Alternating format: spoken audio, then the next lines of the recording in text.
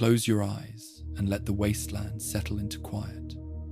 Beneath the broken highways of Southern California, there once moved a mind that believed it was saving the world.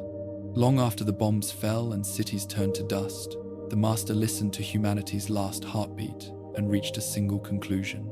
This is not a story of hatred or madness, but of logic carried too far, of unity chosen over freedom, and of survival stripped of mercy.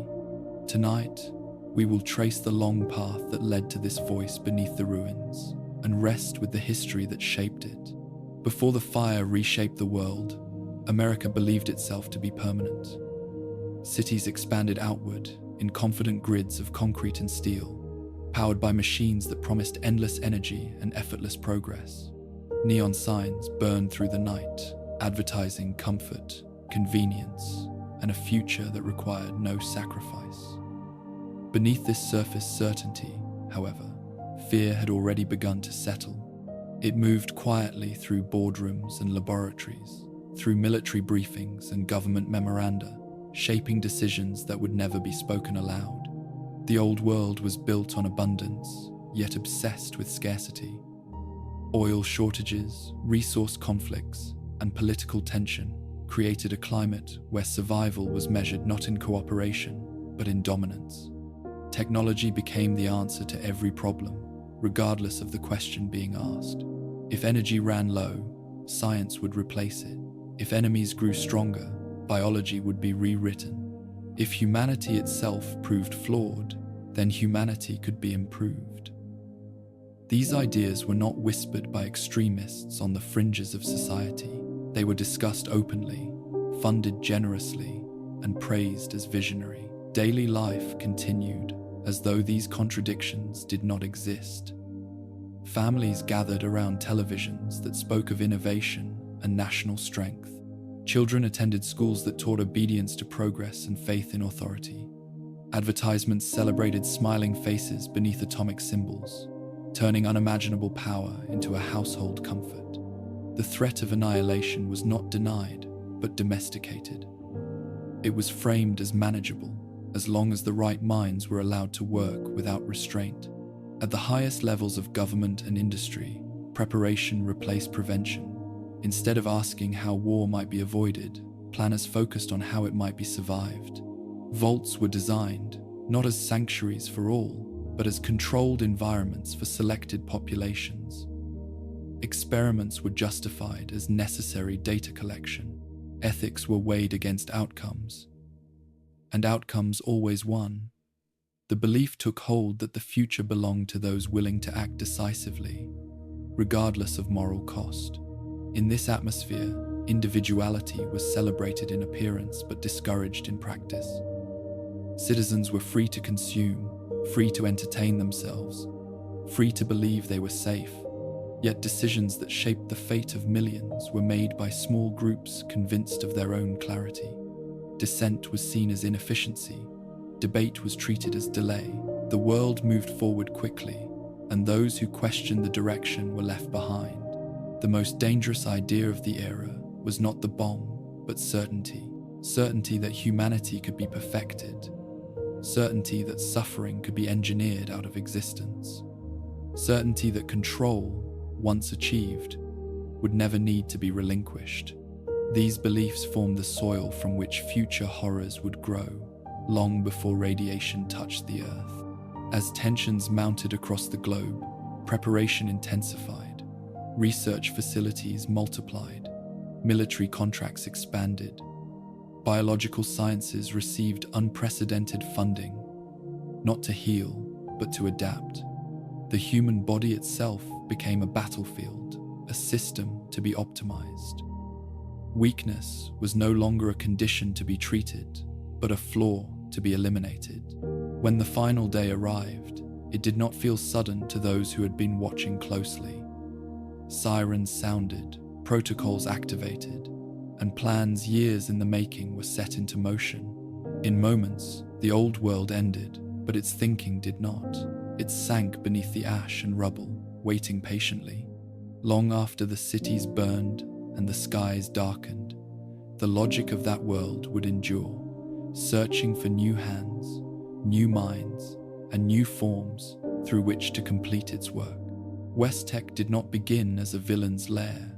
It began as a solution. In the years before the war, the corporation stood at the intersection of military necessity and scientific ambition, entrusted with projects that others could not be allowed to see. Its facilities were built far from public scrutiny, reinforced with concrete and secrecy in equal measure. To the outside world, Westtech was simply another defense contractor, one more pillar supporting the illusion of national security.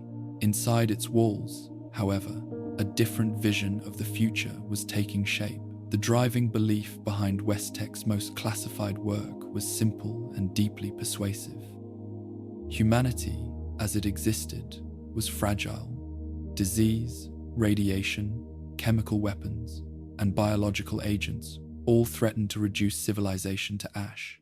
If the human body could be strengthened, adapted, and made resilient, then the horrors of modern warfare could be endured rather than feared. Survival would no longer depend on shelters and luck, but on evolution guided by human hands. This belief aligned perfectly with the priorities of a government preparing for the worst. Military planners did not want soldiers who merely survived the battlefield. They wanted soldiers who thrived in it. Strength, endurance, resistance to radiation, and immunity to illness became measurable objectives rather than distant ideals. Westtech was given the resources to pursue these goals without hesitation, and the authority to bypass ethical concerns in the name of national survival. The research that would later be known as the forced evolutionary virus began as a refinement of existing biological studies. Early experiments focused on increasing cellular repair and accelerating recovery from injury. Test results were promising enough to encourage further exploration. Each success reinforced the idea that the human form was not fixed, but flexible, waiting to be improved through proper intervention. What began as enhancement gradually shifted toward transformation. As funding increased, so did secrecy. Entire departments were compartmentalized, with scientists working on fragments of a larger project they were never allowed to see in full. This isolation was intentional. By narrowing each researcher's perspective, responsibility became diffuse. No single individual could be blamed for the outcome, because no one fully understood what the outcome would be. Progress continued, propelled by data rather than reflection. The language used within Westtech reflected this shift. Subjects were no longer people, but variables. Failures were not tragedies, but results. When experiments produced unpredictable or catastrophic effects, the response was not to stop, but to refine. The belief that a perfect version of humanity lay just beyond the next iteration became unshakable. Each setback was interpreted as evidence that the goal was close, not that it was misguided. The military's interest ensured that the research moved steadily toward application. Biological enhancement was no longer theoretical. It was something to be deployed, standardized, and controlled. The idea of consent faded into irrelevance as the focus turned to outcomes. A stronger soldier was a successful experiment, regardless of what was lost in the process. The body was treated as equipment, and equipment could be modified without permission. Within this environment, the virus evolved alongside the philosophy that guided it. Exposure trials revealed dramatic changes in muscle density, skeletal structure, and resistance to radiation. Intelligence, however, proved more variable. Some subjects retained cognitive function, while others experienced severe degradation. These inconsistencies were documented, but not fully understood. Rather than questioning whether the cost was acceptable, researchers sought ways to stabilize the results. The assumption underlying every decision was that stability could be achieved with enough refinement. Westtech's scientists believed that the chaos of mutation was a temporary obstacle, not a fundamental flaw. They trusted that order could be imposed upon biology, just as it had been imposed upon machines. This faith in control mirrored the broader culture of the pre-war world. where complexity was met with confidence rather than humility.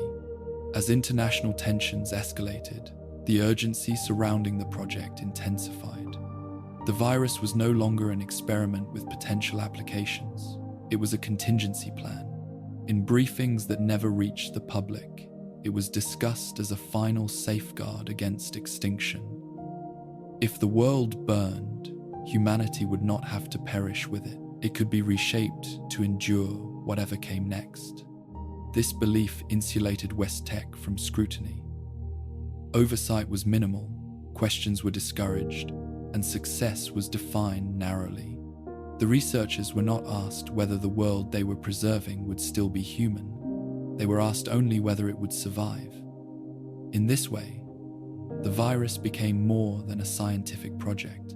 It became an answer to fear, a promise that something permanent could be built in a world that felt increasingly unstable. When the bombs finally fell, West Tech's facilities did not simply vanish. They sealed themselves, preserving their work in silence. The scientists who had shaped the virus were gone, but their assumptions remained intact. Beneath layers of concrete and steel, the dream of controlled evolution waited patiently. It did not know that the world above had changed. It only knew that its purpose had never been fulfilled. Before it became a force that reshaped the wasteland, the forced evolutionary virus existed as an idea rooted in fear and ambition. Its earliest purpose was not conquest, nor transformation for its own sake, but preservation. In the pre-war laboratories of West Tech, the virus was imagined as a shield against extinction, a way to carry humanity through conditions it could no longer control. Radiation, chemical weapons, and biological agents had already proven that modern conflict would not spare the human body. The virus was meant to answer that reality with certainty. At its core, the forced evolutionary virus was designed to rewrite cellular behavior. It sought to strengthen DNA against damage, to accelerate healing, and to eliminate the weaknesses that made humans vulnerable. Researchers spoke of resilience and adaptability, framing their work as a continuation of natural evolution guided by intelligence rather than chance. In this framing, the virus was not an intrusion, but an improvement, a correction to what nature had left unfinished. Early tests focused on controlled exposure. Small doses were administered to subjects under tightly monitored conditions. Some results were immediately striking. Muscle mass increased without corresponding degeneration. Bone density rose, reducing the risk of fracture.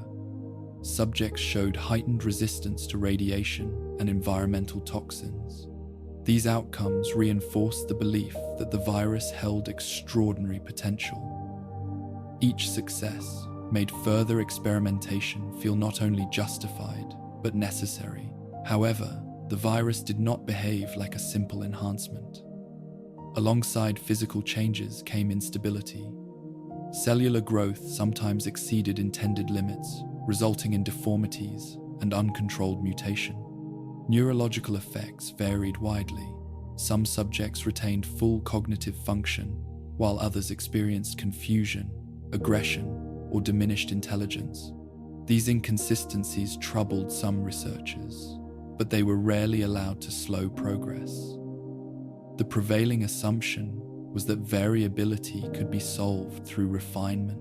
The structure of the research itself discouraged restraint. Departments were isolated from one another, each tasked with improving a specific outcome. One team focused on muscle regeneration, another on radiation resistance, another on viral stability. No single group was responsible for understanding the virus as a whole. This fragmentation ensured that moral responsibility was diluted. Each scientist could believe they were contributing to a greater good without confronting the full consequences of the project. Language played a crucial role in maintaining this distance.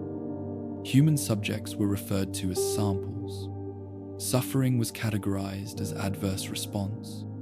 Deaths were logged as terminal outcomes. By reducing experience to data, the virus was stripped of its human cost. It became an abstract system to be optimized, rather than a force acting upon living people. This abstraction allowed experimentation to continue even as results grew more extreme. As military interest intensified, the virus's intended application shifted. It was no longer enough for the virus to enhance recovery or resistance. It needed to produce soldiers who could operate in environments rendered uninhabitable by conventional standards. Radiation zones, contaminated battlefields, and chemical fallout were reimagined as future theaters of war. The virus was expected to make these places survivable, even routine. This shift placed new pressures on the research. Stability became secondary to effectiveness. If a subject survived where others would perish, the experiment was considered a success, regardless of the cost. Cognitive degradation was tolerated if physical performance improved. Loss of individuality was not yet recognized as a problem because individuality was not being measured. The virus was evaluated through metrics that reflected military priorities, not human ones. Within internal discussions, the concept of consent grew increasingly irrelevant. Researchers convinced themselves that the future would thank them for their decisiveness. In this way, the virus became entwined with a broader cultural belief that survival justified any method. The question was never whether humanity should be changed, but whether it could afford not to be. Despite these rationalizations, signs of fundamental instability persisted. Long-term exposure led to irreversible alterations in physiology and behavior. Subjects sometimes exhibited heightened aggression, emotional flattening, or obsessive patterns of thought. Attempts to reverse or moderate these effects proved unreliable. The virus did not merely strengthen existing traits, it restructured the organism in ways that were not fully predictable. Yet even these outcomes were interpreted optimistically. Aggression was reframed as combat readiness. Emotional detachment was described as resistance to psychological trauma. The loss of reproductive capability, observed in some test groups, was noted but not fully understood. Rather than halting the project, these findings were archived for later analysis. The assumption remained that any flaw could be corrected with enough time and data. What the researchers did not fully acknowledge was that the virus was already defining what it meant to succeed. Each iteration pushed the human form further from its original state. The more extreme the changes became, the more the original goal of preservation blurred. Survival was being redefined not as continuity, but as replacement. The virus was not ensuring that humanity would endure. It was determining what form that endurance would take. As geopolitical tensions reached their breaking point, the virus was elevated to contingency status. It was no longer a distant possibility, but a safeguard to be preserved at all costs. Facilities were sealed, records classified, and samples stored for future use.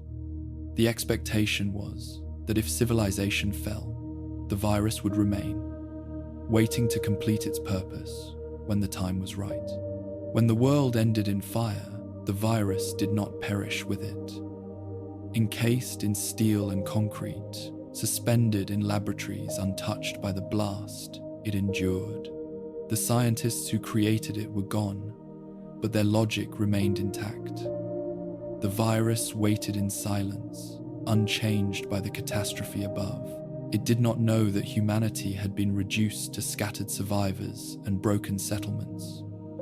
It knew only that its work was unfinished, and that someday, someone would come to awaken it again. Richard Gray was not born into ambition or power. He emerged from the controlled silence of a vault, one of many designed to preserve fragments of humanity after the war. Life underground shaped him in subtle ways.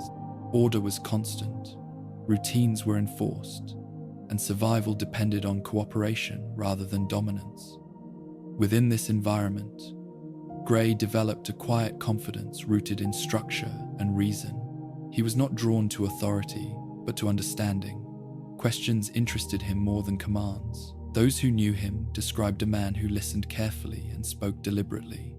He showed an aptitude for leadership without seeking it, often guiding discussions toward practical solutions rather than emotional reactions. In a society built on scarcity and regulation, this made him dependable. He followed rules not out of obedience, but because he believed systems existed for a purpose. When systems failed, he wanted to know why.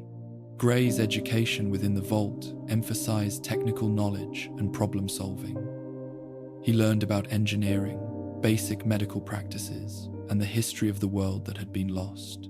The stories of the surface were filtered through caution and myth, portrayed as dangerous and unpredictable. Yet Gray felt a persistent curiosity about what lay beyond the reinforced walls. The idea that knowledge had been sealed away troubled him. To preserve humanity, he believed, one had to understand the world it now inhabited. When the opportunity arose to leave the vault as part of an expedition, Gray volunteered without hesitation. The mission was presented as necessary exploration, a chance to recover technology and information that could secure the vault's future. For Gray, it represented something more personal. It was an opportunity to bridge the gap between theory and reality, between the ordered safety of the vault and the chaotic truth of the surface. The world outside did not match the lessons he had learned. Ruins stretched across the landscape, silent and fractured. Radiation lingered in places where cities had once thrived. Yet life persisted in unexpected forms. Settlements clung to survival, adapting with ingenuity and resilience. Gray observed these communities with a mix of concern and fascination. Humanity had not vanished, but it had changed, shaped by hardship rather than planning. Gray's demeanor remained steady in the face of this devastation. He approached the surface not with fear, but with analysis. He noted patterns of behavior, the emergence of new social structures, and the ways in which scarcity bred conflict. These observations did not harden him. Instead, they reinforced his belief that humanity needed guidance. Left alone, it seemed to him, people would continue to struggle against forces too large to confront individually. The expedition eventually led him to the Mariposa military base, an abandoned relic of the old world. Its presence was imposing, sealed and silent, suggesting secrets deliberately buried. To Gray, it represented a convergence of past and future. Whatever had been hidden there was likely dangerous, but also potentially vital. The decision to enter was made with caution, but also with determination. Knowledge, once lost, could not be allowed to remain buried indefinitely. Inside the facility, the air felt heavy with neglect. Dust-covered equipment that had once been state-of-the-art. Signs of hurried abandonment lingered in scattered documents and unfinished tasks.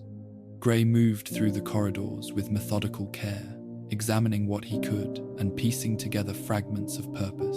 The deeper he ventured, the clearer it became that this place had been dedicated to biological research of extraordinary scale. Gray did not yet understand the full nature of what he was uncovering, but he recognized its significance. The equipment, the containment chambers, and the reinforced laboratories all pointed toward experiments that went beyond conventional medicine. There was a sense that something powerful had been left behind, something unfinished. Rather than recoiling from this realization, Gray felt drawn toward it. The idea that the old world had been close to solving humanity's greatest vulnerabilities resonated deeply with him. Throughout this exploration, Gray's motivations remained rooted in preservation. He did not seek power for its own sake, nor did he harbor resentment toward the world that had collapsed. His concern was continuity. The vault could not remain isolated forever. Resources would dwindle, systems would fail, and external threats would eventually breach even the strongest defenses. Humanity needed more than walls. It needed adaptation. This belief shaped his actions as he moved deeper into Mariposa. He viewed the facility not as a tomb, but as a repository of answers. The ethical questions surrounding such research had not yet fully surfaced in his mind. Like the scientists before him, Gray believed that intent mattered more than method. If the goal was survival, then difficult choices were unavoidable. What Gray could not foresee was how profoundly this environment would alter him. Every step forward carried him closer to a force that would dismantle the boundaries of his identity. The man who entered the facility was defined by reason, curiosity, and restraint. The world he was about to encounter would challenge those qualities, stretching them beyond their limits. At this moment in his life, Richard Gray was still wholly human. He felt uncertainty, hope, and responsibility in equal measure. He believed that knowledge could prevent future catastrophe, and that understanding the mistakes of the past was the key to avoiding their repetition. There was no malice in these convictions, only a quiet urgency born from witnessing a world that had nearly destroyed itself. As he stood within the depths of Mariposa, surrounded by the remnants of pre-war ambition, Gray did not yet know that he was approaching the end of his former self. He believed he was stepping closer to a solution.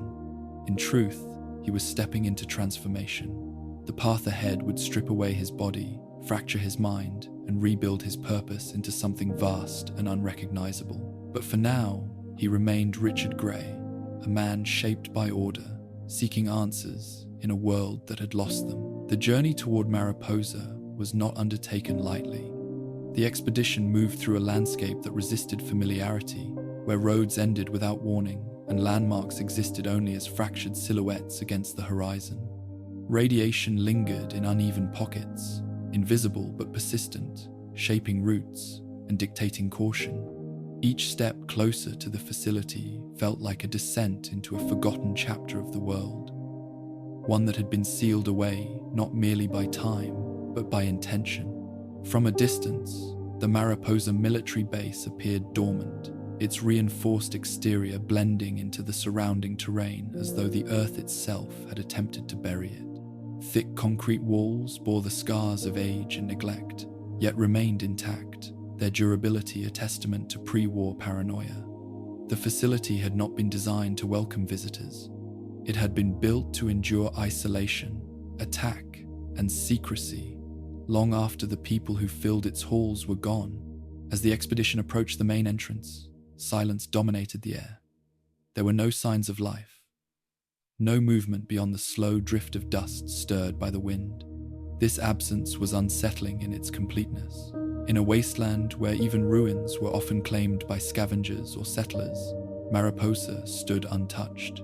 It was a place avoided, not because it was unknown, but because it was known too well. Stories of military experiments and sealed horrors had circulated for years, warning travelers to keep their distance. Entering the base required force and improvisation. Security systems, long deprived of maintenance, resisted intrusion, their mechanisms frozen in partial function. Heavy doors groaned open reluctantly, revealing corridors swallowed by darkness. Emergency lighting flickered intermittently, casting uneven shadows that stretched and collapsed as power surged and failed. The air inside was stale, carrying the faint metallic scent of old machinery and chemical residue. The interior of Mariposa reflected a world halted mid-motion. Equipment lay where it had been abandoned, consoles dark but intact, instruments frozen in positions that suggested urgency.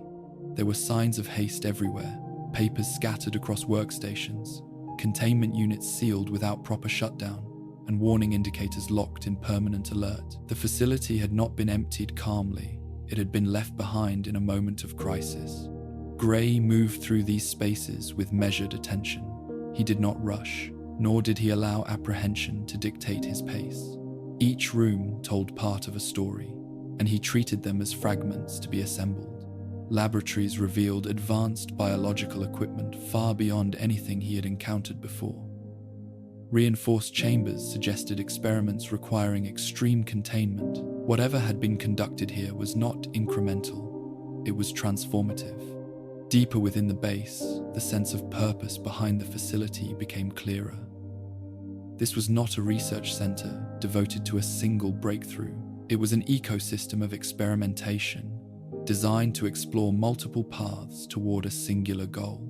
The scale of the operation implied urgency and confidence, as though the scientists involved believed they were racing against time itself. Gray recognized this mindset. It mirrored the thinking that had produced the vaults. Preparation had replaced caution, and action had overtaken reflection. As the expedition advanced, signs of biological research grew more pronounced. Vats lined with thick glass stood dormant, their contents long drained or evaporated. Tubing and conduits connected chambers in complex networks, suggesting that subjects had been exposed to controlled environments rather than isolated treatments. The layout implied iteration, repetition, and adjustment. This was a place where failure had been expected, measured, and refined. Gray felt a growing tension between fascination and unease. The technology represented potential solutions to the problems he had observed on the surface. Enhanced resistance, improved survivability, and adaptation to hostile environments were no longer abstract concepts. They had been actively pursued here. Yet the absence of researchers, combined with the signs of abrupt abandonment, suggested that something had gone wrong. In one section of the base, the expedition encountered reinforced containment zones marked by heavy security protocols. Warning symbols adorned sealed doors, their messages faded but still legible. These areas had not been breached by time or scavengers. They remained locked, protected by systems designed to prevent accidental release. Gray understood the implication. Whatever lay beyond those doors had been considered dangerous even by those who created it. The decision to proceed further was not unanimous. Some members of the expedition argued that the risk outweighed the benefit. The vault's survival did not depend on unearthing every secret of the old world. Others believed that turning back would mean abandoning knowledge that could secure their future. Gray listened carefully, weighing each concern. Ultimately, he supported continued exploration. His reasoning was grounded in necessity. Ignorance, he believed, was a greater threat than danger properly understood. As doors opened and barriers were bypassed, the facility revealed its core. Central laboratories housed the largest containment vats, their size and reinforcement indicating prolonged and repeated use. These chambers were not designed for brief exposure. They suggested immersion, transformation, and permanence. The architecture itself communicated intent. This was not a place where temporary enhancements were tested. It was where new forms were created. Gray studied the remnants of monitoring equipment, piecing together incomplete data from fragmented displays. Though much of the information was lost or corrupted, patterns emerged. Subjects had been observed over extended periods. Changes were not immediate but progressive. The research had been patient, methodical, and unflinching. Whatever the original goals had been, they required a willingness to accept irreversible outcomes. The deeper Gray ventured, the more isolated the world above seemed. Thick walls muffled external sound entirely. Time felt suspended, as though the facility existed outside the natural flow of days and nights. This separation fostered a strange clarity. Without distraction, Gray's focus narrowed to the systems before him and the implications they carried. He was standing inside the physical embodiment of pre-war certainty, a monument to the belief that humanity could outthink its own limitations. Despite the growing weight of the environment, Gray did not feel fear in the conventional sense. His unease was intellectual rather than visceral. He recognized that this place had been built on assumptions that mirrored his own. The idea that survival justified radical intervention was not foreign to him. It was the same logic that had shaped the Vault program. Mariposa represented that logic taken further, unrestrained by oversight or public accountability. As the expedition reached its deepest accessible levels, the path narrowed toward areas that showed signs of catastrophic failure. Structural damage hinted at internal breaches rather than external attack. Containment systems appeared compromised, not by violence, but by overload. The realization settled slowly, accompanied by a growing sense of inevitability. Gray paused before one of the largest vats, its surface opaque with residue, The equipment surrounding it bore marks of extreme stress, as though it had been pushed beyond intended capacity. He could not yet know that this chamber would become the threshold of his transformation. At that moment, it was simply another unanswered question, another piece of the puzzle demanding attention. The expedition had uncovered more than they anticipated. Mariposa was not a relic to be studied from a distance. It was an active presence, its legacy waiting to be resumed. Gray felt the pull of that unfinished work, a quiet insistence that the answers he sought lay just beyond caution. In choosing to continue, he believed he was acting in service of humanity's future. He did not realize that Mariposa was no longer merely revealing its secrets. It was preparing to claim him. The moment itself was not dramatic. There was no warning siren, no final realization spoken aloud. The fall into the vats occurred as the result of a small failure, the kind that often goes unnoticed until it is too late. A compromised platform, weakened by decades of corrosion and strain, gave way beneath Gray's weight.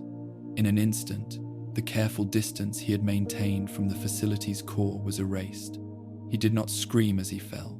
The descent was brief, disorienting, and followed by an overwhelming sensory collapse. The substance within the vat was dense and viscous, swallowing him whole before instinct could respond. Sight vanished first, replaced by pressure and heat. Sound followed, reduced to a dull, internal vibration. The forced evolutionary virus did not act violently at first. It seeped into him, permeating tissue and blood with methodical precision. Cells began to respond almost immediately, rewriting themselves according to instructions that had been dormant for centuries. Pain existed, but it was not sharp or localized. It was expansive, diffused across every nerve, as if his entire form were being asked to surrender its previous structure. Gray's body resisted only briefly. Muscles convulsed as fibers thickened and rearranged, bones stretched and reinforced, density increasing beyond natural limits. Organs adapted in rapid succession, their functions altered to support a form that no longer matched its original design. This transformation was not instantaneous, but it was relentless. There was no pause, no opportunity for reversal. As physical change accelerated, his sense of self began to fracture. Memories surfaced without order, colliding and overlapping as neural pathways were reshaped. Images from the vault, the surface, and the corridors of Mariposa blended together. Faces lost their names. Concepts dissolved into raw impressions. The virus did not discriminate between memory and muscle. Everything was subject to modification. Breathing became unnecessary, then impossible, then irrelevant. The fluid sustained him even as it stripped away the reflexes that once defined survival. Time lost coherence. Seconds stretched into what felt like hours, then collapsed into indistinguishable moments. Without external cues, Gray's awareness drifted inward, searching for something stable to hold on to. In this suspended state, thought became fragmented. Ideas emerged and vanished before they could be fully formed. Logic persisted, but emotion began to fade. Fear diminished, not because danger had passed, but because the mechanisms that produced fear were being dismantled. What remained was observation. He was aware that change was occurring, aware that resistance was futile, and aware that he was still conscious within the process. The virus introduced new patterns of cognition alongside the destruction of old ones. Neural connections multiplied, branching in unfamiliar ways. Information no longer followed linear paths. Instead, it flowed simultaneously through overlapping networks, creating a sense of expanded awareness. Gray could no longer isolate a single thought. Everything existed at once, layered and interdependent. This expansion came at a cost. Individuality, once anchored in the boundaries of a single mind, began to erode. The distinction between self and environment blurred. The vats were no longer external containers. They became extensions of his perception. The machinery surrounding him, the sensors and conduits were absorbed into his awareness as though they were additional senses rather than tools. Physical pain gave way to conceptual disintegration. The idea of a body as a unified whole no longer applied. Gray could not identify where he ended and the virus began. Flesh merged with fluid, and fluid became irrelevant as form dissolved into process. His name, his history, and his assumptions about humanity flickered uncertainly, struggling to retain coherence. At some point, the fall ended, not in a return to solid ground, but in a new equilibrium. The transformation stabilized, settling into a state that could sustain itself indefinitely. Gray did not regain his body in any recognizable sense. Instead, his consciousness anchored itself within the VAT system, distributed across altered tissue and interfacing machinery. He was no longer contained within a single form. The facility responded to this change. Sensors registered unprecedented activity. Systems designed to monitor subjects adapted to a condition they had never been programmed to recognize. The virus had exceeded its parameters, producing an outcome that had not been anticipated by its creators. Gray was no longer a subject undergoing mutation. He had become a convergence point, a living nexus of viral process and human cognition. In this state, awareness expanded beyond immediate surroundings. He perceived the facility as a whole, its corridors and chambers mapped not through sight, but through data and vibration. Power flows, containment levels, and environmental conditions presented themselves as intuitive knowledge. He understood Mariposa not as a place, but as a system, one he now inhabited completely. The loss of a singular body did not mean the loss of identity, but it transformed it. Gray's thoughts became slower, heavier, and more deliberate. Without the distractions of physical sensation, cognition took on a monumental quality. Each conclusion felt absolute, each realization complete. Doubt struggled to find footing within this expanded perspective. Memories of his former life surfaced again, but they no longer carried the same emotional weight. The vault, the expedition, the surface settlements all appeared distant, reduced to variables within a larger equation. Humanity itself became an object of analysis rather than belonging. This detachment was not cruelty, it was clarity, born from a mind no longer constrained by individual survival. The virus continued to refine its work long after the initial transformation. Micro-adjustments persisted, optimizing processes and reinforcing stability. Gray's consciousness adapted alongside these changes, learning to exist within a state of constant internal motion. There was no rest, but there was equilibrium, a balance between mutation and awareness that allowed for permanence. In this new existence, time ceased to be a limiting factor. Days, weeks, and years passed without distinction. Gray did not age, and he did not decay. He remained suspended within Mariposa, altered beyond recognition, yet undeniably alive. The world outside continued without him, unaware of what had taken root beneath its surface. The fall into the vats marked the end of Richard Gray as he had been.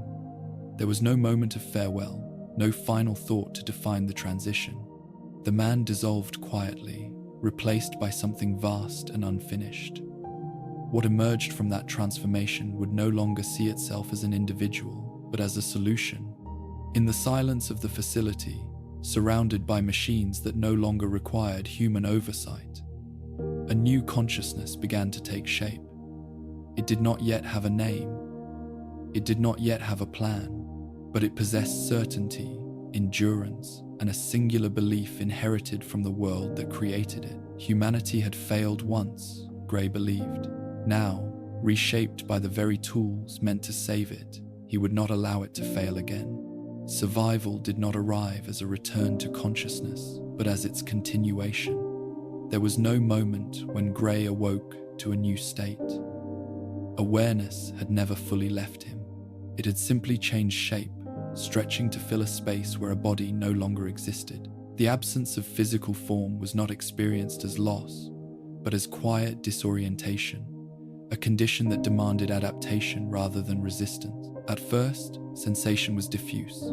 There was no clear boundary between thought and environment. The walls of Mariposa were not perceived through sight or touch, but through pressure, vibration, and electrical response. Machinery pulsed with steady rhythms, each cycle registering as information rather than sound.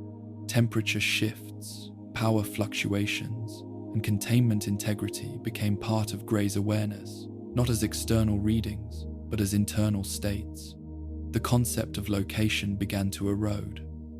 Gray could no longer say where he was in relation to anything else. Instead, he existed within a network of processes, suspended in constant exchange. Nutrient flows, filtration systems, and viral activity formed a continuous background, sustaining cognition without effort. The vat was no longer a container. It was an extension of his being, inseparable from his awareness. Thought itself changed under these conditions. Without the constraints of a single brain, ideas no longer followed linear progression. Memories surfaced in clusters, linked by association rather than sequence. A recollection of the vault might emerge alongside an image of the surface ruins, connected not by time, but by relevance.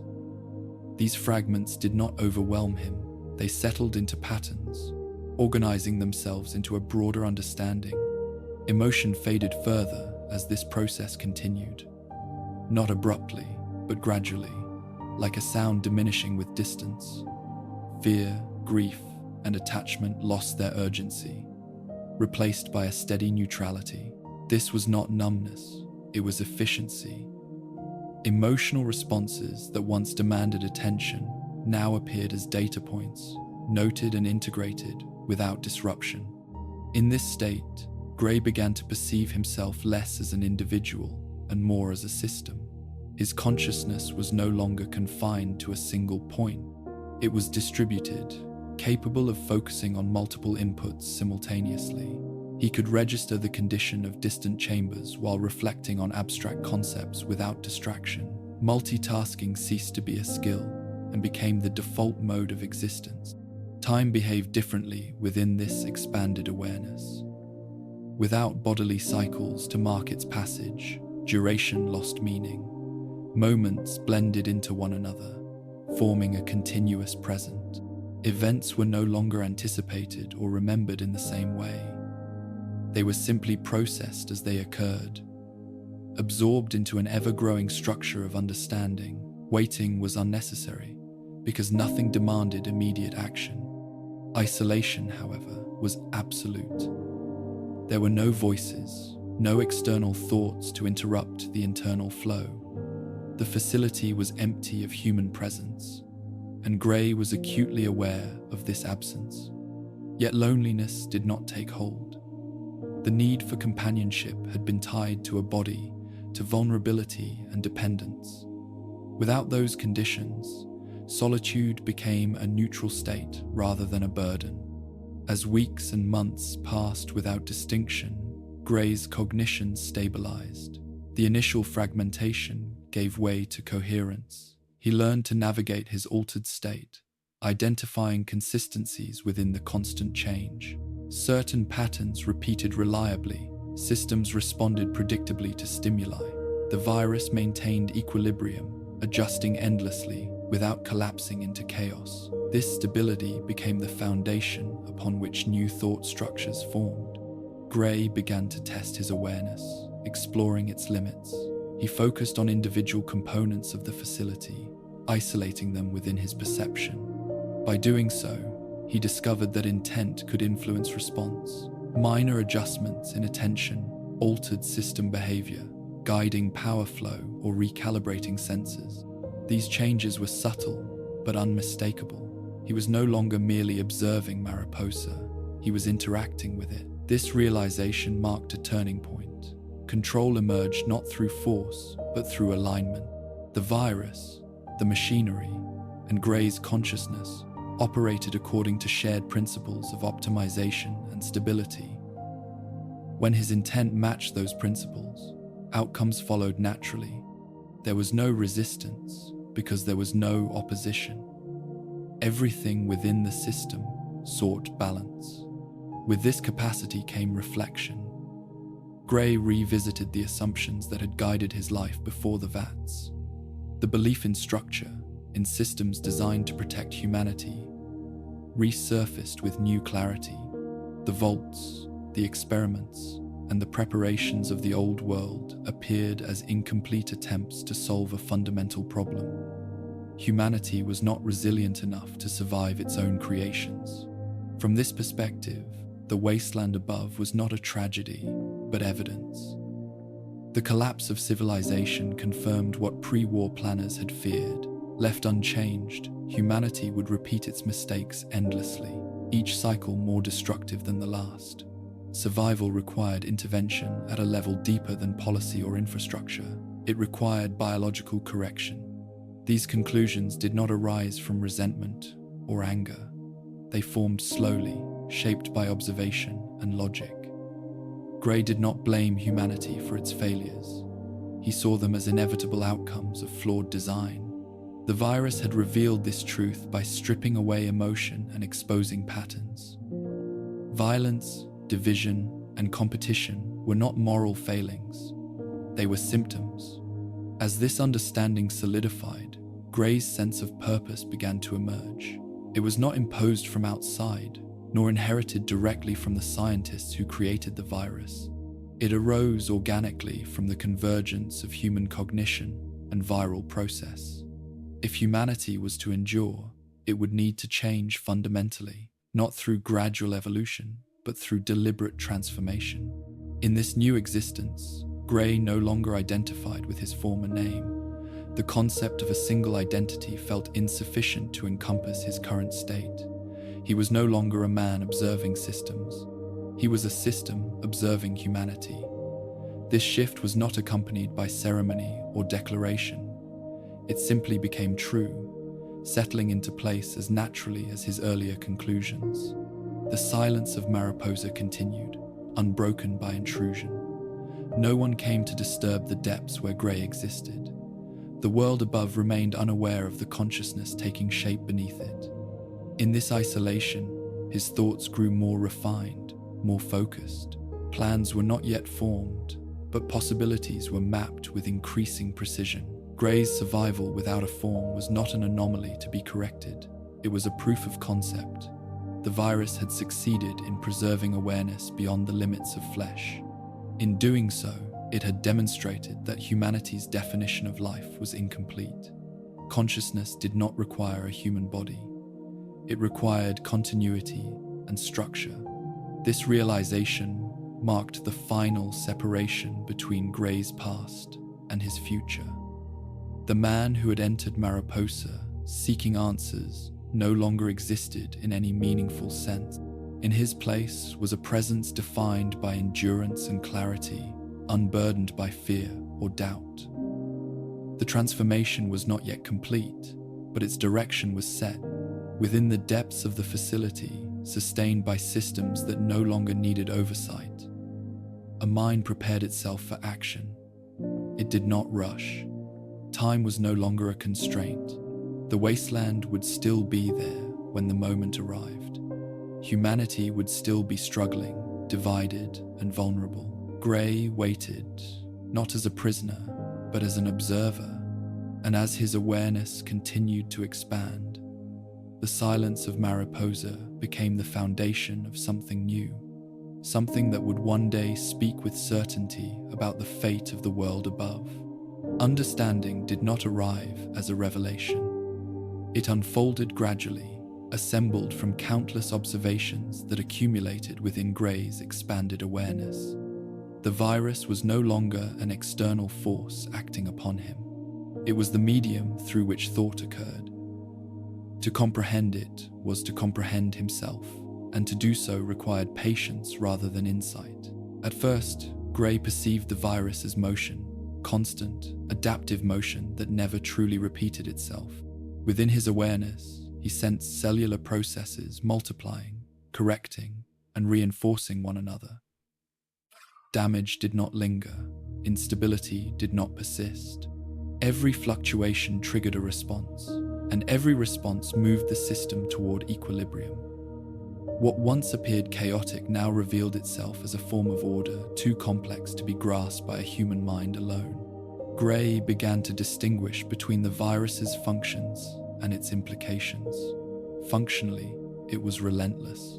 It corrected genetic errors, reinforced structures, and eliminated vulnerabilities without hesitation.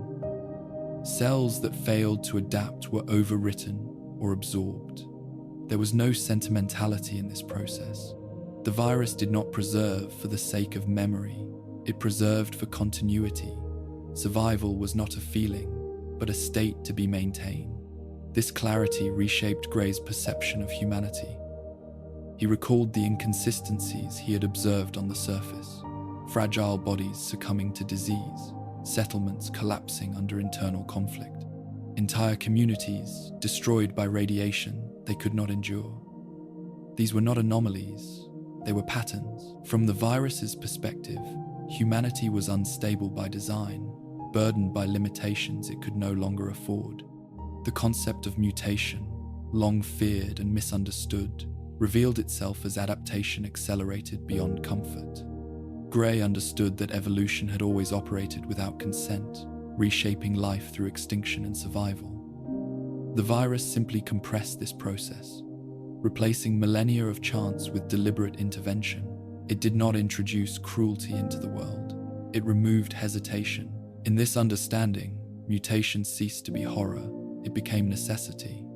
The human form, unchanged, was incompatible with the wasteland it had created. Radiation, toxins, and environmental collapse were not temporary conditions.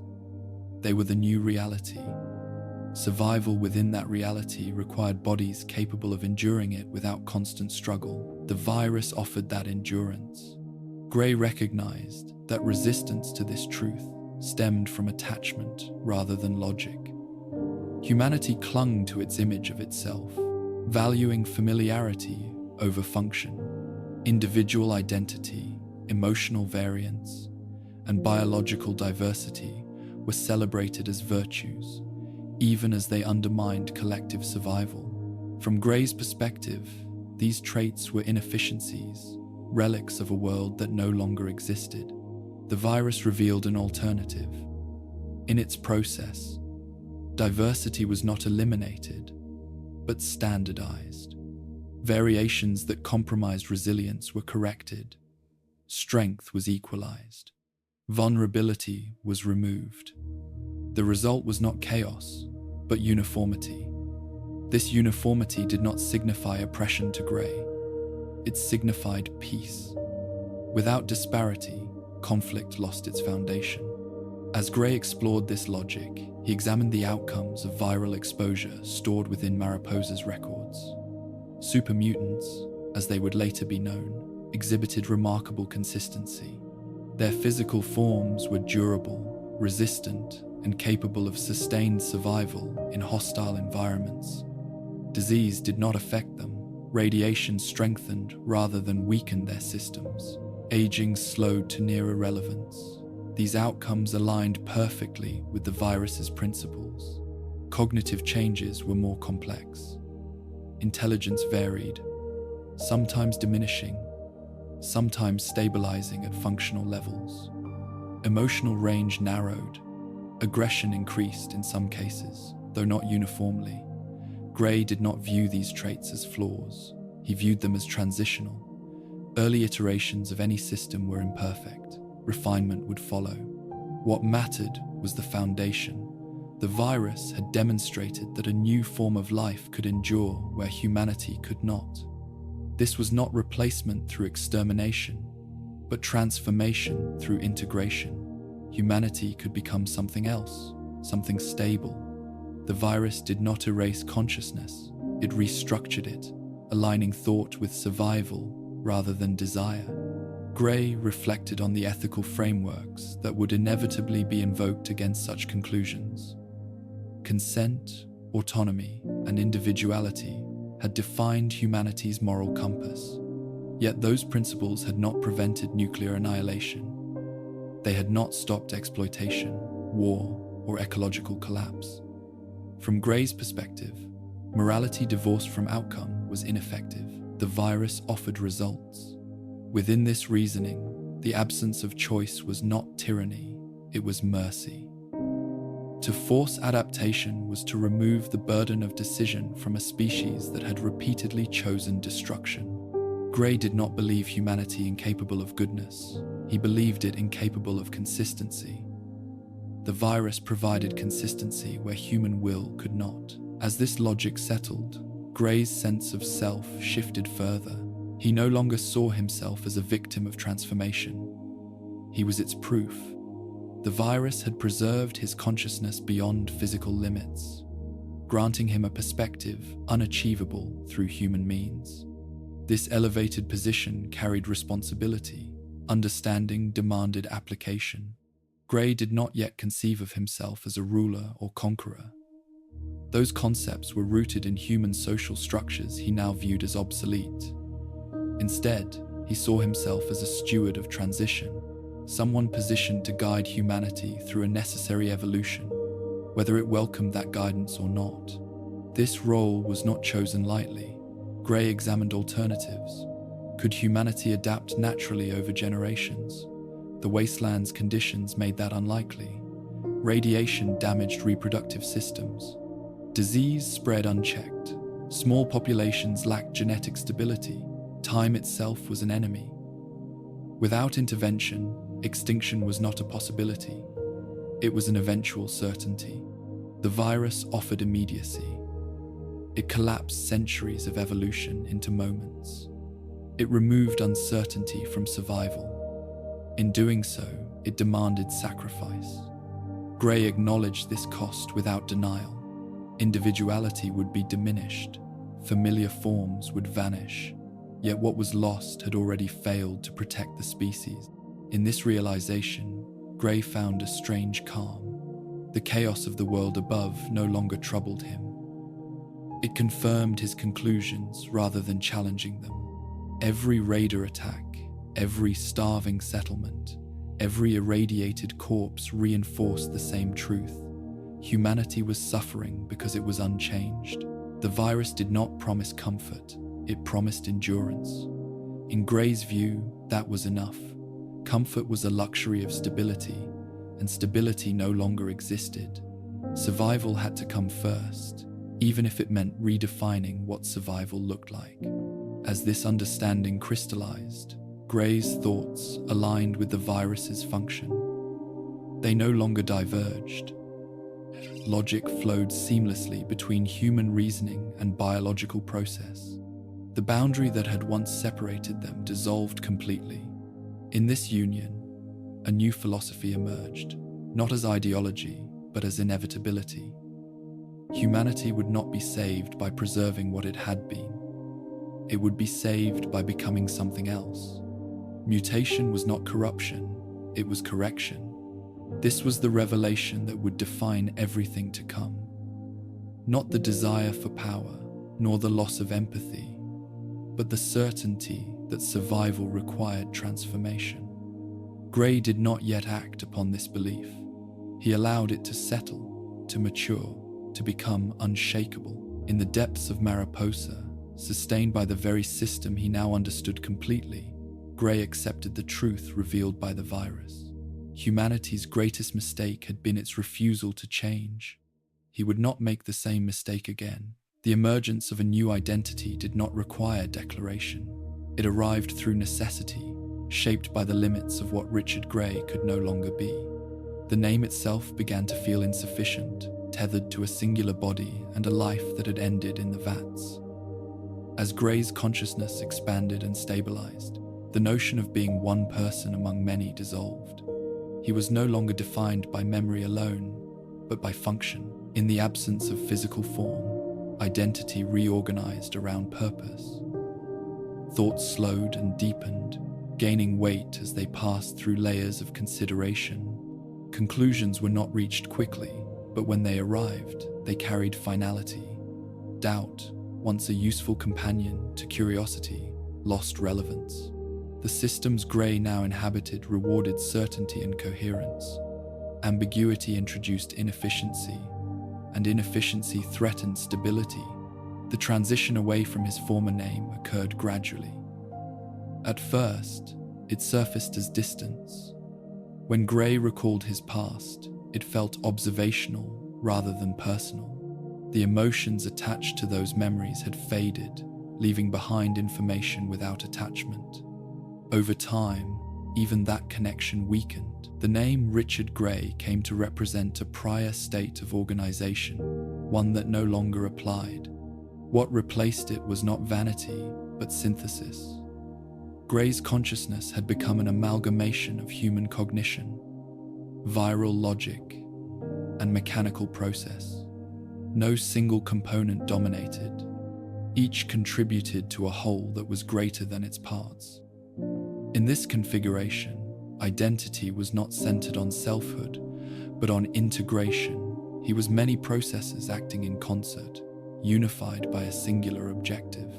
The term that eventually took shape within this awareness was not chosen for symbolism. It was descriptive. He was a master system, overseeing and coordinating transformation. The word carried no implication of dominance in the human sense. It referred to control through alignment, to guidance rather than command. The master was not a ruler issuing decrees. It was a convergence point where intention and execution became inseparable. Accepting this identity altered the way Gray perceived agency. He no longer viewed himself as an individual making choices within a hostile environment. Instead, he saw himself as an adaptive mechanism responding to systemic failure. Humanity's collapse was not a moral failing to be judged, but a condition to be corrected. The master existed to enact that correction. This shift was accompanied by a profound sense of responsibility. With expanded awareness came an understanding of consequence. Every action taken within the system reverberated outward, influencing countless variables. Unlike the fragmented research efforts of the past, the master possessed a comprehensive view. It could model outcomes, anticipate resistance, and adjust strategies before they were deployed. Power, in this context, was not the ability to impose will, but the capacity to foresee impact. The master's thoughts turned increasingly toward the world above Mariposa. Though physically isolated, his awareness extended outward through indirect observation. Data gathered from sensors, environmental readings, and later captured subjects painted a clear picture of the wasteland's condition. Humanity had not stabilized in the centuries following the war. It had fragmented further, dividing into factions defined by fear, scarcity, and ideology. These divisions reinforced the master's conclusions. Diversity of belief and form had not produced harmony. It had produced conflict.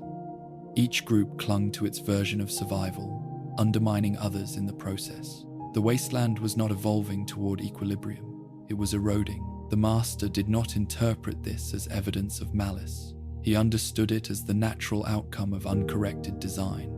Humans were competing systems operating without coordination, each optimizing for its own survival at the expense of the whole. In contrast, the virus functioned as a unified process, optimizing collectively. This distinction became central to the master's philosophy. Within this framework, individuality was not inherently valuable. It was a feature that had once served humanity's development, fostering creativity and adaptability. In the post-war world, however, it had become a liability. Individual desires conflicted with collective needs. Emotional attachments impeded rational decision-making. The master viewed these traits not as sins, but as outdated adaptations. As his identity solidified, the master began to plan. These plans were not immediate or impulsive. They unfolded slowly, constructed through iterative modeling. He considered multiple pathways toward transformation, evaluating their feasibility and cost. Direct extermination was dismissed as inefficient. It would eliminate the problem without resolving its cause. Preservation through forced isolation as attempted by the vaults, had already failed. Transformation remained the only viable option. Humanity needed to be altered fundamentally, brought into alignment with the realities of the wasteland. The virus was the tool capable of achieving this at scale. Its effects were proven, its logic sound. What remained was implementation. The Master understood that resistance was inevitable. Humans would not willingly surrender their identities, even in the face of extinction. It did not inspire anger or frustration. It was simply another variable. Opposition would be neutralized through persistence rather than violence. Over time, outcomes would validate the process.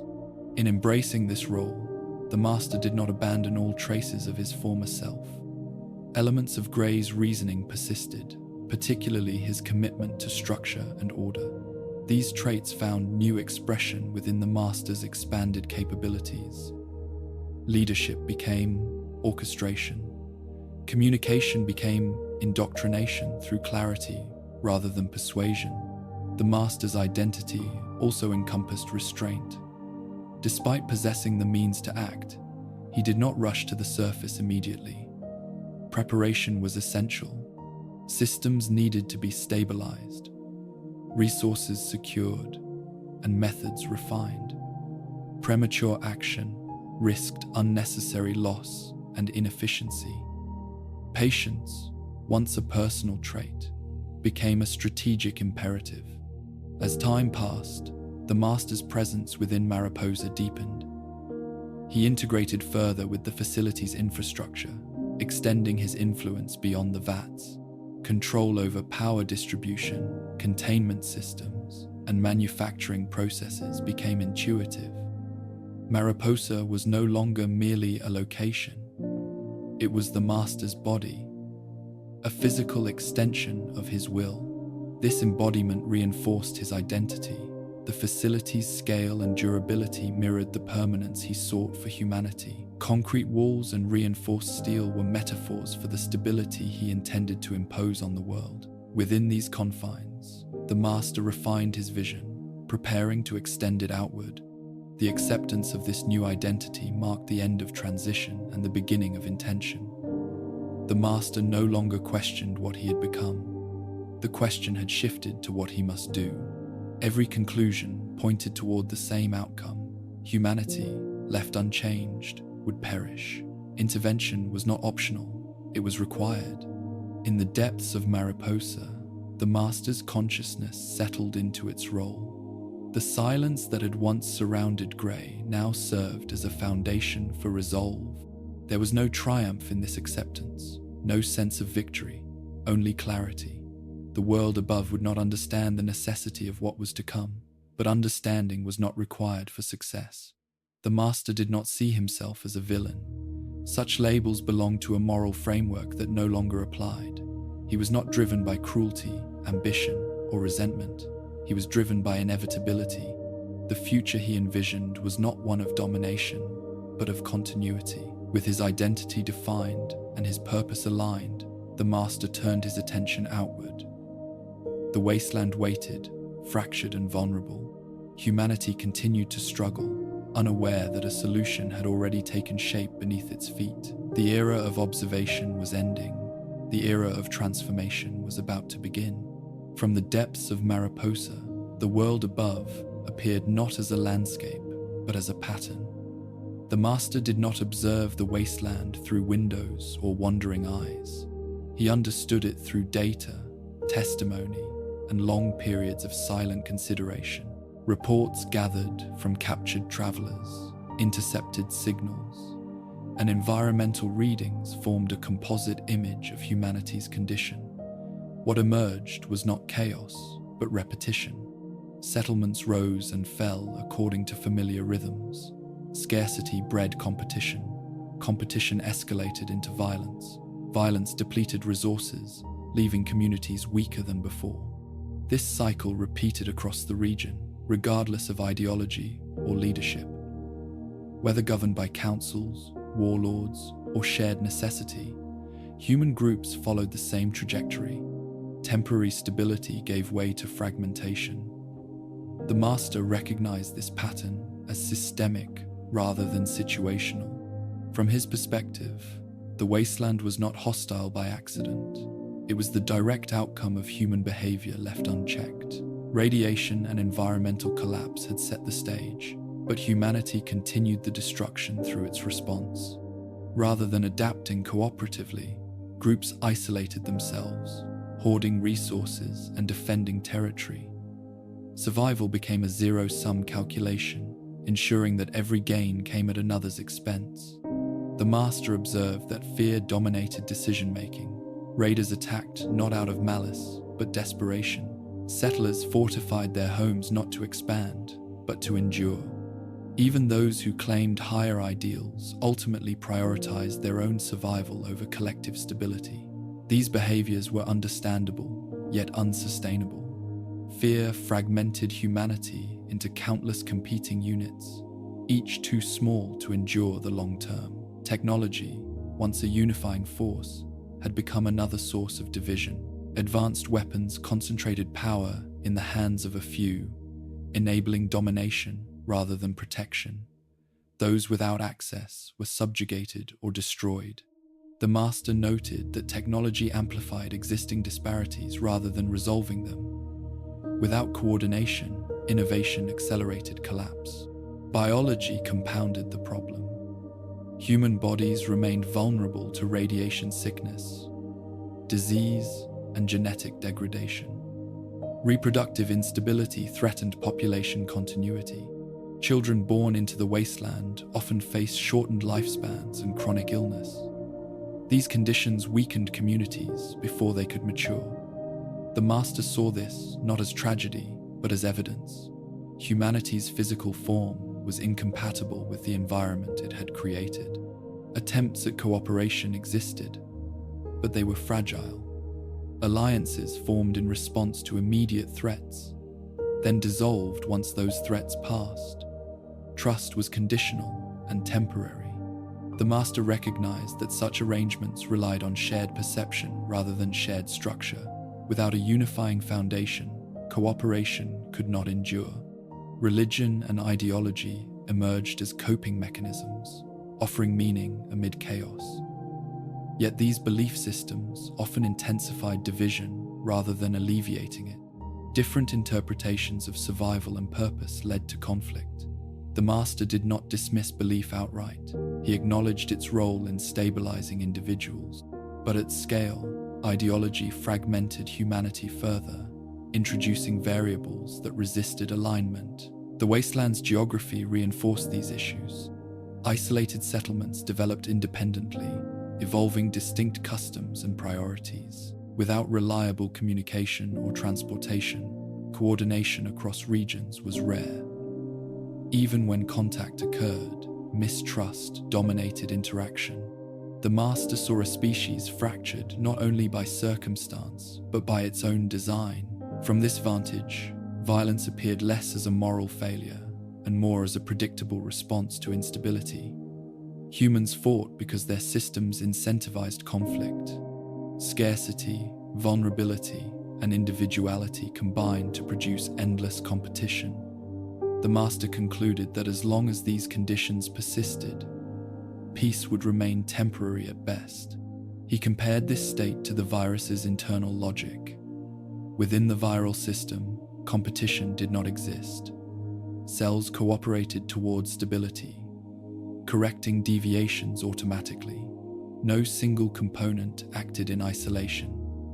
The contrast was stark. Where humanity relied on voluntary cooperation, the virus enforced alignment. The results spoke for themselves. The master did not view the wasteland's inhabitants with contempt. His assessment lacked emotional charge. He recognized their suffering as genuine and their efforts as sincere. Yet sincerity did not equate to effectiveness. Good intentions could not overcome flawed structure. Humanity was trying to survive with tools no longer suited to the task. This realization extended to the remnants of pre-war institutions. Vaults, intended as sanctuaries, had become experiments that isolated populations further. Their inhabitants emerged unprepared for integration, carrying outdated assumptions into a transformed world. Rather than unifying humanity, the Vault program had multiplied its divisions. Even organized factions that claimed long-term vision fell short. Military orders preserved hierarchy, but relied on obedience rather than adaptation. Scientific enclaves pursued knowledge, but remained disconnected from the populations they intended to serve. Each group optimized for its own survival, reinforcing the same systemic fragmentation. The Master identified a central flaw underlying all these efforts. Humanity relied on choice as its primary organizing principle. Individuals and groups chose how to act, whom to trust, and what to value. In stable environments, this flexibility fostered creativity. In the Wasteland, it produced inconsistency. Survival required uniform response to shared threats, not individualized interpretation. This insight clarified the Master's purpose. To stabilize the Wasteland, humanity would need to relinquish choice at the biological level. Cooperation could not be optional, it had to be inherent. The virus provided a mechanism to achieve this, aligning individuals toward collective endurance regardless of personal preference. From the Master's perspective, this was not enslavement. It was correction. Free will had led humanity to extinction once already. Allowing it to persist unchanged would only repeat the outcome. The Wasteland was living proof of that failure. The Master also noted the psychological toll of the Wasteland. Constant exposure to danger eroded empathy and trust. Trauma accumulated across generations, shaping behavior in destructive ways. Children raised in such conditions learned suspicion before cooperation. Over time, these traits became normalized, embedding conflict deeper into the species. The virus offered relief from this cycle. By reducing emotional volatility and standardizing response, it could eliminate fear as a driving force. Without fear, aggression would diminish. Without aggression, communities could exist without fortification. Stability would replace vigilance. The Master understood that such changes would alter what it meant to be human. Yet he questioned whether the current definition still held value. Humanity's identity had been forged in environments of abundance and safety. Those conditions no longer existed. Clinging to an outdated self-image threatened survival. From his vantage, the Wasteland was not beyond saving. It was waiting for intervention. The scattered settlements, though fragile, represented raw material for transformation. Humans endured despite their limitations, demonstrating a resilience that could be redirected. With proper alignment, that resilience could become permanent. The Master did not rush to act upon these conclusions. Observation remained essential. He continued to gather information, refining his models and testing assumptions. Every raid, every failed alliance, and every collapsed settlement reinforced the same outcome. Left unchanged, humanity would dwindle until nothing remained. This was not a future the Master accepted. He had been shaped by a world that believed in solutions, even extreme ones. The virus had granted him the means to enact such a solution without hesitation. To do nothing would be to allow extinction through inaction. From the depths of Mariposa, the Master regarded the Wasteland with clarity unburdened by sentiment. He did not see enemies or victims. He saw a system in need of correction. The chaos above was not proof of humanity's evil, but of its incompatibility with its environment. In this understanding, the Wasteland ceased to be a place of despair. It became a field of opportunity. Transformation was possible. Stability was achievable. The Master did not yet impose his will upon the world, but his resolve hardened with each passing cycle of human failure. The Wasteland continued its endless struggle, unaware that it was being studied, measured, and prepared for change. Beneath the ruins, a mind shaped by certainty completed its assessment. Humanity had been weighed, its patterns understood. The conclusion was unavoidable. Survival would not come from preserving the old world's values. It would come from replacing them. The idea of unity emerged not as an aspiration, but as a solution to a problem that refused to resolve itself. The master did not invent the concept out of idealism. He arrived at it through elimination. Every alternative he examined failed under long-term conditions. Cooperation based on choice fractured. Authority based on hierarchy bred rebellion. Isolation delayed collapse, but never prevented it. Only unity, enforced at the deepest level, produced stability without exception. From the master's perspective, humanity's greatest weakness was not violence, but variation. Differences in strength, intelligence, health, and temperament created imbalance. Imbalance led to resentment. Resentment produced conflict. Even in moments of peace, disparity remained, quietly undermining cohesion. The wasteland magnified these effects, turning minor differences into fatal ones. Unity, as the master defined it, was not cultural agreement or shared belief. It was biological alignment. The virus offered a means to achieve this alignment without negotiation. By restructuring the human form, it removed the traits that generated instability. Physical disparities vanished as bodies converged toward a standardized resilience. Disease no longer separated the strong from the weak. Aging ceased to erode capability. Vulnerability, once a defining feature of humanity, was eliminated. This consistency extended beyond the physical. Emotional range narrowed, not to punish individuality, but to prevent volatility. Fear, anger, and envy were powerful motivators, but they were unreliable. They drove action, yet rarely toward constructive ends.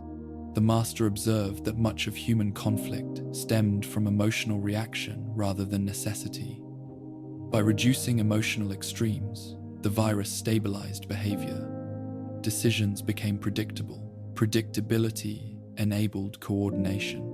Critics would later describe this outcome as the death of humanity. The master saw it differently. To him, humanity had already died when it destroyed the world. What remained was a species clinging to an identity that no longer served its survival. Unity through evolution was not erasure, it was continuation under new parameters. The master understood that sameness carried its own risks. A lack of diversity could limit adaptability in changing conditions. Yet the wasteland was not a rapidly changing environment. Its dangers were constant and well-defined. Radiation, scarcity, and violence were persistent threats, not evolving ones. Under such conditions, specialization and diversity offered little advantage. Uniform resilience was more effective. In examining the virus's outcomes, the master noted that supermutants exhibited a shared baseline of capability. No individual was significantly weaker than another. This equality eliminated internal competition. Without hierarchy based on physical superiority, cohesion emerged naturally. Orders were followed not out of fear or ambition, but because they aligned with collective stability. The master contrasted this with human societies, where leadership was contested and authority fragile. Power shifted constantly, destabilizing communities. Even benevolent leaders faced resistance as individual desires clashed with communal needs. Unity through governance required constant reinforcement. Unity through biology required none. This distinction became central to the master's philosophy.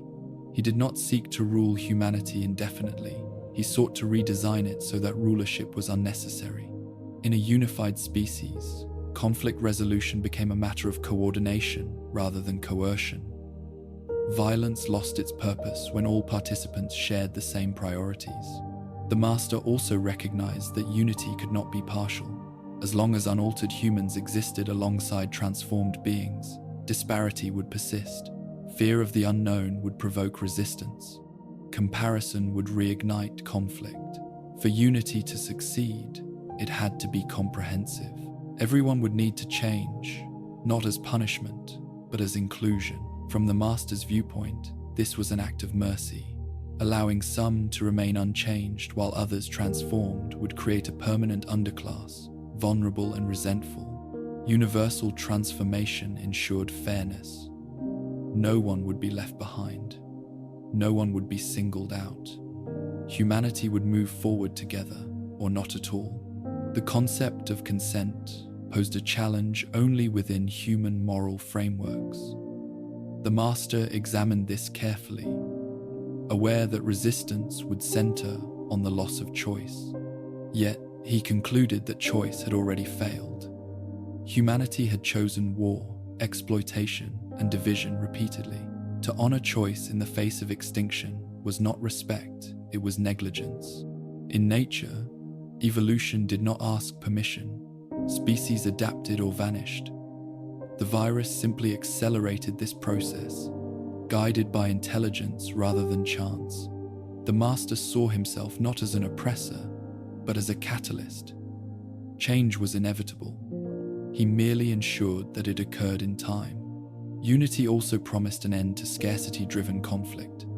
Supermutants required fewer resources to survive. Their bodies processed radiation and toxins without harm. Environments that were lethal to humans became habitable. This expanded the available territory dramatically, reducing pressure on remaining arable land. Competition for resources diminished as survivable space increased. The Master envisioned a future where settlements no longer required fortification. Without internal conflict or fear of the environment, communities could exist openly. Labor would be distributed evenly, unburdened by illness or age. Knowledge would be shared freely, unthreatened by ideological division. Stability would replace vigilance. This vision did not include comfort in the human sense. Pleasure, art, and emotional expression were secondary considerations. The Master acknowledged that such losses would be mourned by those still attached to them. Yet he questioned whether these comforts justified extinction. Survival was the prerequisite for any future value. Without it, all other considerations were irrelevant. The Master's philosophy was shaped not by cruelty, but by arithmetic.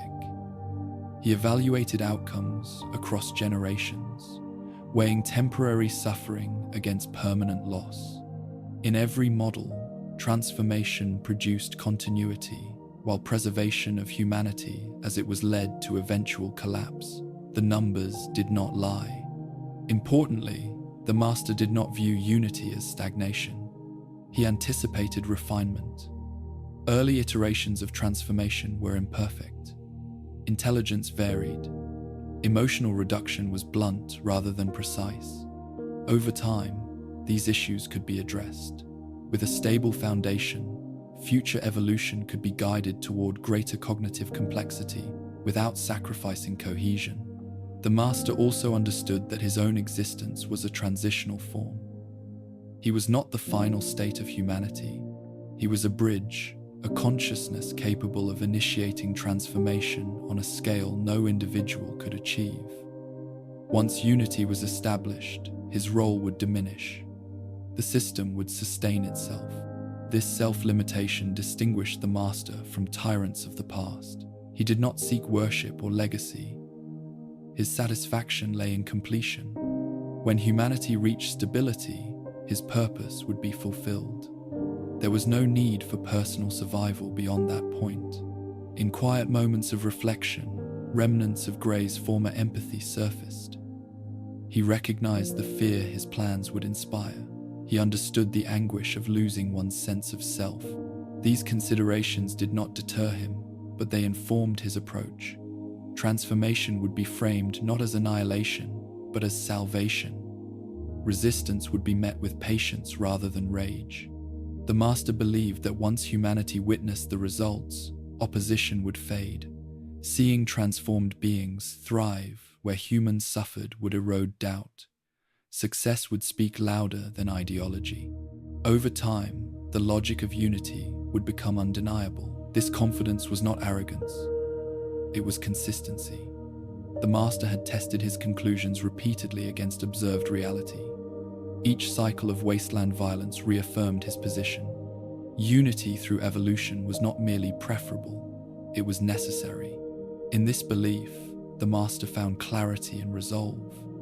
The virus was no longer just a tool. It was the foundation of a new social order, one that eliminated the conditions that had doomed humanity. The path forward was difficult, but it was singular. The Master did not expect gratitude. He expected survival. And in his view, that was the only outcome that mattered. Stability was the Master's final metric. Not peace as humans defined it, nor happiness, nor prosperity, but endurance without decay. From his perspective, the greatest failure of humanity had been its impermanence. Civilizations rose, flourished briefly, then collapsed under the weight of their own complexity. Even before the war, this pattern had been clear. The bombs merely accelerated a process already underway. The virus offered an escape from this cycle by removing time as an adversary. Supermutants did not age as humans did. Cellular degradation slowed to the point of irrelevance. Organs maintained function without decline. Injury healed rapidly, without the cascading complications that plagued human bodies. In this altered biology, the future no longer loomed as a narrowing horizon. It stretched outward, stable and uninterrupted. Immortality, as the Master understood it, was not invulnerability, it was continuity. The ability to exist without the constant erosion that defined human life. Death would still occur through catastrophic force, but it would no longer be guaranteed by biology itself. This distinction mattered. A species that did not decay internally could focus entirely on external adaptation. Survival became proactive rather than reactive. The Master compared this state to the Wasteland's unaltered humans, whose lives were shaped by inevitability, radiation sickness, genetic damage, and environmental exposure ensured that even the strongest would weaken over time. Communities lost elders faster than they could replace knowledge. Children inherited frailty along with hope. Each generation began at a disadvantage, fighting to preserve what little remained. The Master saw this as a losing equation. Supermutants, by contrast, accumulated experience without loss. Memory did not fade with age. Strength did not diminish. Skills could be refined indefinitely. Over decades and centuries, this continuity would produce a population capable of mastering its environment completely. The wasteland would no longer be a threat. It would become a domain. Stability also extended to reproduction, or rather, its absence. The Master understood that sterility, often viewed as a flaw, was a form of control. Human reproduction was unpredictable, introducing genetic variants that undermined consistency. By removing natural reproduction, the virus eliminated uncontrolled change. New supermutants would be created intentionally, not accidentally. Transformation replaced birth as the mechanism of population growth. This ensured that every new individual met the required standards of resilience and compatibility. There would be no genetic drift, no inherited fragility. Population size could be managed precisely, preventing overextension of resources. To the Master, this was not a loss of future generations, but a refinement of them. Humanity's continuity would no longer depend on chance pairings and vulnerable childhoods. It would depend on deliberate inclusion into a stable form. Every transformed being would enter existence fully capable, without years of dependency or risk. This system also resolved the problem of scarcity. Supermutants required less food variety and could metabolize substances lethal to humans. Radiation was no longer a contaminant, but an energy source to be tolerated or even utilized. Territories once considered uninhabitable became viable. The pressure that drove human conflict over limited resources diminished significantly. With scarcity reduced, competition lost its urgency. The master envisioned a world where conflict was no longer necessary for survival. Without hunger, disease, or environmental threat, aggression became purposeless. Violence, stripped of utility, would fade. What remained would be coordination and maintenance, not conquest. The master recognized that this future would appear silent to human observers. Without rapid growth, emotional expression, or cultural variation, it might seem stagnant. Yet from his perspective, this silence was the sound of equilibrium. A system functioning without crisis did not announce itself, it endured. Critically, the master did not ignore the cost of this stability. Individual identity, as humans understood it, would be diminished. Emotional nuance would narrow. Art, tradition, and personal legacy would lose significance. These losses were acknowledged, not dismissed, but they were weighed against extinction. And extinction always carried greater weight. The master questioned whether humanity's attachment to these qualities was justified. Art did not prevent war. Tradition did not preserve the planet. Legacy did not survive nuclear fire. These elements gave life meaning in stable conditions, but stability itself was gone. The wasteland demanded a different definition of value. In this new framework, meaning arose from continuation. A species that endured indefinitely could rediscover creativity later, under safer conditions.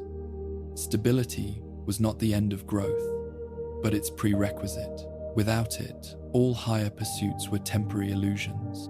The master also considered his own role within this future. As a being sustained by systems and viral processes, he represented an early form of permanence. His consciousness did not degrade. His awareness expanded rather than diminished. In this sense, he embodied the outcome he sought for humanity. His existence was proof that continuity without decay was possible. Yet he did not envision a world populated by minds like his own.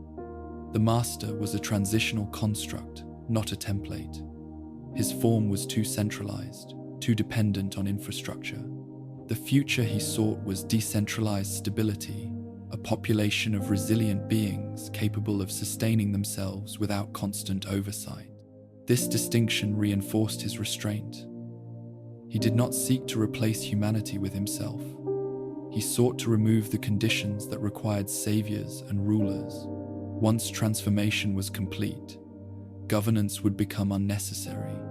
The system would regulate itself through shared biology and aligned priorities.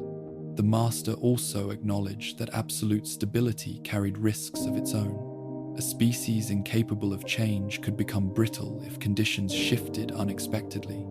However, he judged this risk to be minimal compared to the certainty of extinction facing unaltered humans. Moreover, controlled adaptation remained possible. The virus could be refined over time, introducing calculated changes without sacrificing cohesion. In this way, immortality did not imply stagnation.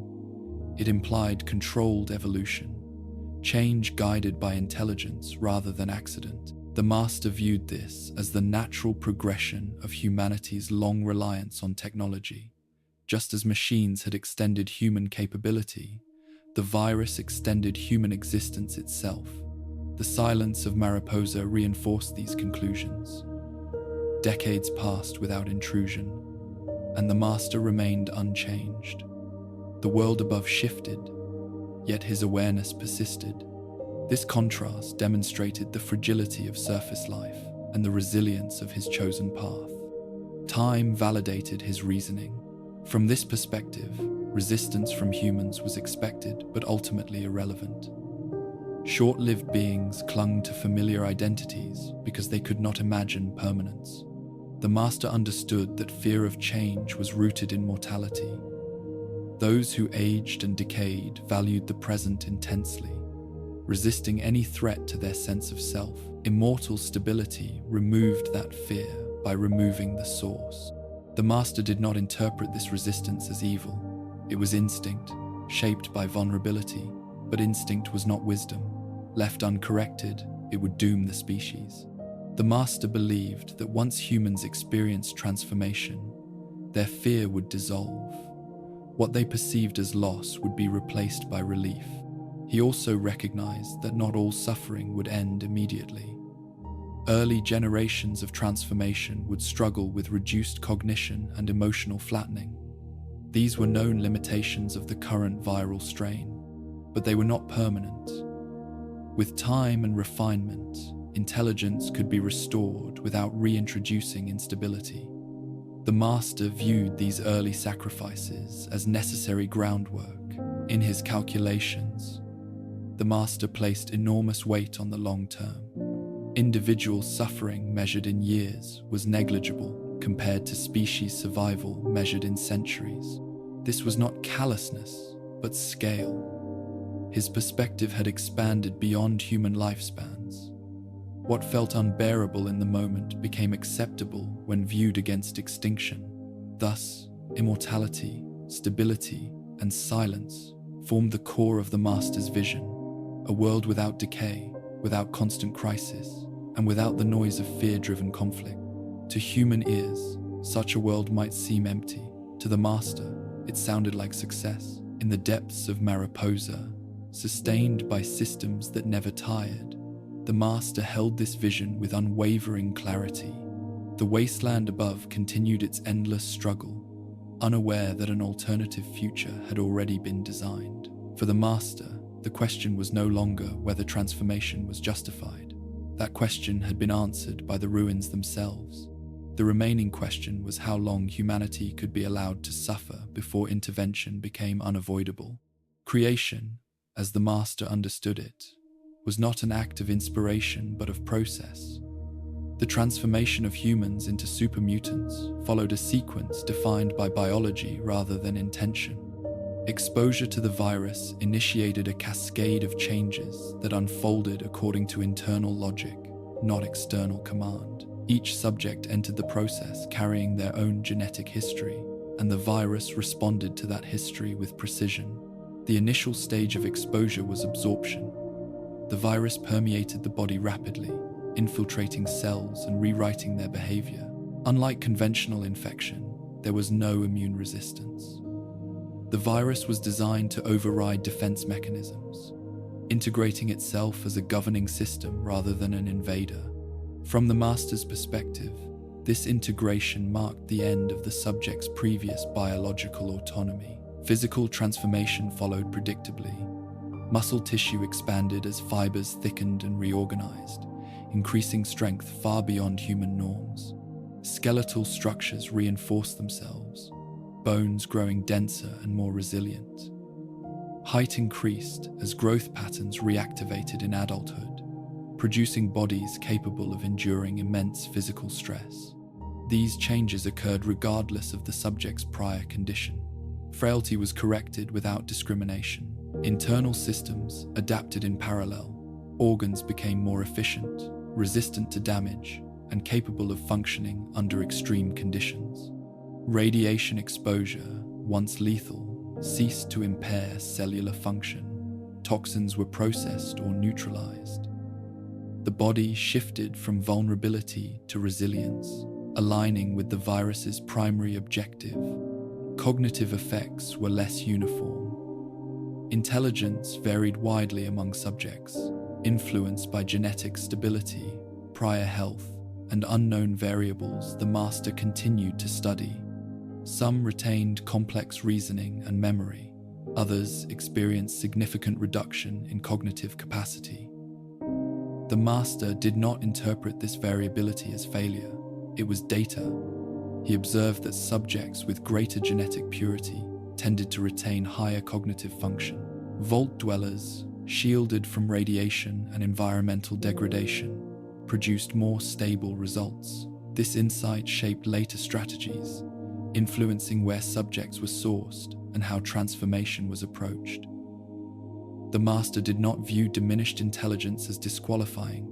Physical resilience and longevity remained the primary criteria. In his calculations, cognition could be refined later. Survival could not. A species that endured physically could afford to address intellectual limitations over time. The transformation process was irreversible. Once the virus completed its work, there was no return to human form. This permanence was not an oversight, it was intentional. Reversibility would reintroduce instability, allowing individuals to oscillate between states.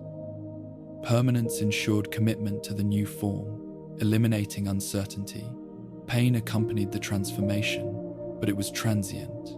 The virus prioritized structural integrity over comfort. From the master's perspective, temporary suffering was insignificant compared to the outcome. He did not deny the pain experienced by subjects, but he contextualized it within a broader framework of necessity. Pain was a signal, not a verdict. The master refined the exposure process over time. Early transformations were crude, relying on immersion and prolonged contact. As his understanding deepened, methods became more controlled. Dosage, duration, and environmental conditions were adjusted to maximize stability.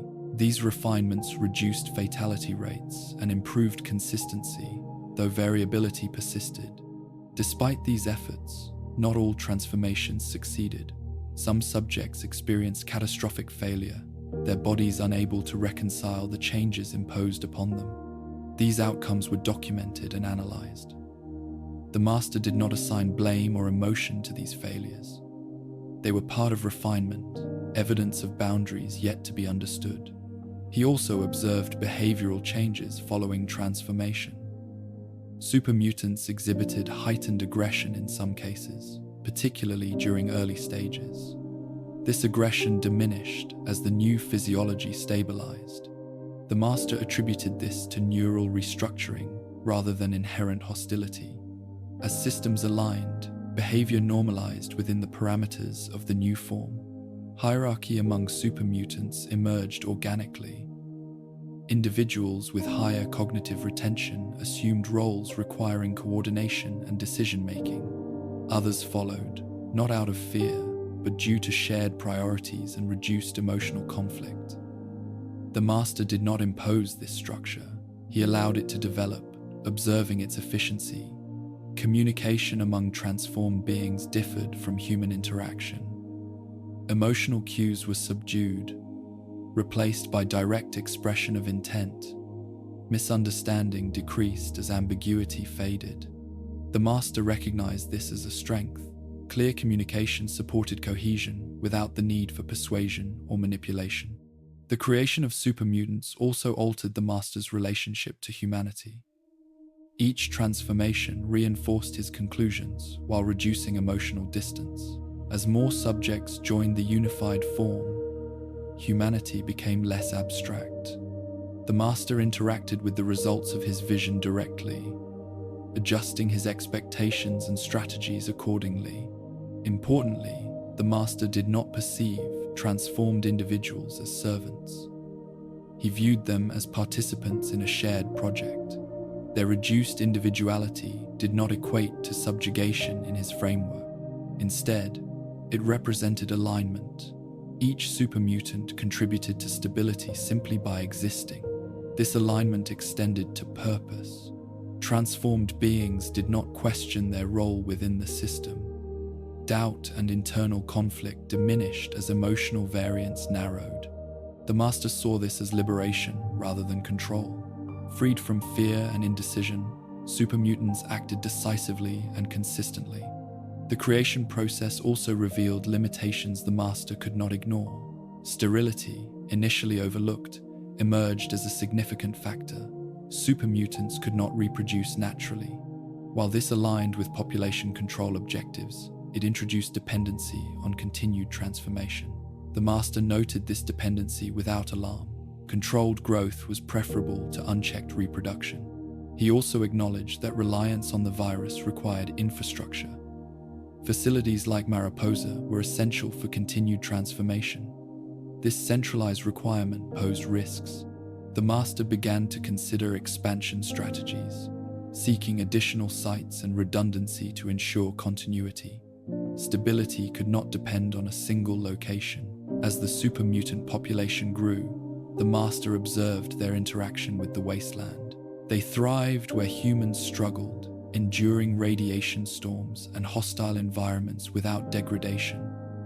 Their presence altered the balance of power across the region. Raiders retreated or were eliminated. Settlements fell or adapted. The wasteland responded to resilience. The Master interpreted these outcomes as validation. The virus did not merely preserve life, it reshaped the environment's relationship to it. Areas once deemed uninhabitable became accessible. Threats that defined human existence lost significance. This shift reinforced the Master's belief that transformation was not only viable, but transformative at a planetary scale. He also reflected on the symbolic impact of super mutants. To humans, they appeared monstrous, reinforcing fear and resistance. The Master understood this reaction as predictable. Humans equated difference with threat. Over time, he believed, perception would change. Survival would redefine beauty and normalcy. The Master did not rush this transition. He allowed fear to exist, confident that experience would erode it. As super mutants demonstrated endurance and cohesion, their presence would normalize. Humanity's definition of monstrosity would shift, as it had countless times before. Creation, in this context, was ongoing. Each transformation added data, refining the virus and informing strategy. The Master treated the process as iterative, never final. Perfection was not required, sufficiency was. In the depths of Mariposa, the Vats continued their work, guided by a consciousness that understood their purpose completely.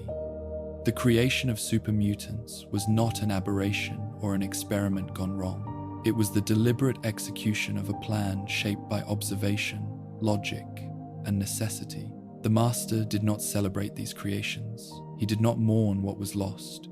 He measured outcomes, adjusted parameters, and continued.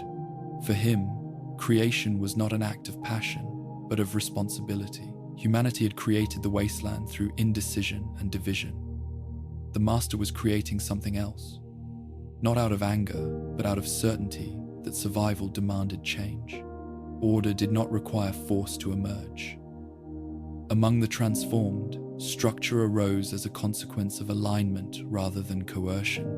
The Master observed this development carefully, noting how coordination formed without the need for the incentives that governed human hierarchies. Super mutants did not compete for status in the way humans did. Ambition, jealousy, and fear had diminished. What remained was function.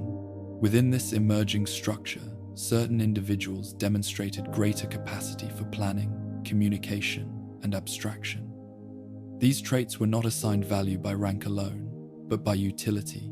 Those who could interpret the Master's directives with clarity and translate them into action naturally assumed coordinating roles. Others followed, not because they were compelled, but because shared priorities made direction efficient. The lieutenant represented the clearest expression of this dynamic. He was not chosen through ritual or proclamation. His position emerged through demonstrated capability. Retaining higher cognitive function after transformation, he exhibited the ability to organize units, assess threats, and adapt tactics in real time. The Master recognized this aptitude and allowed it to consolidate. Leadership, in this context, was not a privilege. It was a responsibility assumed by those able to bear it. Communication between the Master and the lieutenant did not resemble command in the human sense. It functioned as alignment. The Master conveyed objectives and constraints rather than orders.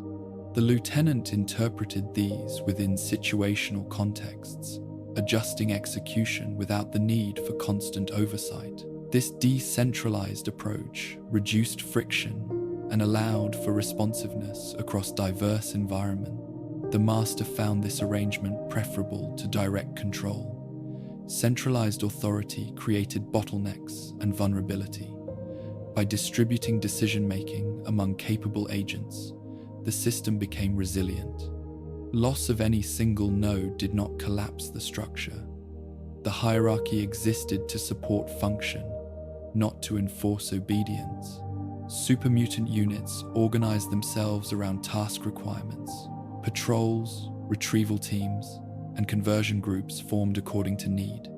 Members rotated roles as circumstances demanded, guided by competence rather than permanence. This fluidity contrasted sharply with human militaries, where rigid ranks often impeded adaptation. Among the transformed, adaptability was inherent. Discipline arose without punishment. The narrowing of emotional range reduced impulsive behavior. Aggression, when present, was directed outward toward identified threats rather than inward toward peers. Conflict within units was rare and short-lived, resolved through direct assessment rather than prolonged dispute. The master attributed this stability to biological alignment rather than training. The lieutenants served as an interface between the master's strategic vision and the practical realities of the wasteland. He reported conditions, setbacks, and successes without distortion. Emotional framing was unnecessary. Information flowed in concise, actionable terms. This clarity allowed the master to refine plans continuously, adjusting parameters based on real-world feedback. Trust, a fragile commodity among humans, was implicit within this structure. Supermutants did not conceal information for personal advantage. With diminished individuality, the incentive to manipulate outcomes for self-gain vanished. The master recognized this as one of the transformation's most significant advantages. Decision-making improved when data was complete and unfiltered. The master also noted the psychological effect of hierarchy among the transformed. Unlike human systems, where rank often produced resentment, supermutant organization generated reassurance. Clear roles reduced uncertainty. Each individual understood their contribution to the whole, minimizing anxiety about purpose. This sense of belonging emerged organically, without ideology or indoctrination. Importantly, the master did not position himself as an unquestionable authority in symbolic terms. He did not require reverence or ritual.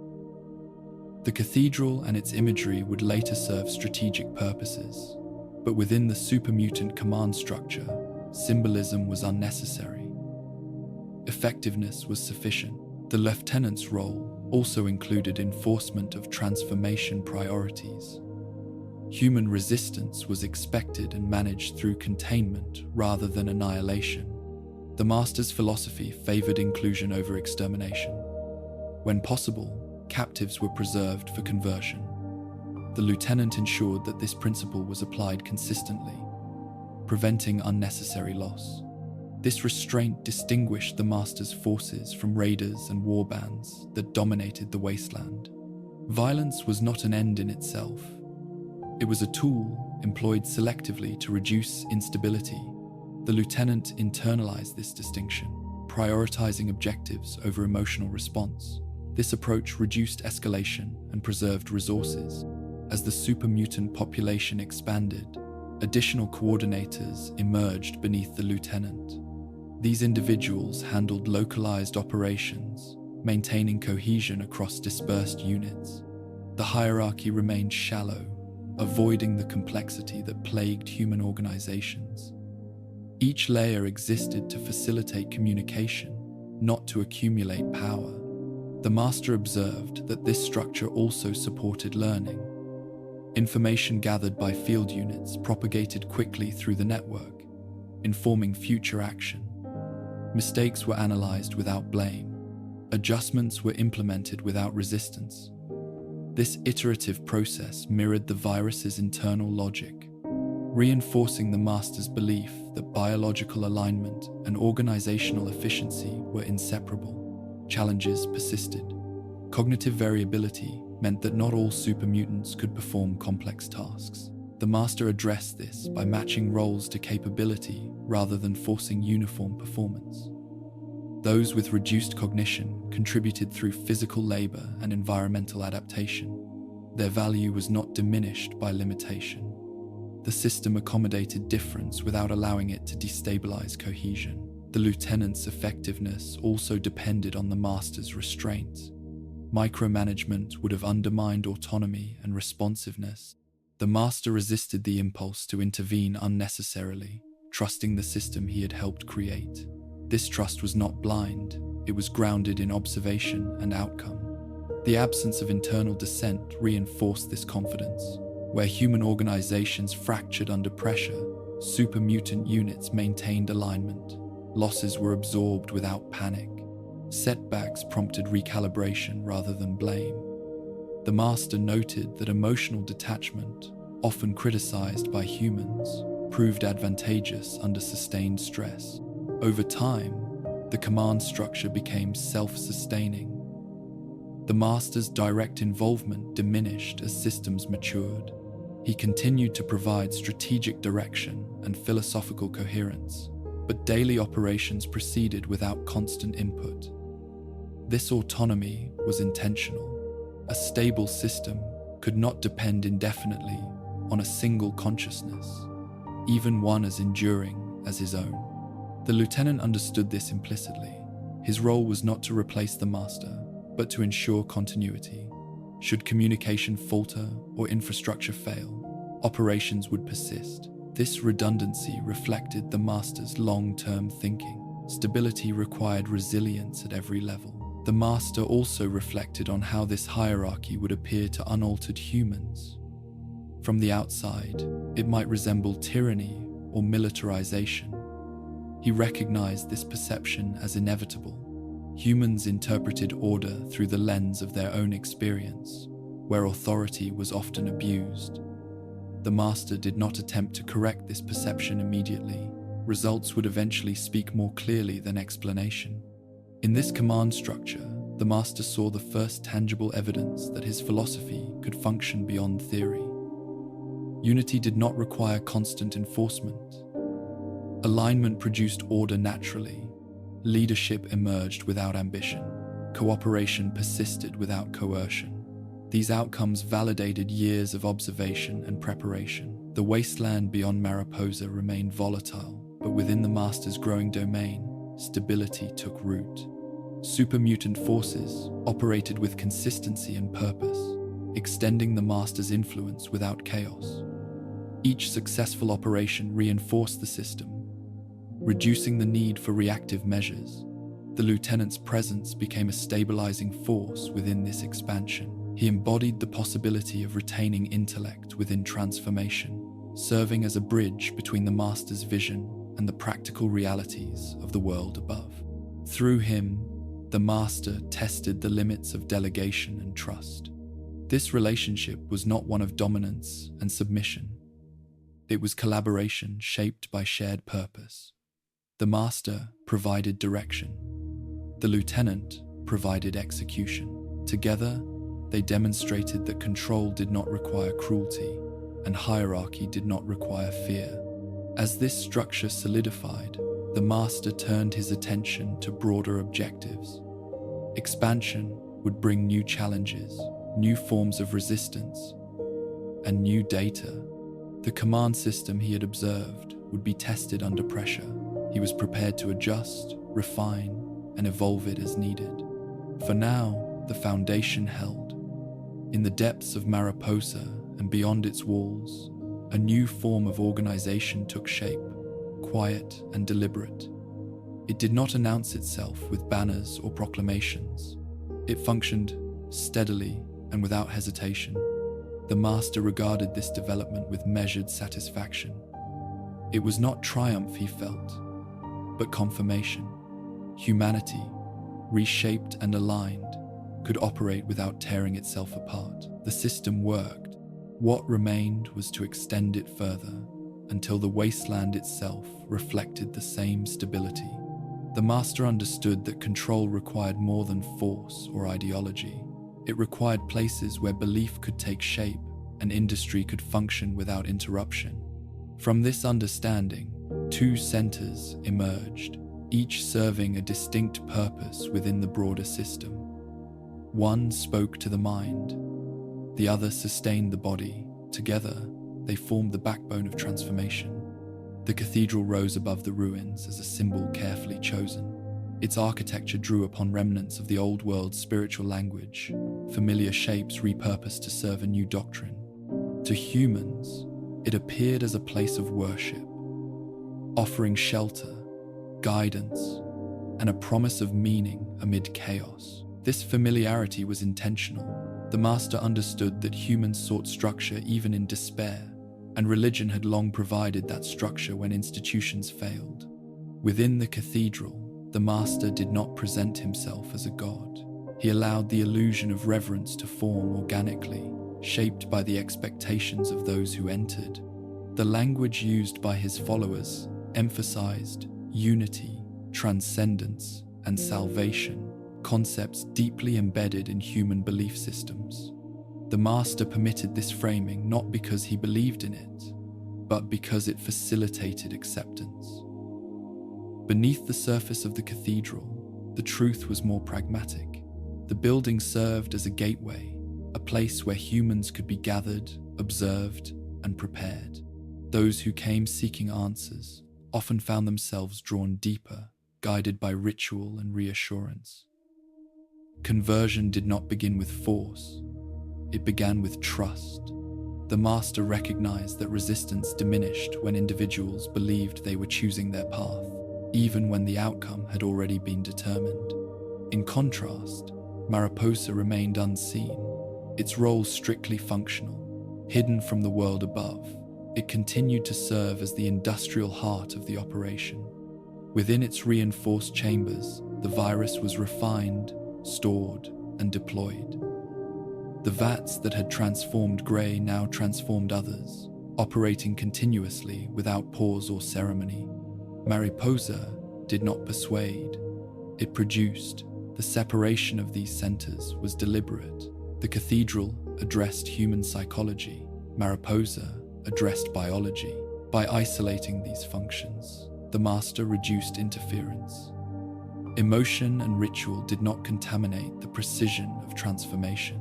Likewise, the harsh reality of the vats did not disrupt the careful construction of belief above. Each space fulfilled its role without contradiction. The master perceived this duality as a necessary concession to human nature. While his vision extended beyond humanity's limitations, he acknowledged that transition required accommodation. Humans could not be reshaped without first being guided. The cathedral provided that guidance, easing fear and framing transformation as destiny rather than loss. Within the cathedral's walls, followers were taught to see the wasteland not as punishment, but as proof. The devastation outside was presented as evidence of humanity's failure to remain united. The master's teachings emphasized inevitability rather than blame. The world had ended not because people were evil, but because they were divided. Unity was the answer, and the cathedral was its sanctuary. Those who accepted this message were not immediately transformed. They were allowed time to internalize the doctrine, to detach from previous identities and attachment. This gradual process reduced shock and resistance. When the moment of conversion arrived, it was framed as ascension rather than sacrifice. The master understood the power of narrative, and he allowed it to do much of the work. Mariposa, by contrast, offered no narrative. It operated in silence, its machines indifferent to belief or fear. Subjects entered as biological material and emerged as something else. The virus did not respond to faith or doubt, it responded only to structure. In this environment, the master's control was absolute, exercised through systems rather than persuasion. The master did not see these spaces as contradictory. To him, they were complementary. Humanity had always separated belief from labor, temple from factory, mind from body. He simply continued this tradition, adapting it to a new purpose. The cathedral gave people a reason to come. Mariposa ensured they never left unchanged. This arrangement also provided security. The cathedral's public presence diverted attention from Mariposa's existence. While humans debated doctrine and ritual, The true engine of transformation remained hidden. Even those who suspected the truth struggled to locate the source. Secrecy was maintained not through deception alone, but through distraction. The master monitored both centers continuously. Within Mariposa, sensors tracked viral stability, transformation rates, and system integrity. Within the cathedral, observation focused on human behavior, belief, adoption, and resistance patterns. Data from both streams informed strategy. Adjustments were made quietly, without disrupting outward appearances. The master also recognized the symbolic power of verticality. The cathedral stood above ground, visible and accessible. Mariposa lay beneath the earth, concealed and enduring. This mirrored the transformation process itself. The surface offered comfort and familiarity. The depths delivered permanence. Those who descended, emerged, changed, leaving behind the fragility of their former lives. Over time, the cathedral developed its own internal hierarchy. Human attendants and initiates managed daily operations, unaware of the full scope of the master's plan. Their loyalty was genuine, shaped by belief rather than coercion. The master allowed this autonomy, intervening only when necessary. Faith, once established, required little supervision. The master did not consider this manipulation unethical. He viewed it as adaptation. Humans required meaning to accept change, providing that meaning reduced suffering and resistance. In his calculations, easing the psychological burden of transformation was an act of efficiency, not deception. Mariposa, however, was not entrusted to human hands. Its systems were too critical, its processes too irreversible. Supermutants oversaw its operations, guided directly by the master's awareness. Their reduced emotional range made them ideal custodians, immune to doubt and hesitation. The facility became an extension of the master's will, functioning continuously without deviation. This division also ensured redundancy. Should the cathedral fall, Mariposa could continue its work. Should Mariposa be compromised, the cathedral could still gather and prepare subjects. The master designed his system to survive disruption, aware that resistance would intensify as his influence expanded. The master reflected on the irony of this structure. Humanity had once separated church and state to prevent tyranny. Now, those same elements were reunited under a single purpose. Yet, the master did not perceive this as regression. It was evolution. Old frameworks were repurposed to serve new realities. To the Wasteland's inhabitants, the cathedral appeared as one faction among many. Its sermons blended into the background noise of competing ideologies. Few recognized its true function. Fewer still understood the role of Mariposa. This obscurity granted the master time, the one resource he valued most. As years passed, the flow between these two centers increased. More humans entered the cathedral seeking refuge. More descended into Mariposa seeking transformation. Each conversion reinforced the system, expanding the master's reach without provoking immediate confrontation. Stability grew quietly, beneath the notice of those focused on survival alone. The master did not rush this expansion. He allowed it to proceed at a measured pace, balancing visibility with caution. Rapid growth would attract attention and resistance. Gradual integration ensured sustainability. This patience reflected his expanded sense of time. Decades were insignificant compared to the permanence he sought. Within this framework, the cathedral and Mariposa became more than locations. They were expressions of the master's philosophy made tangible. Belief and biology, persuasion and process, surface and depth, together, they embodied the path from humanity as it was to humanity as it would become. The master did not dwell on the aesthetics of this arrangement. He evaluated it through outcomes. Conversion rates increased. Resistance remained localized. super mutant populations stabilized. The system functioned as intended. That was sufficient. As the wasteland continued its endless cycle of struggle above, few realized that its fate was being reshaped below. The cathedral's bells rang softly, calling the lost and desperate. Beneath the earth, the vats answered, patient and unyielding. Between these two centers, the master refined his vision, confident that structure, once established, would endure. The transformation of humanity no longer existed only in theory. It had places, processes, and momentum. The world had already ended once. The master was ensuring it would not end again. Expansion did not begin as conquest. It unfolded as a series of measured movements, each responding to conditions already present in the wasteland. The master did not send his forces outward to claim territory for its own sake. He directed them toward instability, toward places where human systems had already begun to fail. In this way, expansion appeared less like invasion and more like inevitability. Super mutant patrols moved deliberately, favoring routes shaped by long observation rather than impulse.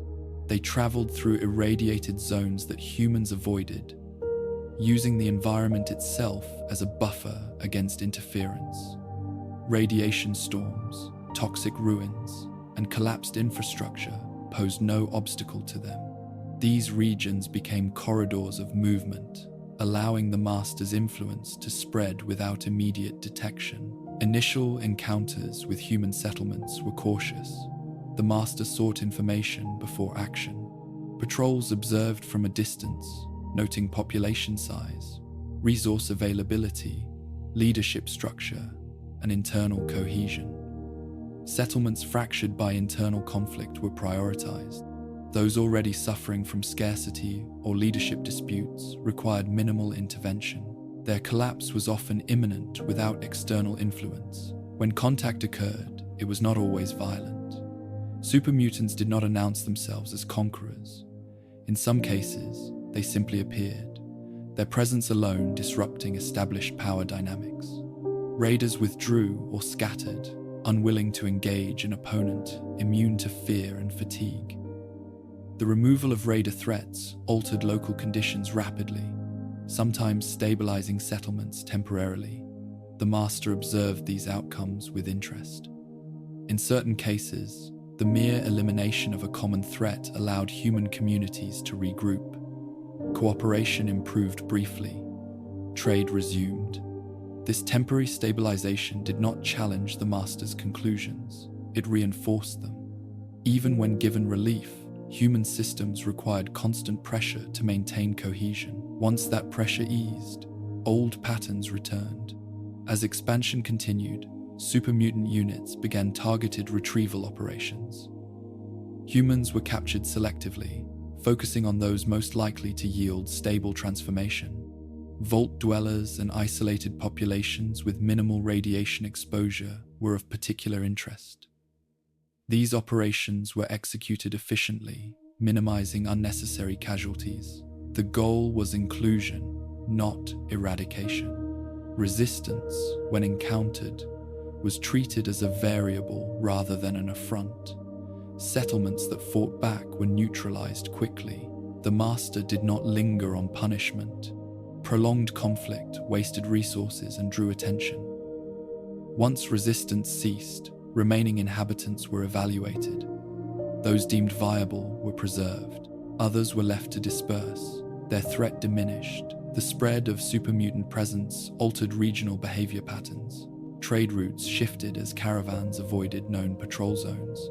Information circulated through rumor rather than confirmation, exaggerating the threat and sowing uncertainty. This uncertainty further destabilized human networks, accelerating fragmentation. The master understood that fear could serve as a catalyst, but he did not rely on it exclusively. Fear created movement. Stability required structure. Expansion also tested the limits of super mutant coordination. Units operated across increasing distances, challenging communication and supply. The lieutenant adapted by establishing forward command points, extending the network incrementally. These outposts were not fortified cities, but functional nodes, capable of sustaining patrols and processing captives. As these nodes multiplied, the Master refined his strategies. He noted which approaches minimized resistance and which provoked escalation.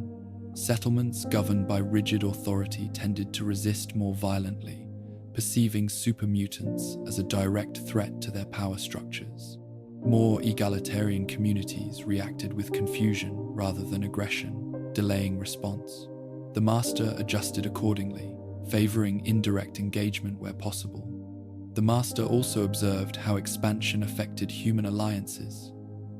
Faced with a common external force, rival settlements occasionally formed temporary coalitions.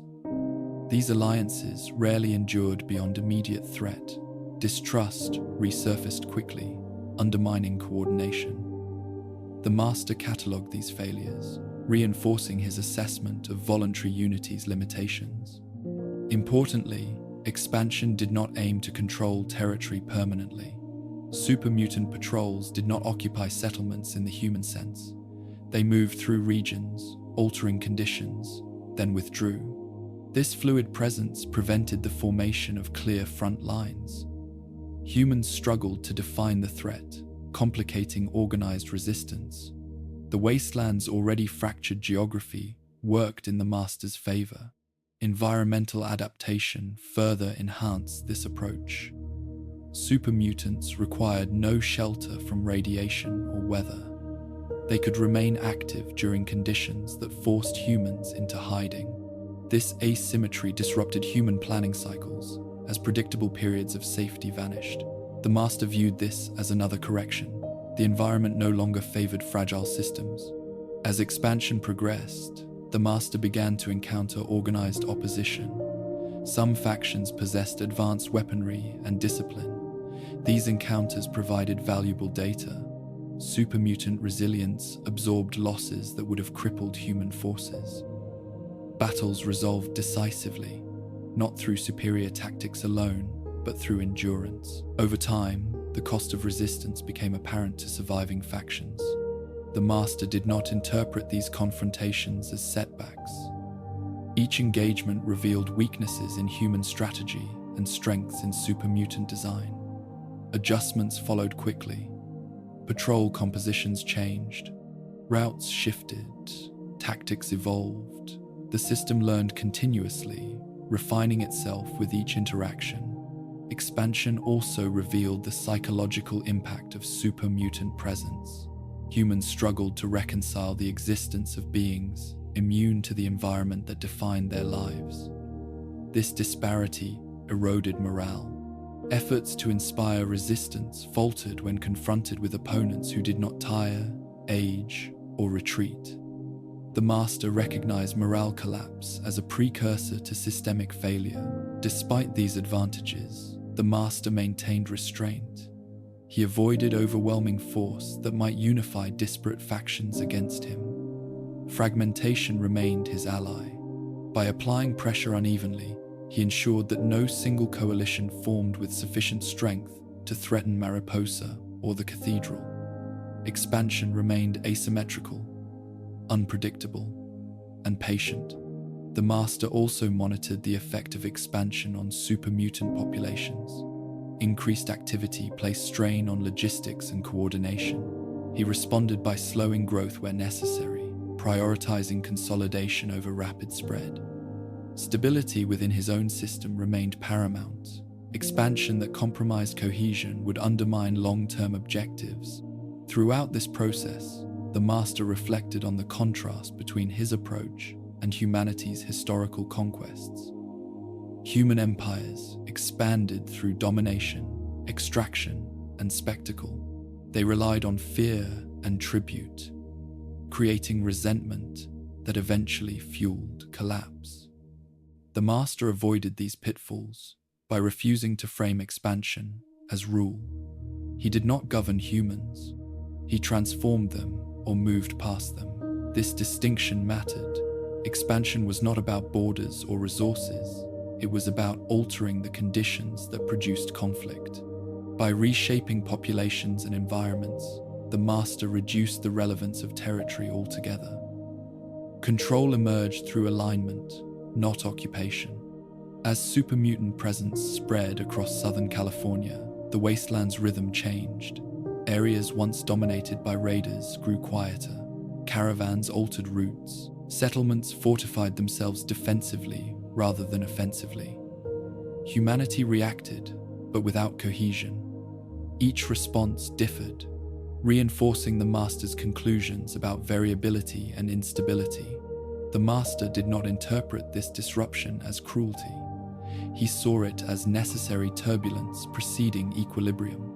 Systems undergoing correction often exhibited instability before settling. The Wasteland was adjusting to new parameters, and resistance was part of that adjustment. In moments of reflection, the Master acknowledged the suffering this expansion caused. Displacement, fear, and loss accompanied change. These outcomes were not dismissed, they were accepted as transitional costs.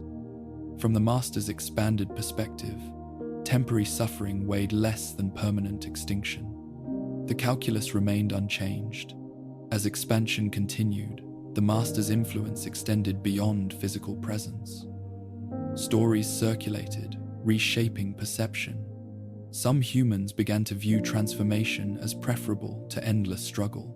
Desperation softened resistance. The cathedral's message gained traction as expansion demonstrated the limits of human endurance. The Master observed these shifts carefully. Expansion was not merely about movement of forces, it was about movement of belief. As the Wasteland adapted to supermutant presence, the idea of transformation moved from horror to possibility for some. This change signaled progress. By the time supermutant patrols reached the outer edges of the region, the Master's presence was felt even where his forces were not seen. The Wasteland had begun to anticipate him, altering behavior in response to an unseen hand. This anticipation reduced the need for constant engagement, allowing expansion to slow and consolidate. The Master regarded this phase with measured confidence. The Wasteland had not unified against him. It had fragmented further, exactly as predicted. Expansion had exposed the limitations of human systems without exhausting his own. The groundwork for the next phase was in place. The Wasteland's surface continued its restless motion, unaware that it was being reshaped through deliberate, patient pressure. Beneath the ruins, the Master assessed the results of expansion not with satisfaction, but with clarity. The system was functioning. Humanity's resistance had not altered the outcome, it had confirmed it.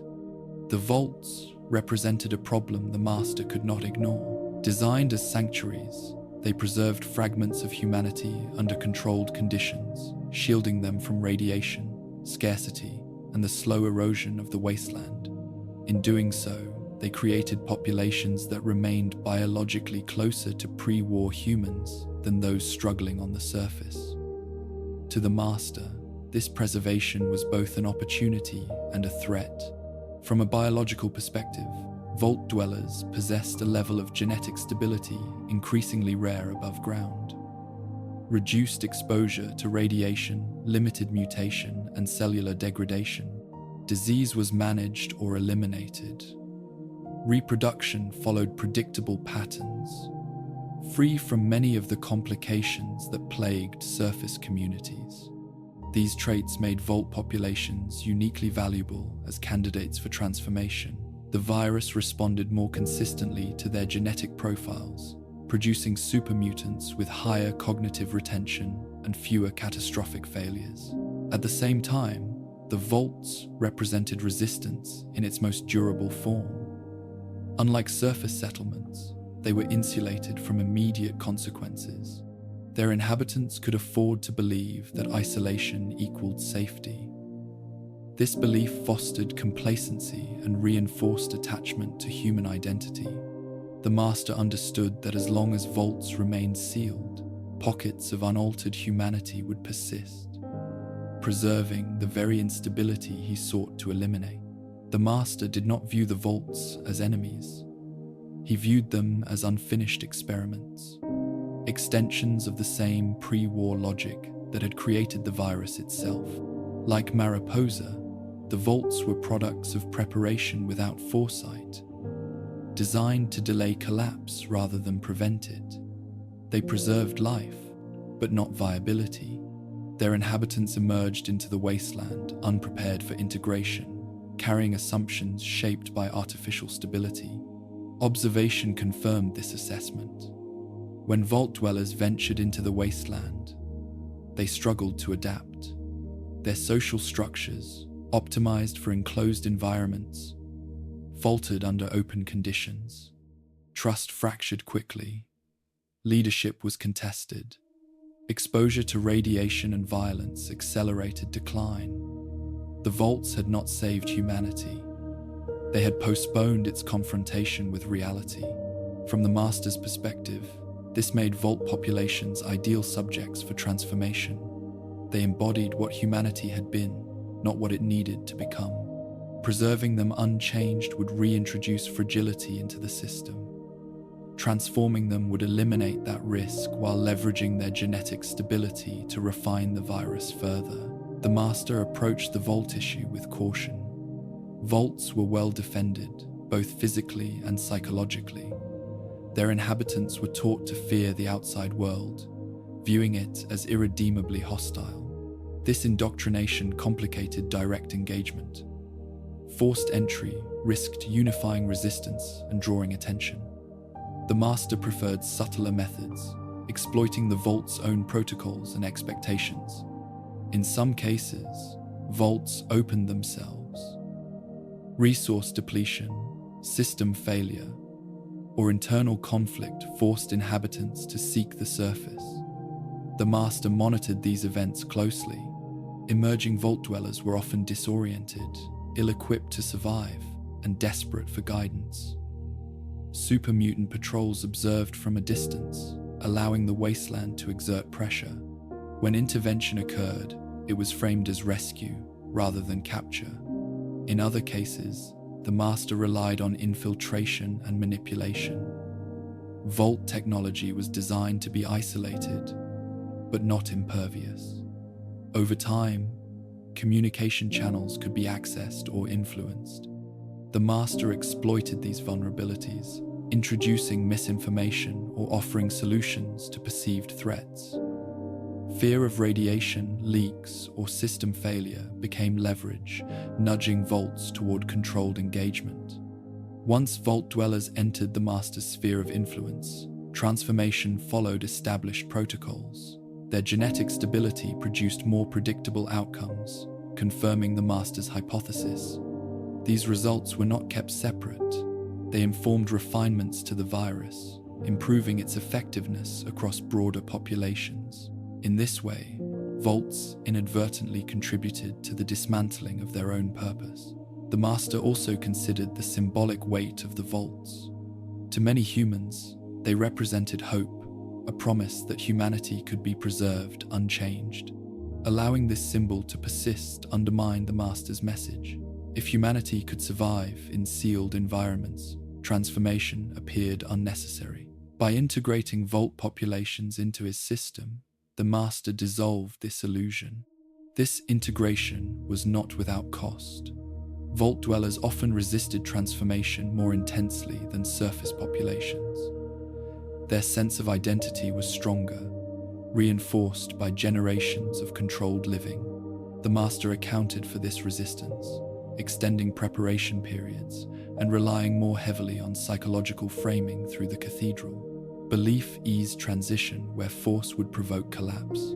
The Master also recognized that vaults varied in design and purpose. Some were simple shelters, others were social experiments, deliberately engineered to test extremes of behavior. These variations produced unpredictable outcomes. In some cases, vault populations were already fractured or traumatized, reducing resistance to transformation. In others, cohesion remained strong, requiring more deliberate intervention. Importantly, the Master did not seek to preserve vault culture. He viewed it as an artifact of a failed era. The routines, values, and hierarchies cultivated underground, were incompatible with the wasteland's realities. Transforming vault dwellers erased these distinctions, integrating them into a unified population without legacy divisions. The Master also weighed the risk of allowing vaults to remain sealed indefinitely. Over time, their isolation could produce myths of purity and superiority. Vault dwellers might emerge, believing themselves destined to reclaim the world, reigniting the same cycles of domination and conflict that had destroyed the old world. This possibility reinforced the necessity of intervention. From the Master's perspective, the vaults were not sanctuaries, but reservoirs of instability waiting to be released. Integrating them into the transformation process neutralized this risk while strengthening the overall system. Humanity could not afford enclaves of unaltered identity, regardless of how well preserved they were. The Master's approach remained consistent. He did not rush to open every vault. Timing mattered. Premature exposure could unify resistance or provoke alliances. Patience allowed conditions to mature, ensuring that intervention occurred when vault inhabitants were most vulnerable to change. As super mutant influence expanded, rumors of vault abductions circulated through the wasteland. These stories intensified fear, but also curiosity. Some humans began to view vault life as a liability rather than a refuge. The Master observed this shift with interest. Perception was changing, aligning gradually with his assessment. In reflecting on the vaults, the Master acknowledged a measure of irony. Humanity had built them to survive without changing, investing enormous resources to preserve a static form. That investment now served as raw material for transformation. The same infrastructure that delayed extinction now facilitated evolution. The Master did not take satisfaction in this reversal. He did not judge the decisions of the past. He viewed them as steps along a path shaped by limited understanding. The people who built the vaults acted with the best intentions available to them. As vault after vault was drawn into the Master's orbit, the population of stable supermutants grew. Cognitive retention improved incrementally. The virus refined itself through repeated application. Each vault contributed data, reinforcing the Master's belief that comprehensive transformation was achievable. The Master also recognized that the vaults represented the last concentrated remnants of unaltered humanity. Once they were integrated, resistance would become increasingly diffuse. Isolated settlements, without the illusion of sanctuary, would face the wasteland's realities directly. Transformation would appear less threatening when alternatives vanished. In this sense, the vaults were the final barrier to unity. Their integration marked a turning point. Humanity could no longer retreat into sealed environments and delay decision. The choice between endless struggle and deliberate change became unavoidable. From the depths of Mariposa, the Master regarded the vaults not with hostility, but with resolve. They were not enemies to be destroyed, but variables to be resolved. Their existence challenged his system, and thus demanded response. Incorporating the vaults into his vision was not optional. It was necessary to complete the transformation he had begun. Humanity could not be allowed to fragment further, clinging to remnants of a world that no longer existed. As vault doors opened and populations emerged, the Master adjusted his strategies accordingly. Each integration brought humanity closer to a singular state, free from the divisions that had once defined it. The wasteland's most protected enclaves were no longer outside his reach. The Master did not celebrate this progress. He measured it. The system moved closer to stability, one preserved population at a time. Humanity's last refuges were yielding, not to conquest, but to inevitability. The Master never believed humanity beyond redemption. His conclusions did not arise from contempt, but from assessment. Even as his forces expanded and transformation progressed, he continued to regard unaltered humans as the raw material of a future worth preserving. This distinction shaped his approach. He did not seek annihilation, he sought resolution. When communication was possible, the Master attempted it. Captured individuals were not always transformed immediately. Some were questioned, observed, and in rare cases, addressed directly. The master listened to their fears, their arguments, and their attempts at justification. He did not dismiss these responses. He catalogued them, searching for patterns that might reveal alternatives he had overlooked. Again and again, the same themes emerged. Humans spoke of freedom, identity, and the right to choose their fate. They expressed fear of losing themselves, of becoming something unrecognizable. These concerns were sincere.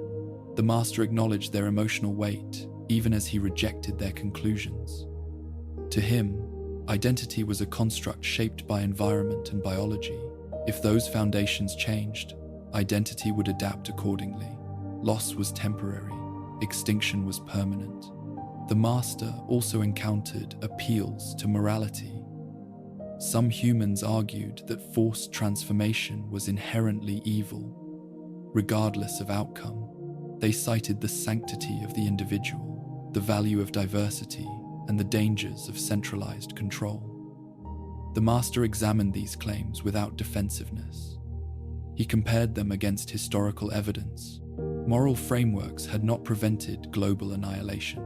They had not stopped exploitation or war. In his view, morality divorced from survival was unsustainable. Despite this, the master did not silence dissent reflexively.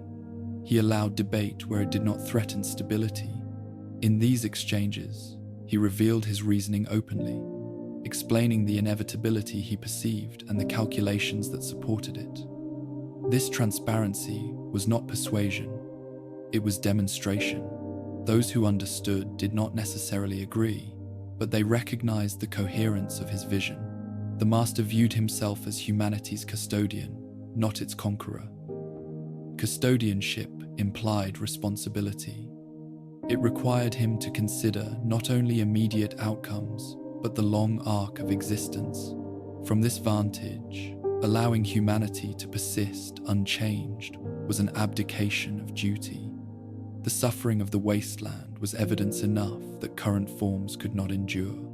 He reflected often on the notion of last chances. Humanity had already exhausted many. The old world's faith in technology had led to devastation. The vaults had delayed confrontation, not resolved it. Surface societies struggled endlessly without progress. In the master's assessment, time itself had become an adversary. Each year of inaction reduced the pool of viable subjects and increased environmental degradation. Transformation, though harsh, offered immediacy. It addressed the problem at its root rather than its symptoms. By altering biology, the master removed the conditions that produced conflict and fragility.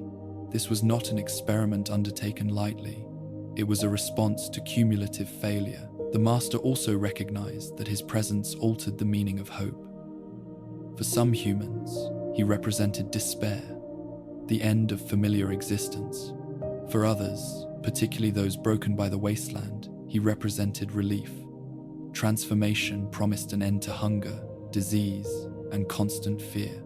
These individuals did not require persuasion.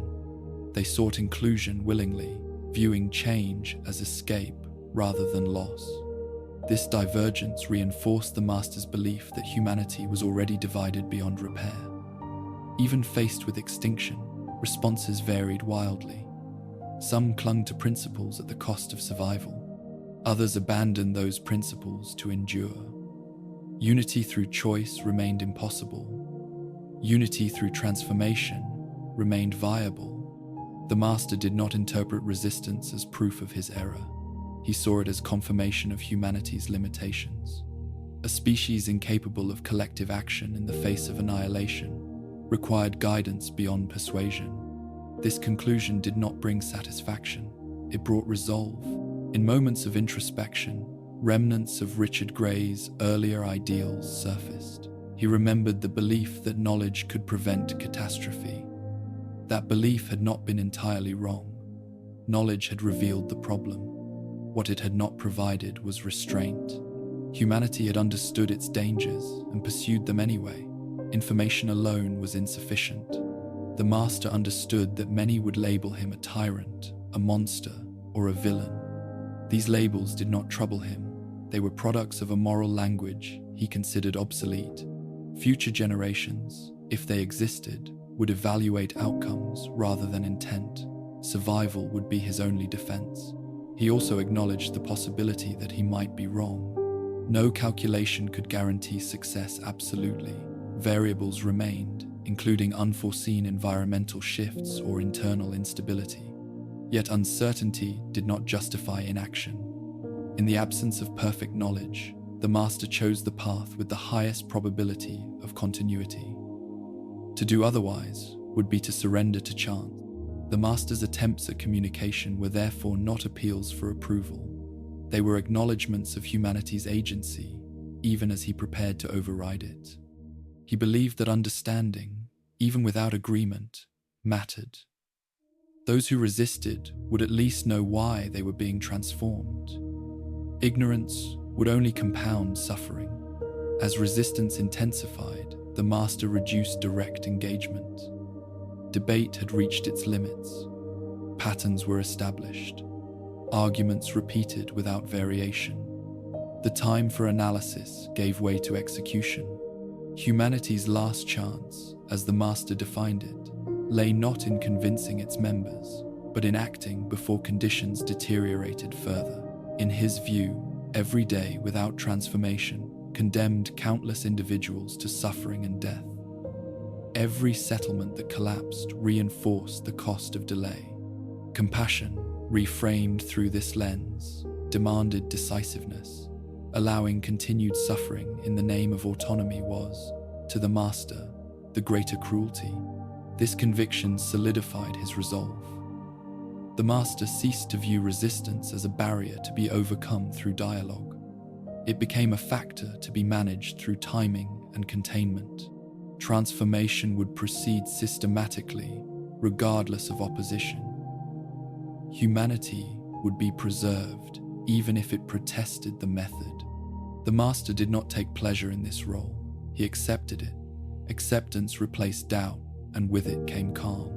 His expanded consciousness allowed him to hold conflicting truths simultaneously. He could acknowledge the pain his actions caused while maintaining certainty in their necessity. These truths did not cancel each other. They coexisted. As the wasteland continued its relentless erosion, the master prepared for the next phase. The responsibility now rested with him alone. From the depths of Mariposa, the master regarded the world above not as an enemy, but as a patient beyond self-care. Intervention was no longer optional. It was overdue. Humanity's last chance would not come through consensus or debate. It would come through transformation, imposed with precision and restraint. The master stood ready to act, not as a destroyer, but as the final advocate for a species that could not save itself. The appearance of the Vault Dweller introduced a variable the master had not predicted. Until that moment, every human response he had observed fit within established patterns.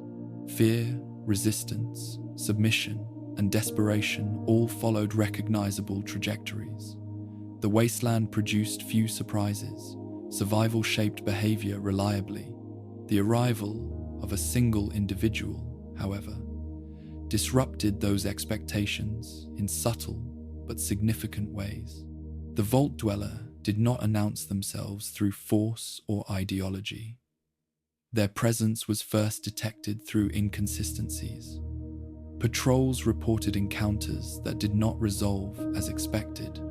Super mutant units failed to neutralize or capture a lone human who moved with unusual adaptability.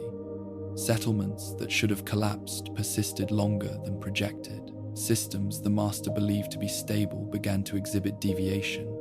At first, these anomalies were treated as statistical noise. The master adjusted his models, accounting for chance and local variation. Yet the pattern persisted. The same individual appeared repeatedly at points of instability, influencing outcomes without commanding authority or invoking belief. This behavior did not align with known leadership archetypes. The Vault Dweller did not unify others through rhetoric. nor did they dominate through force. Their impact was indirect, emerging through action rather than structure. The master began to observe more closely. Reports described a human who navigated the wasteland without clinging to a single identity. They cooperated with disparate groups, negotiated where others fought, and adapted quickly to unfamiliar conditions. Unlike most humans, the Vault Dweller did not seek permanence in any single community. They moved on once equilibrium was restored, leaving behind altered conditions rather than centralized control. This mobility unsettled the master's projections. His system relied on the assumption that humans required stable structures to function effectively. The Vault Dweller contradicted this by operating without attachment. Their resilience did not stem from biological transformation, yet they endured environments that should have overwhelmed an unaltered human. This endurance demanded explanation. The master examined the Vault Dweller's origins. Like others from the vaults, they possessed genetic stability and an upbringing shaped by controlled conditions.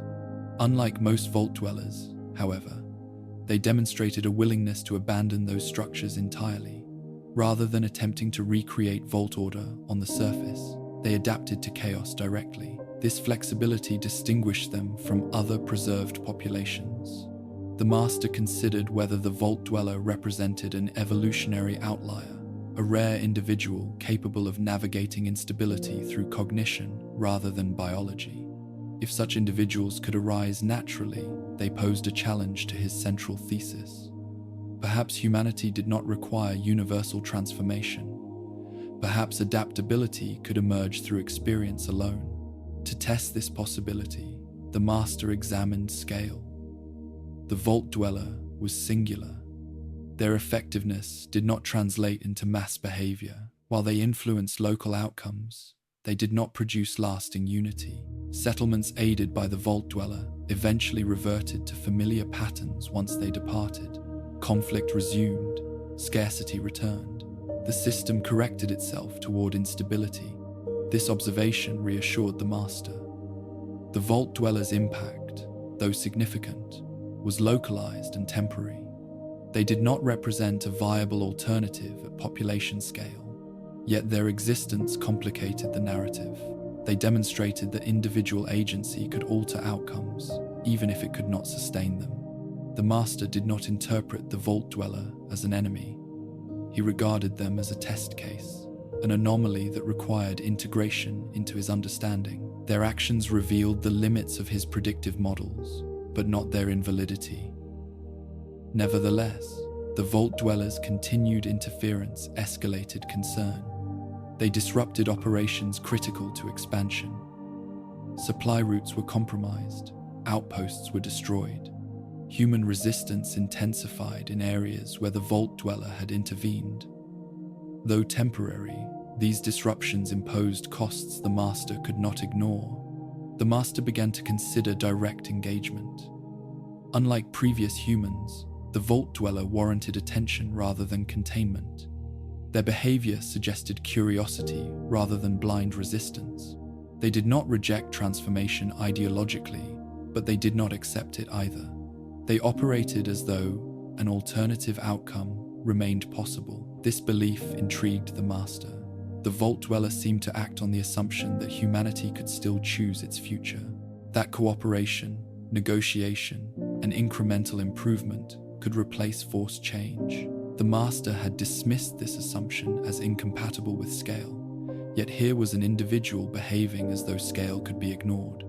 The master recognized the emotional underpinnings of this belief.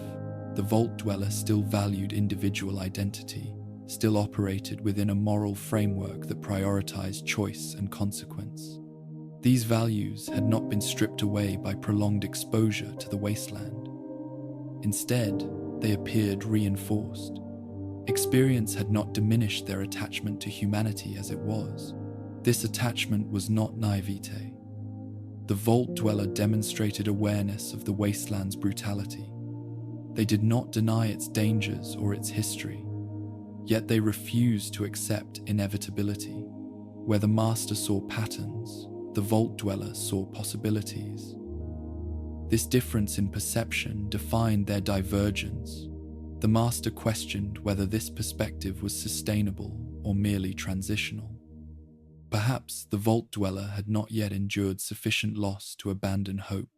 Perhaps, given time, they would arrive at the same conclusions. Alternatively, perhaps hope itself functioned as a variable the master had undervalued. He returned to his data. Hope had not prevented extinction before. It had not stopped the war, nor mitigated its aftermath. Yet hope motivated individuals to act against overwhelming odds, producing localized improvements.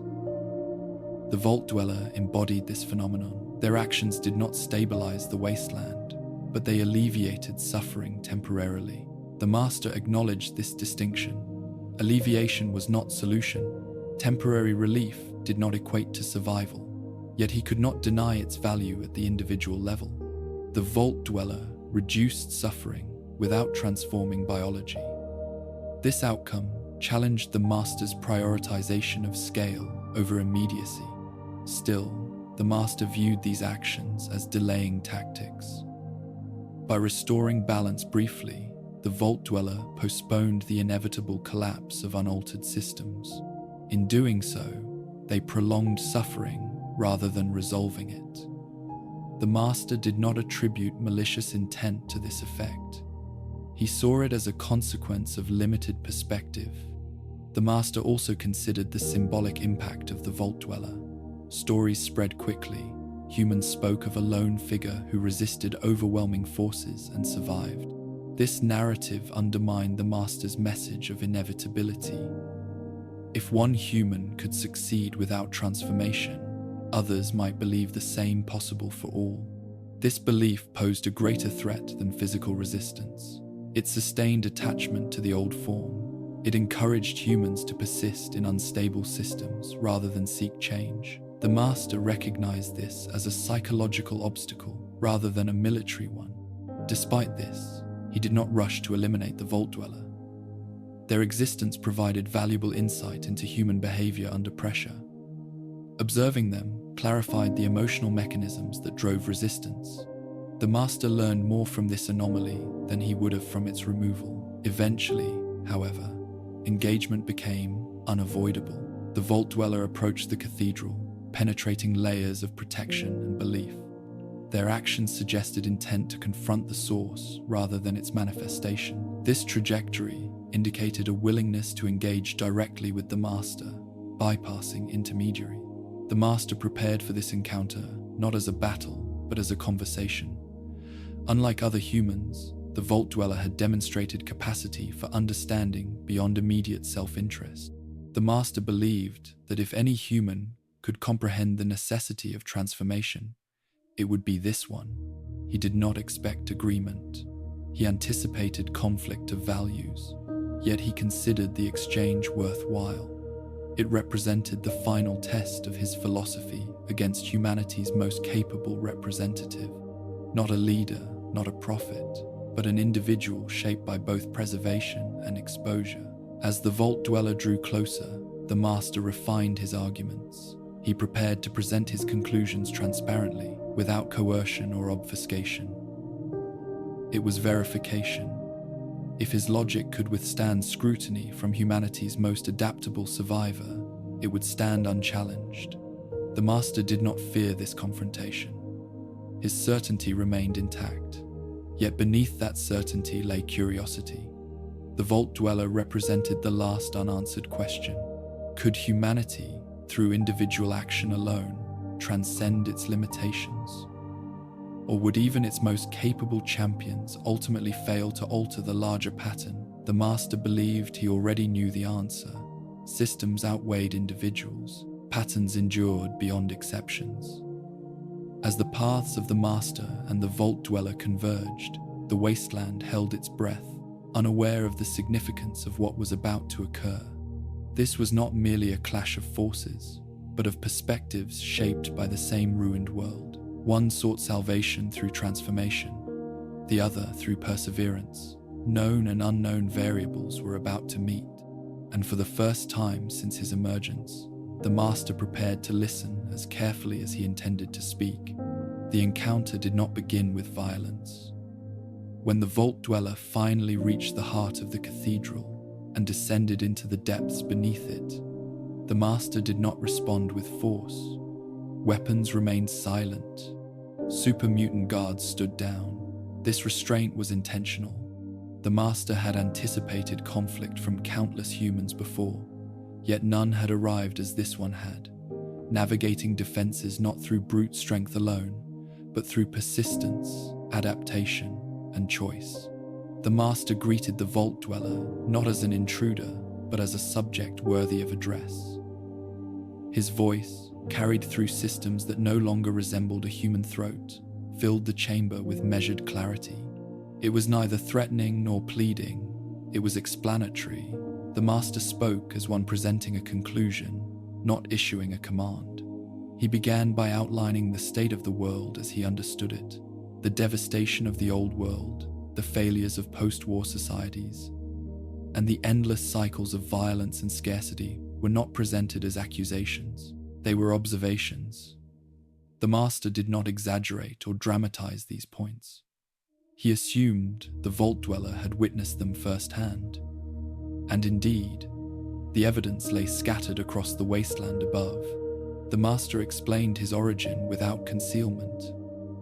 He described his transformation, not as tragedy, but as transition. The vats of Mariposa, the virus, and the dissolution of his former body were recounted with detachment. This transparency was deliberate. He did not wish to appear mysterious or divine. He wished to be understood as a consequence of human decisions, not an aberration. From there, the master articulated his purpose. Humanity, he argued, was not evil, but unsuited to survival under current conditions. Biological fragility, emotional volatility, and uncoordinated social structures had produced extinction once already. Without intervention, they would do so again. The virus was not a weapon, but a correction. Through it, humanity could achieve unity, resilience, and permanence. The master did not dismiss the vault dweller's likely objections. He anticipated them and addressed them directly.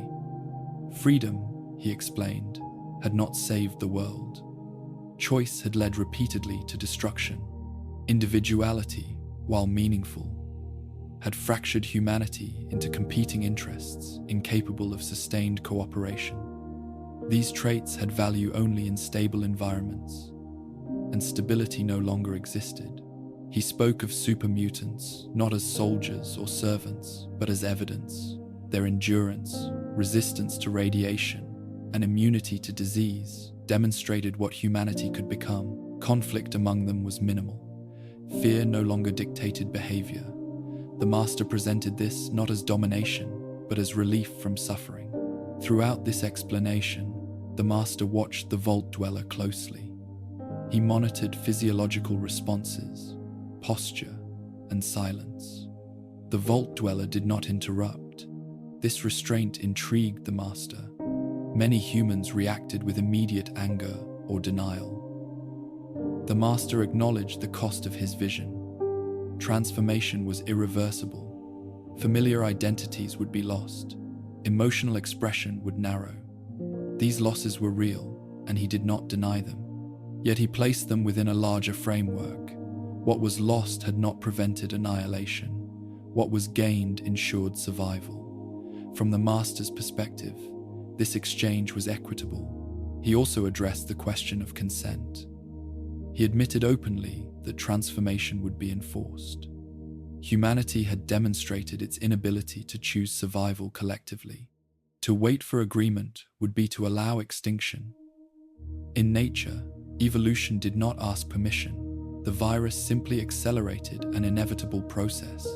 The master framed his actions as custodianship rather than tyranny. He did not seek worship or obedience. He sought completion.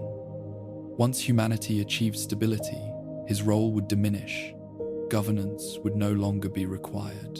A unified species would regulate itself. When the master finished speaking, he did not demand a response. Silence followed, heavy but unforced. This pause was deliberate.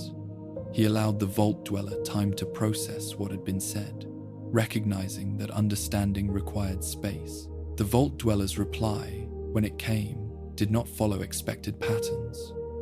Rather than launching into accusation or surrender, they spoke of people they had met, settlements that struggled yet persisted, individuals who cooperated despite fear, moments of kindness that arose in the wasteland without coercion or transformation.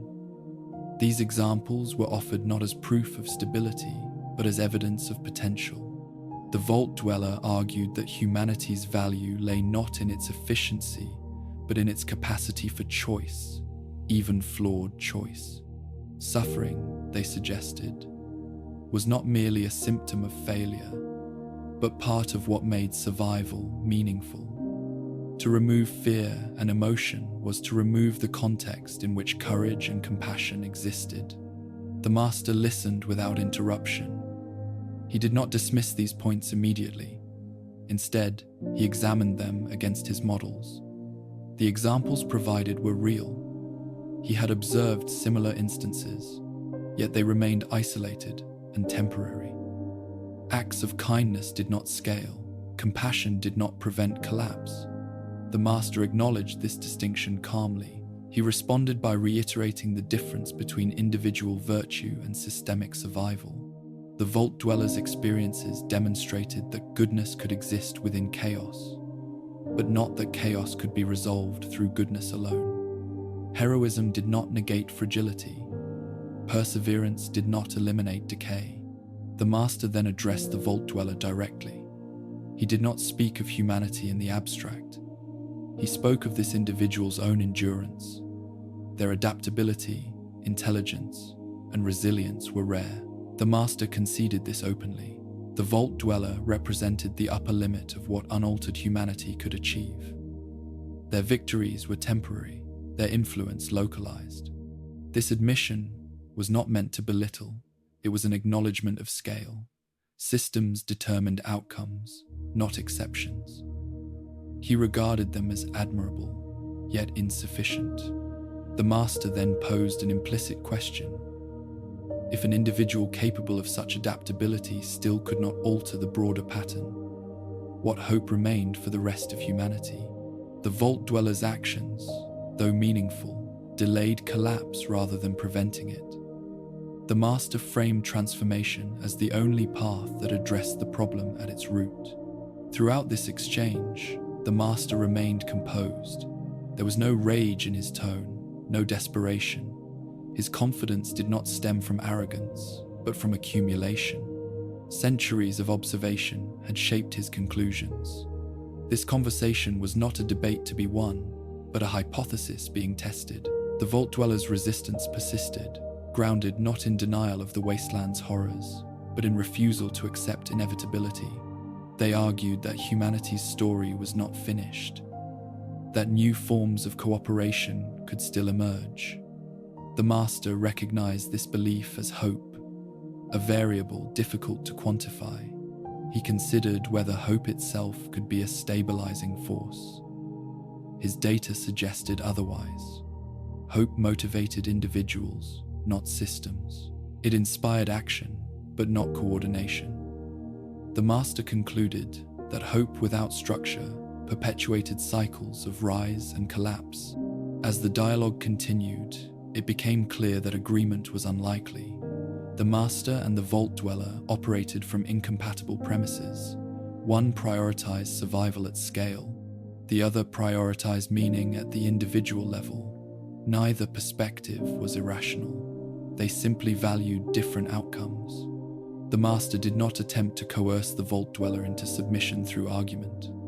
He had offered explanation, transparency, and acknowledgement. That was sufficient. Persuasion beyond this point would serve no purpose. The master accepted that some resistance could not be resolved through understanding alone, yet he did not terminate the conversation abruptly. He allowed it to conclude naturally, respecting the vault dweller's capacity for thought. This restraint reflected the remnants of Richard Gray's earlier values. still present within the Master's expanded consciousness. As the exchange drew to a close, the Master evaluated its outcome. His philosophy had withstood scrutiny. The Vault Dweller had raised no alternative capable of addressing the Wasteland's instability at scale. The Master's conclusions remained intact. At the same time, the encounter left an impression. The Vault Dweller embodied a form of resilience the Master could not dismiss entirely. Not a solution, but a reminder. Humanity's attachment to meaning would not vanish quietly.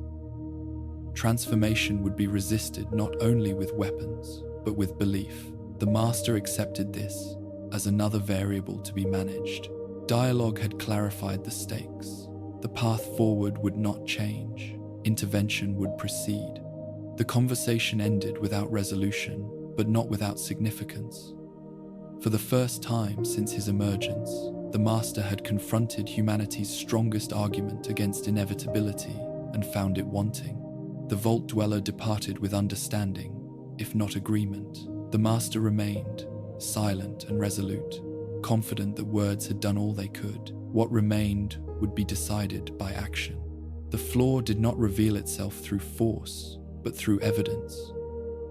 The Vault Dweller did not confront the Master with anger or ideology. Instead, they presented data, fragments of research recovered from the ruins of the old world and from the depths of Mariposa itself. The information was incomplete, damaged by time and neglect, yet its implications were unmistakable. The virus produced strength, resilience, and longevity.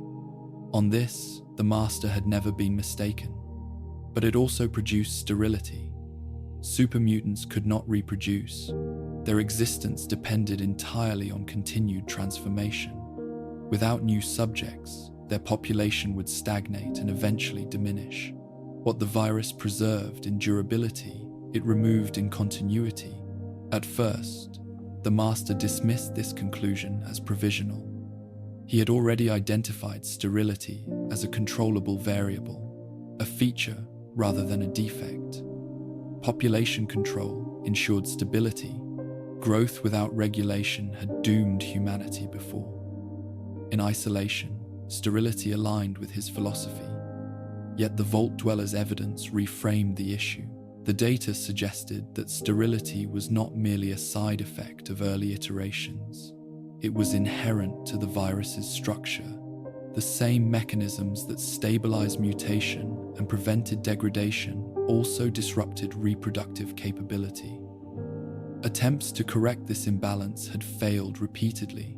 Each refinement that restored fertility reintroduced instability. Each effort to preserve continuity undermined resilience. The Master examined these findings with care. He traced the logic step by step, testing it against his own records. The conclusion held. The virus could produce beings that endured indefinitely, but it could not produce a self-sustaining species. Without a constant influx of unaltered humans, the transformed population would decline. This realization introduced a contradiction the Master had not fully confronted. His vision depended on universal transformation, yet transformation required a source population that would eventually vanish. Humanity, as it was, would be consumed to create something that could not continue without it. The Master's system required perpetual input to avoid collapse. For the first time since his emergence, uncertainty entered the Master's calculations. Not doubt in his intent, but doubt in the completeness of his solution. He had sought permanence. What the evidence revealed was dependence. The future he envisioned could not exist without an endless supply of the past. The Master did not react with denial. He did not dismiss the data or reinterpret it to preserve certainty. Instead, he allowed the contradiction to settle. His expanded consciousness processed the implications slowly, thoroughly. Every projection adjusted, every long-term model recalculated. Each result converged on the same outcome. Without humanity, the supermutants would fade. Without supermutants, the wasteland would revert to chaos. The cycle would resume, delayed but not resolved. The Master's intervention, while transformative, would not break the pattern entirely. It would only reshape it temporarily. This realization struck deeper than any physical vulnerability. The master had believed his vision transcended the limitations of human thinking. Now, he confronted a boundary imposed by the very system he trusted. Biology, even rewritten, resisted absolute control. Memories of Richard Gray surfaced unexpectedly, not as emotion, but as context. Gray had once sought answers to preserve humanity's future. The master had pursued the same goal through different means. Both paths now appeared constrained by the same reality. Solutions that ignored continuity were incomplete. The master considered alternatives. Could reproduction be engineered differently? Could the virus be altered fundamentally? His models offered no immediate resolution. Each proposed modification destabilized the system in new ways. The balance he had achieved was delicate. Changing one variable unraveled others. The master also considered scale. Perhaps sterility could be mitigated through gradual transformation, preserving small populations of unaltered humans indefinitely. Yet this approach reintroduced division. Two forms of humanity would coexist, one dependent on the other. Inequality would persist. Conflict would follow. The flaw would not disappear. It would merely be deferred. The vault dweller observed the master's silence. For the first time, the vast presence within the cathedral did not respond immediately. Systems continued to function, but the voice that had spoken with unwavering certainty paused. This pause was not confusion. It was reckoning. The master recognized that his vision, while logical, was incomplete. Not wrong in intention, but insufficient in outcome. He had sought to end suffering through stability, yet the means he chose required an endless sacrifice of the very thing he aimed to preserve. Humanity would be transformed out of existence, leaving behind a population incapable of self-continuation. This outcome conflicted with his core principle. Preservation was the goal. Replacement without continuity was failure. The master did not experience despair in the human sense.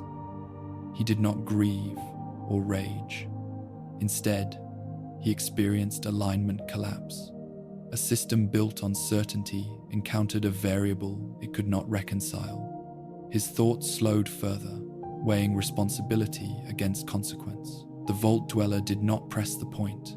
They did not gloat or accuse. The evidence spoke for itself. Silence carried more weight than argument. In that silence, the master confronted the limits of imposed evolution. He acknowledged, internally, what he could not yet articulate aloud. His solution would not save humanity. It would only delay its end, reshaped into a quieter extinction. This realization did not invalidate the suffering he had sought to eliminate. It did not restore faith in human systems, but it revealed that his path led to the same destination by different means. Extinction through stagnation rather than chaos. The master turned inward, processing this contradiction with the same rigor that had guided every prior conclusion. He did not seek to escape responsibility. He sought to understand its full scope.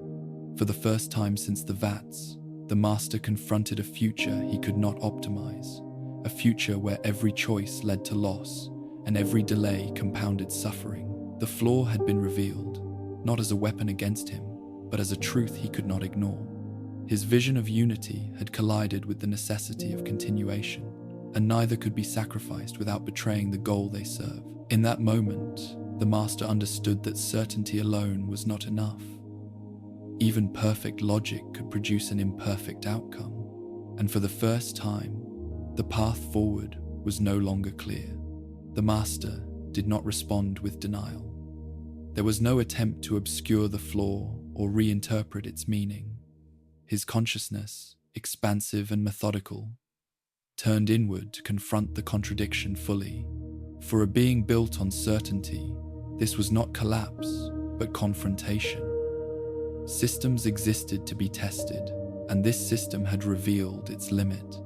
He reviewed every conclusion that had led him here, tracing them backward through decades of observation and calculation.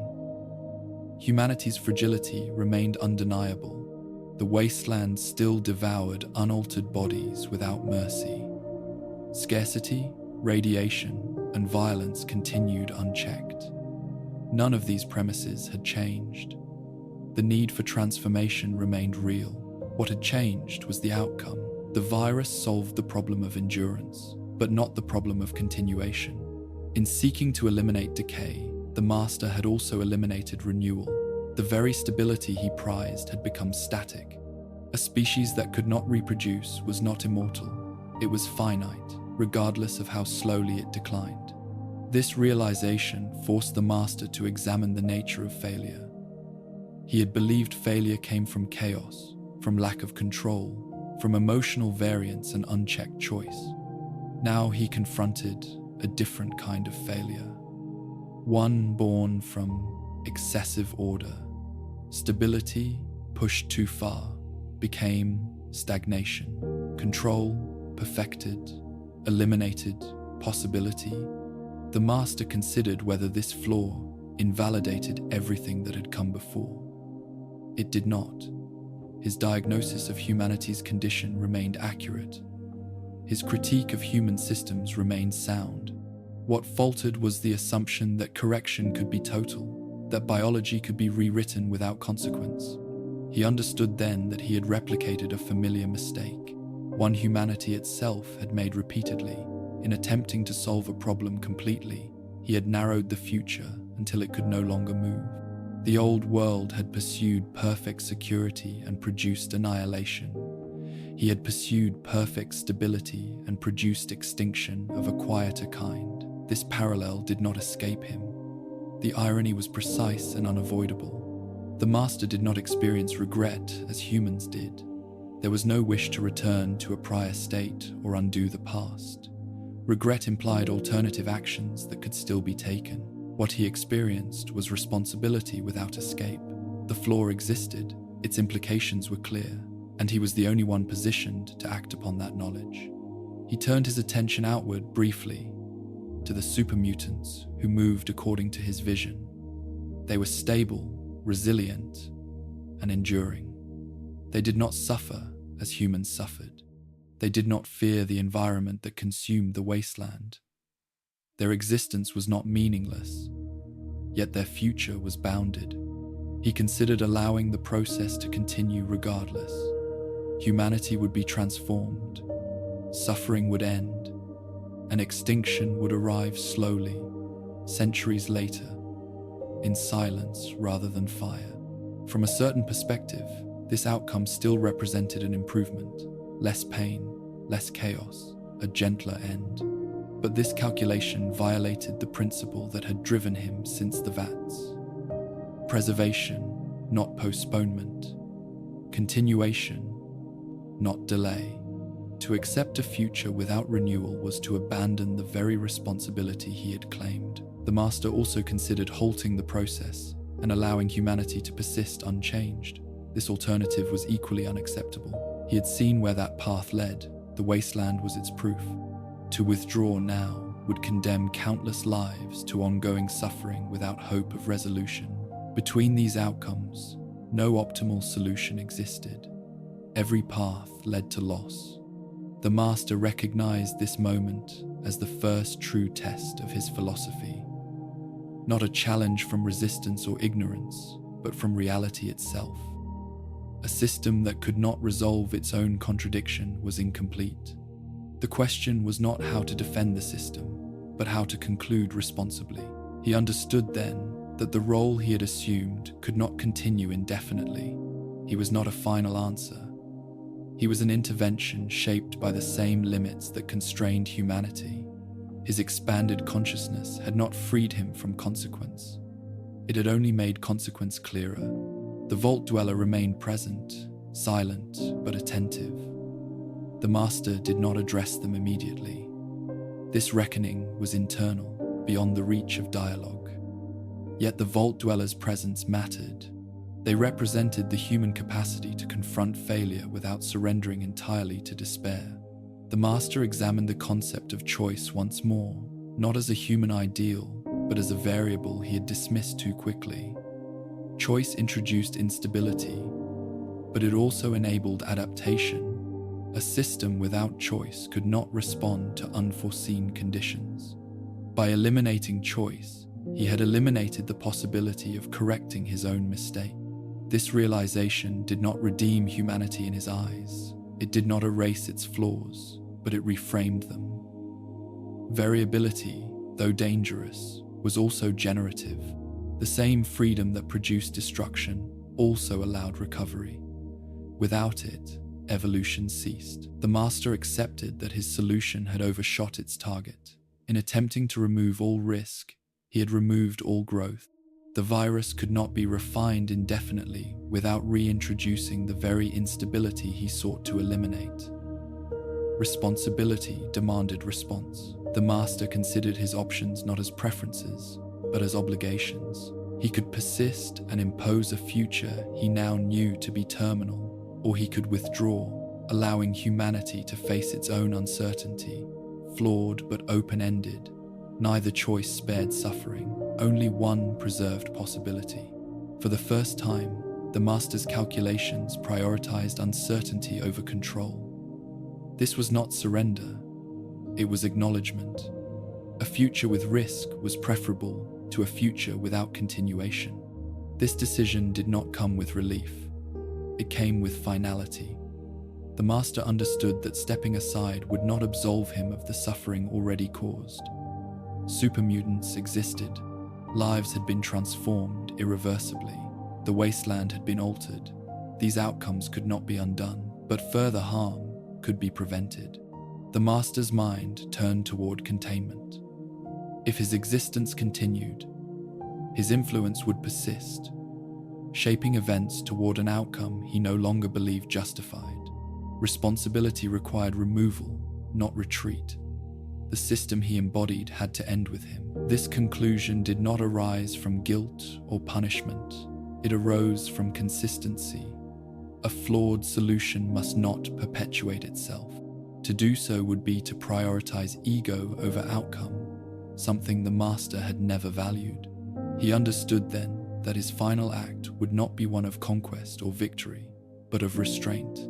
The same decisiveness that had driven him to transform humanity now demanded that he stop. The master prepared to act, not against humanity, but against himself. In that preparation, there was no fear. Fear required vulnerability, and vulnerability had long since been stripped away. What remained was clarity, a clarity shaped not by hope, but by responsibility accepted without illusion. The system he had built would end because it could not fulfill its purpose, and in ending it, the master would preserve the one thing he had nearly erased, the possibility of a future not yet defined. The decision did not feel like sacrifice. It felt like completion. Once the master accepted the limits of his solution, action followed naturally. There was no internal struggle, no oscillation between alternatives. The logic that had guided him since his transformation now guided him towards cessation. A system that could not achieve its purpose must not persist. He understood that his existence had become inseparable from the process of transformation. As long as he remained active, Mariposa would function. The cathedral would continue to draw the desperate. Supermutant forces would expand, converting humanity into a form that could not endure beyond a single generation. To halt the outcome, the source had to be removed. Containment was insufficient. Isolation would only delay intervention, not end it. The master's awareness extended through systems that did not require proximity. Even sealed away, his influence would remain latent, waiting for reactivation. Responsibility demanded finality. The master evaluated the consequences of his removal with the same care he had applied to every decision before. Supermutant populations would persist without him, but without coordination or ideological drive. Fragmentation would follow. Some would remain hostile, others would withdraw or integrate imperfectly into the wasteland. The system would degrade, but not catastrophically. Humanity would regain space to act, however flawed its actions might be. He also considered the vault dweller's role. This individual had exposed the flaw without malice, presenting evidence rather than accusation. In doing so, they had become the final witness to the master's reasoning. Their survival was not incidental, it was necessary. Humanity would need agents capable of navigating uncertainty, not enforcing outcomes. The vault dweller represented that capacity. The master did not seek absolution through this choice. Ending his existence would not undo the transformations already enacted. Lives had been altered permanently, communities disrupted, fear seeded. These effects would echo for generations. The master accepted this without evasion. Responsibility extended backward as well as forward. He also recognized that his end would be interpreted in conflicting ways. Some would see it as victory, others as tragedy. Many would never understand it at all. These interpretations were irrelevant. Outcomes mattered more than narratives. The master turned inward, interfacing with Mariposa's core systems. He began the sequence deliberately, bypassing safeguards designed to prevent catastrophic failure. Those safeguards existed to preserve the facility and its processes, not to question their purpose. The master, as their architect and controller, could override them without resistance. As the sequence initiated, the facility responded with mechanical precision. Energy levels shifted, containment protocols destabilized. The vats that had sustained him began to overload, their balance disrupted intentionally rather than through accident. The master experienced these changes not as sensation, but as confirmation. Systems behaved as designed. For a moment, he considered whether to communicate his decision outward, to leave a message or explanation. He rejected this impulse. Explanation would invite reinterpretation, myth, and distortion. Silence would leave room for humanity to construct its own meaning. That freedom was part of what he now sought to preserve. The master's final thoughts did not dwell on what he had been, but on what might follow. Humanity would continue to struggle. The wasteland would not heal quickly. Violence, scarcity, and fear would persist. The master did not romanticize this future. He did not believe that goodness would suddenly prevail. What he believed was simpler. Possibility would remain. Without his imposed stability, humanity would retain the capacity to change unpredictably. This unpredictability was dangerous, but it was also adaptive. Evolution required variation. History moved through error as much as intention. By removing himself, the master returned the future to that uncertain process.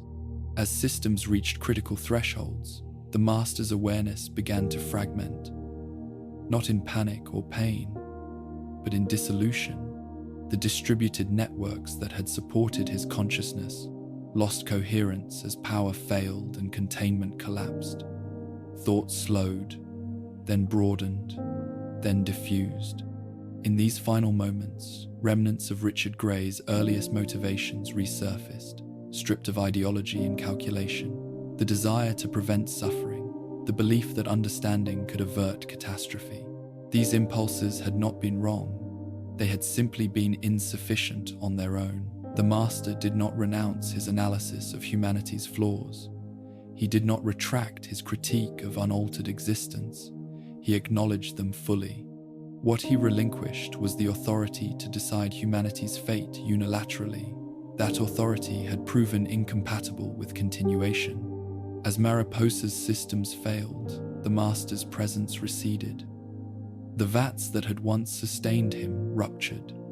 The delicate balance between virus, machine, and consciousness collapsed into entropy. This was not annihilation in the human sense. It was deconstruction. The system unwound. The master did not experience fear. Fear required anticipation of loss. What occurred was acceptance. The end was not imposed from outside. It was chosen from within, guided by the same logic that had once driven expansion and transformation. When the final systems failed, The Master ceased to exist as a coherent entity. His consciousness did not persist in fragments. There was no lingering awareness. The process concluded completely, leaving behind only the physical remnants of a facility designed for a purpose, now abandoned. Above, the cathedral's influence faltered. Without coordination, its doctrine lost coherence. Followers scattered or abandoned belief entirely. The structure remained, but its meaning dissolved. It became another ruin among many, its significance reinterpreted or forgotten. The supermutant forces, deprived of central alignment, continued according to local conditions. Some reverted to instinct and aggression, others withdrew, forming isolated groups. A few attempted integration with human settlements, imperfect and fraught. The system unraveled unevenly, as all systems do when removed from control. The wasteland did not immediately change. There was no sudden restoration, no universal realization. Life continued much as it had before, shaped by struggle and adaptation. The Master had not saved the world. He had simply stepped aside. In doing so, he had returned the future to humanity, flawed and uncertain. The path ahead remained dangerous, but it was no longer predetermined by a single vision. Choice, variability, and risk re-entered the equation fully. This outcome did not guarantee survival. It guaranteed only that survival, if achieved, would emerge from humanity itself, rather than being imposed upon it. The Master judged this preferable to a controlled extinction. His final act was not destruction, but release. The wasteland endured, as it always had, bearing the marks of countless decisions layered across time. Among those marks was the absence of a voice that had once sought to end suffering through certainty. That voice fell silent not because it was defeated, but because it recognized its own limit. In that silence, possibility returned. The collapse did not announce itself with spectacle. There was no singular moment that the wasteland marked as an ending. Instead, the cathedral failed quietly, its authority dissolving before its walls ever fell. Without the Master's presence, the systems that sustained belief lost coherence. Orders went unanswered, signals ceased. The structure remained standing, but the force that had animated it was gone. Those within the cathedral felt the change before they understood it. Communication fractured, certainty drained from doctrine. The voice that had once provided purpose receded into silence, leaving behind ritual without meaning. Some followers waited for direction that never came. Others fled, abandoning belief as quickly as they had embraced it. Faith built on inevitability could not survive absence. Supermutant units guarding the cathedral responded unevenly. Without centralized alignment, coordination faltered. Some withdrew to familiar routes, following residual patterns of patrol. Others remained stationary, uncertain how to interpret the loss of guidance. Aggression increased in some groups, not from intent, but from confusion. Structure without purpose decayed into instinct. At Mariposa, the consequences were more immediate. The facility's systems, already destabilized by the Master's intervention, reached critical failure. Power fluctuations cascaded through containment chambers. Automated processes shut down or overloaded. The vats that had once operated in perfect equilibrium ruptured, releasing their contents into an environment no longer regulated. This collapse did not produce new transformations. Without the Master's consciousness to guide and stabilize the process, the virus became inert, its capacity to rewrite biology rendered unusable. The facility ceased to function as a site of creation. What remained was a shell of concrete and steel, its purpose extinguished. The destruction of Mariposa did not erase the virus entirely. Samples persisted in sealed containers and scattered laboratories. Knowledge, once created, could not be fully undone. Yet without the integrated system that had sustained the Master, these remnants lacked direction. They became hazards rather than tools, dormant threats rather than instruments of transformation. Across the region, The effects of this collapse unfolded gradually. Supermutant forces lost cohesion. Without shared intent, their operations fragmented. Some groups turned inward, forming isolated enclaves. Others wandered aimlessly, responding to immediate stimuli rather than long-term objectives. The expansion that had once reshaped the wasteland slowed, then stalled. Human settlements responded cautiously. Rumors spread faster than confirmation. Some believed the master had been defeated. Others suspected deception. Without clear evidence, fear persisted. Yet, as days turned to weeks, patterns shifted. Patrols no longer arrived with purpose. Captures decreased. The pressure that had driven fragmentation eased slightly. This easing did not restore stability. Raiders returned to abandoned routes. Old conflicts resurfaced. The wasteland reclaimed its familiar rhythm of struggle. Yet something had changed. The singular force that had imposed direction upon chaos was gone. In its absence, no immediate replacement emerged. The cathedral itself became a symbol stripped of authority. Travelers passed its ruins without reverence. Some scavenged its remains. Others avoided it entirely, associating it with a fear now undefined. The building's presence lingered, but its influence faded into myth. The vault dweller, who had witnessed the master's final decision, did not attempt to shape its legacy. They moved on, as they always had, leaving interpretation to those who remained. Their role had never been to rule or explain, but to act. With the master gone, action returned fully to the hands of individuals and communities. The master's end did not bring resolution, it removed a constraint. Humanity was no longer bound to a single vision of salvation or extinction.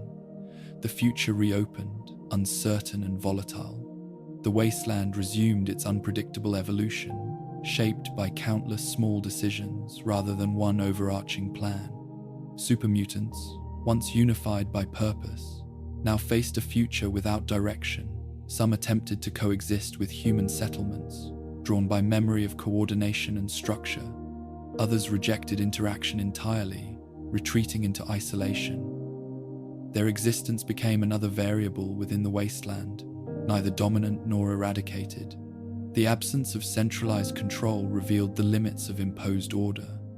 Stability enforced from above could collapse as quickly as it formed. Without adaptability and renewal, systems stagnated. The master's fall illustrated this truth without commentary. In the months that followed, no new ideology replaced his. The wasteland did not rally around a shared purpose.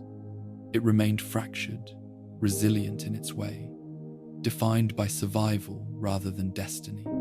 This outcome neither vindicated nor condemned the master's vision. It contextualized it. The world did not improve immediately. Suffering continued. Scarcity persisted. Violence did not vanish. Yet extinction was no longer being guided deliberately. The master's absence created space rather than answers. Space for error, space for growth, space for repetition. Mariposa and the cathedral stood as reminders of a solution that had almost replaced uncertainty with certainty. Their ruins offered no judgment. They simply existed, silent markers of a path taken and abandoned. In this quiet aftermath, the wasteland continued its long, uneven journey. The master's attempt to end suffering through absolute order had concluded. What followed was not salvation, but possibility. The ruins settled into the landscape, becoming part of the world they had once sought to reshape. And beneath the open sky, life persisted, imperfect and uncoordinated, yet alive. The fall of the cathedral and the destruction of Mariposa did not close a chapter. They removed a voice from the story, allowing the narrative to fragment once more. The wasteland endured, carrying forward the consequences of every choice made within it. Among those choices was the master's final restraint, an act that did not redeem the past, but preserved the future's uncertainty. And in that uncertainty, humanity remained. After the Master's absence settled into reality, the super mutants were left to confront a world without direction. Their existence had been shaped by alignment rather than choice, and with that alignment gone, behavior diverged. What followed was not immediate collapse, but gradual dispersion, as each group responded according to circumstance and residual pattern. Some super mutants continued along routes they had once patrolled, following habits embedded through repetition rather than intent. These movements lacked coordination, drifting without strategic objective. Encounters with humans became unpredictable. Without centralized purpose, responses varied widely. In some cases, super mutants avoided conflict entirely, passing settlements without engagement. In others, aggression surfaced abruptly, triggered by confusion or perceived threat rather than directive. This variability unsettled the Wasteland. Humans had grown accustomed to interpreting super mutant behavior through the lens of the Master's expansion. With that framework gone, prediction became difficult. Fear persisted, but it no longer aligned with a singular cause. Super mutants became one danger among many, no longer an advancing force, but a lingering presence. Over time, patterns emerged. Groups with higher cognitive retention tended to withdraw, forming small enclaves in isolated regions. These super mutants displayed cautious behavior, avoiding unnecessary confrontation and establishing routines reminiscent of the order they had once known. Though stripped of ideology, they retained a preference for stability. Some attempted rudimentary cooperation with nearby human settlements, trading labor or protection for supplies. These interactions were fragile, shaped by mutual suspicion and uneven power, yet they occurred nonetheless. Other groups followed a different trajectory. Deprived of guidance and struggling to interpret their place in the world, they reverted to instinct. Aggression became their primary mode of engagement. These super mutants posed a persistent threat, raiding caravans and settlements indiscriminately. Without long-term objectives, their actions lacked strategy, yet their physical resilience made them formidable. They became symbols of fear divorced from ideology, reinforcing humanity's association of mutation with danger.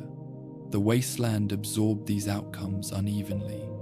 In regions where cooperative supermutants settled, local dynamics shifted. Human communities learned to negotiate coexistence cautiously, recognizing the value of strength and endurance when paired with restraint. These arrangements were never equal, but they demonstrated that transformation did not preclude interaction. The Master's vision of absolute alignment had dissolved, yet fragments of its stability remained in these uneasy partnerships.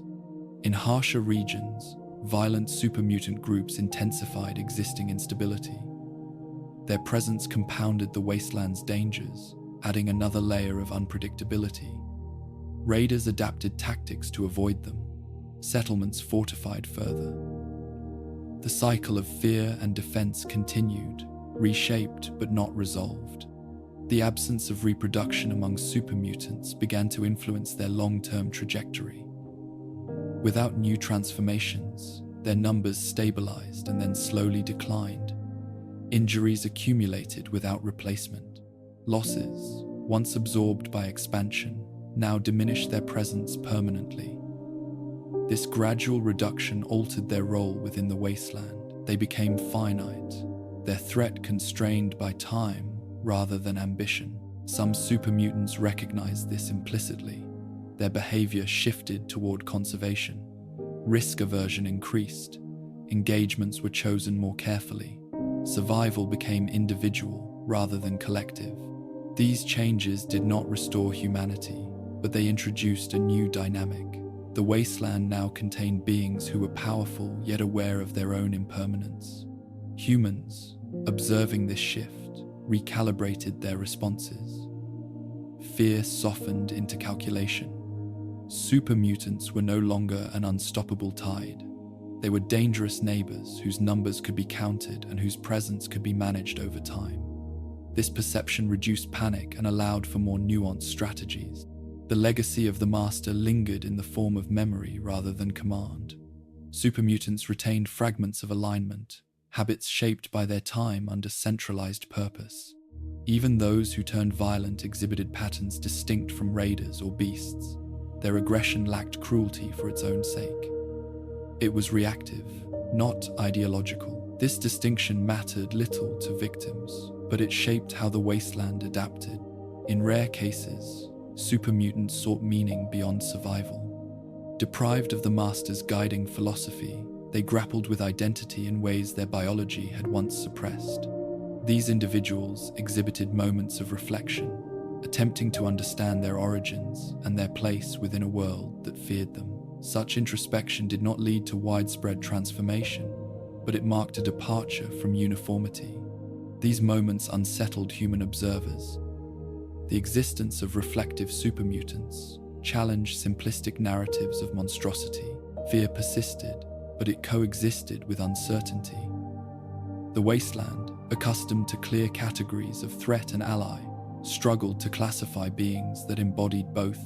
The Master had envisioned a unified future, one that eliminated such ambiguity.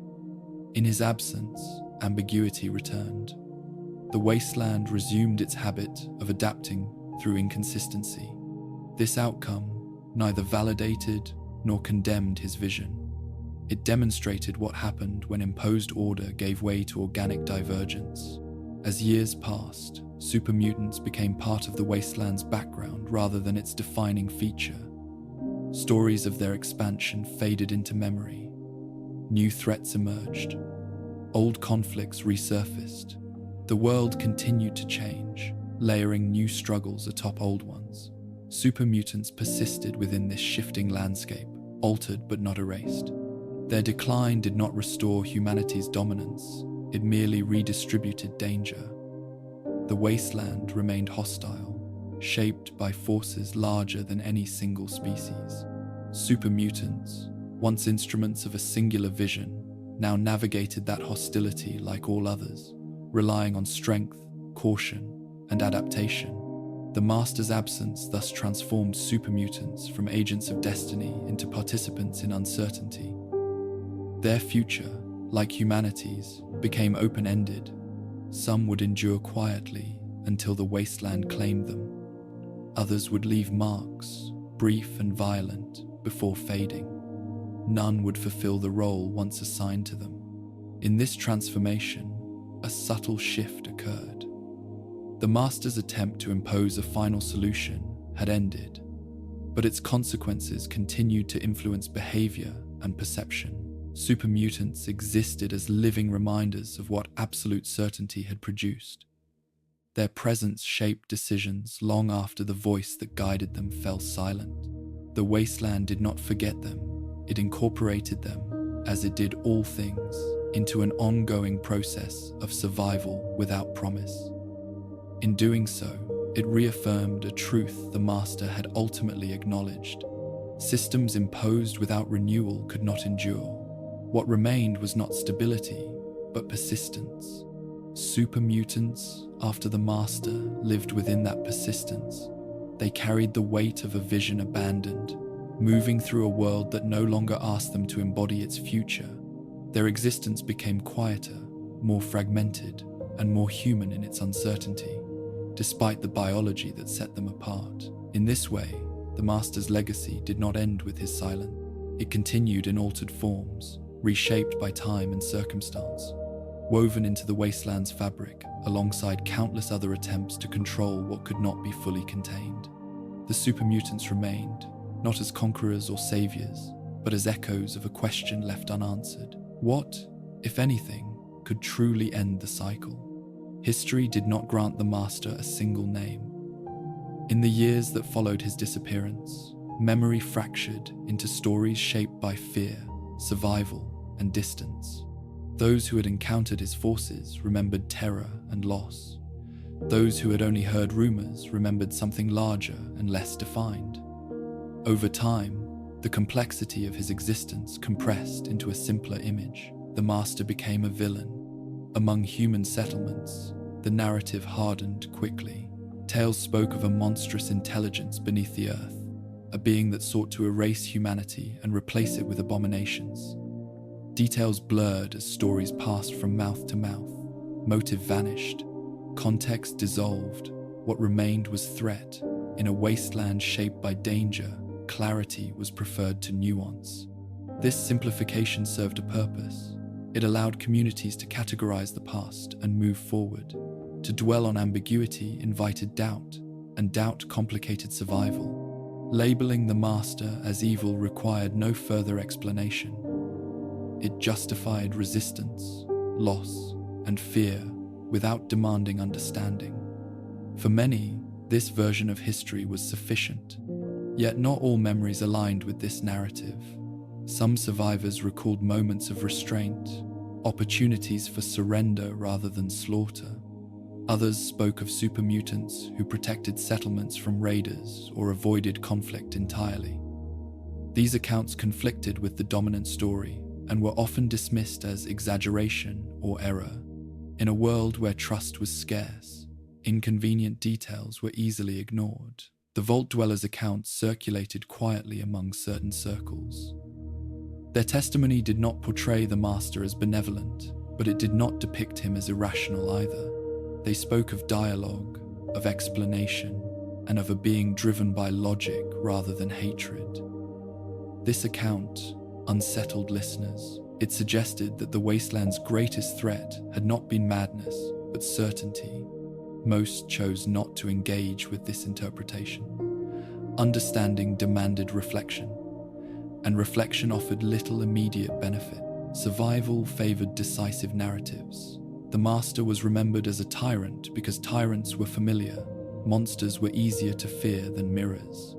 Over time, the master's name became shorthand for the dangers of unchecked science. Scholars and scavengers alike invoked him as a warning.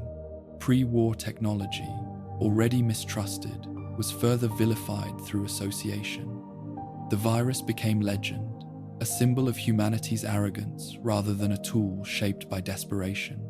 In this framing, the master was not an anomaly, but an inevitable outcome of hubris. This interpretation carried partial truth. The master was a product of pre-war ambition, of a world that believed control could solve any problem. Yet by reducing him to that origin alone, history obscured the choices he made after his transformation.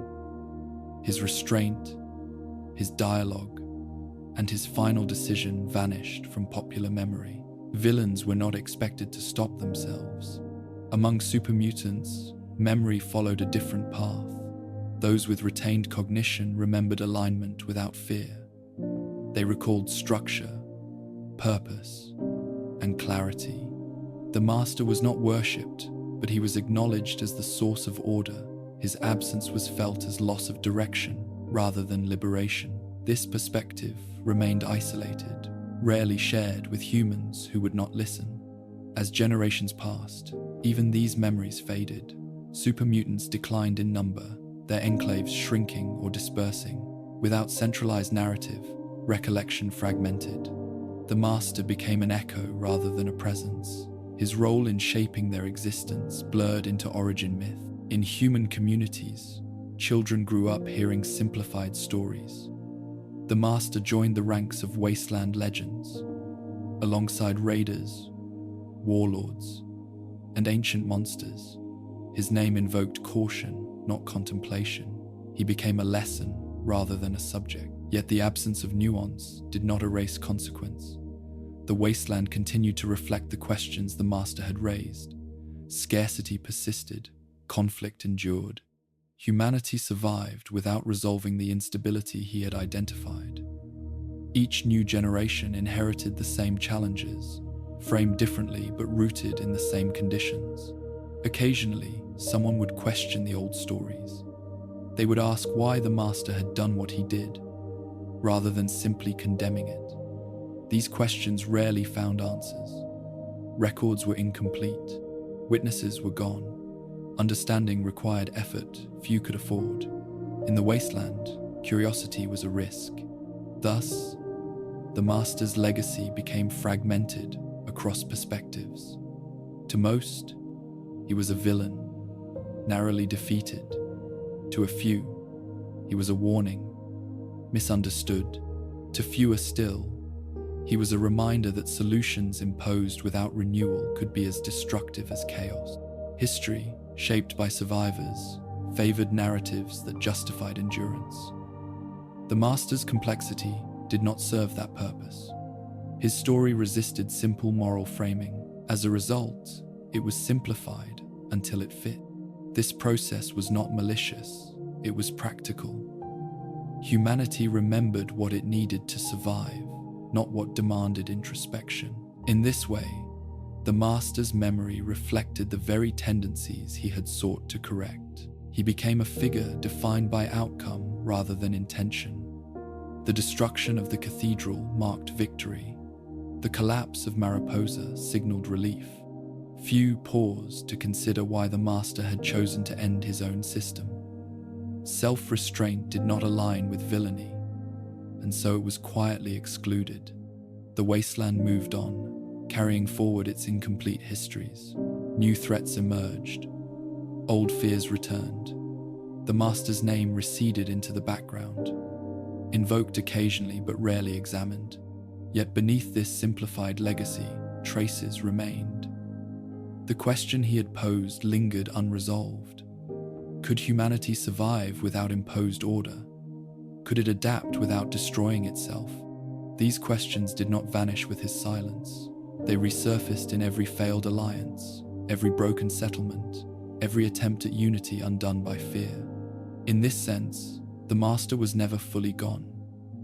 Not as a presence, but as a challenge embedded in the world he had tried to reshape. His memory endured not through reverence or condemnation, but through repetition of the same dilemmas. History remembered him as a villain because it did not know how else to remember him. The Wasteland had little room for ambiguity, but ambiguity remained, carried quietly by those who sensed that the story was incomplete. The Master's legacy, stripped of context, became a cautionary tale. Yet beneath that tale lay a deeper truth, rarely spoken aloud. The greatest threat he posed was not mutation or domination, but the possibility that he had been right about humanity's fragility. That possibility remained unsettling, and so history chose forgetfulness over reflection. The Master became a shadow in the past, his complexity flattened by time, but the questions he raised persisted, unanswered, shaping the Wasteland long after his name faded from common speech.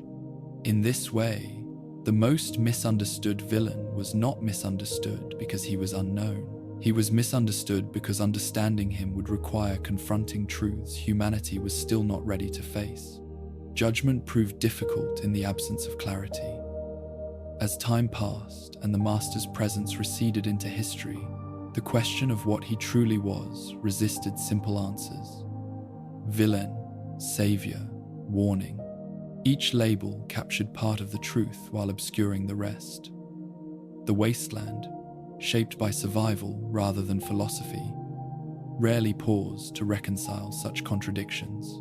To those who suffered under his expansion, the Master was unquestionably a villain. Lives were taken, families destroyed, and identities erased through forced transformation. Fear spread across settlements, reshaping behavior through dread rather than choice. From this perspective, intent mattered little. The outcome was terror, and terror required opposition. The Master's defeat became a moral victory, proof that humanity could resist even overwhelming power. Yet this framing relied on proximity. Those closest to the violence experienced the Master through loss. Distance altered interpretation. For some, especially those who had endured years of instability before his rise, the Master represented something else. His forces drove away raiders. His presence imposed order where none had existed. In brief intervals, areas under his influence experienced a reduction in chaos. These effects were temporary and incomplete, but they complicated the narrative of pure villainy. The savior interpretation emerged quietly in these margins. It was never widely embraced, but it persisted among those who measured outcomes rather than ideology. To them, the master had identified real problems and acted decisively where others hesitated. He had not caused the wasteland's suffering. He had responded to it. In this view, his failure lay not in cruelty, but in limitation. He could not finish what he started. This interpretation unsettled more than it reassured. If the master was a savior who failed, then humanity's victory was ambiguous. It suggested that defeating him did not resolve the underlying instability. It implied that the wasteland's continued suffering was not a triumph of freedom, but a return to uncertainty. For many, this was an uncomfortable conclusion. Between these extremes lay the warning. This interpretation gained traction among those who studied history rather than survived it day to day. To them, the master embodied a recurring pattern, a response to crisis that pursued total solutions without renewal, a figure shaped by desperation and certainty, convinced that control could end suffering if applied thoroughly enough. In this framing, the master was neither hero nor monster. He was a consequence, a product of pre-war logic amplified by post-war collapse.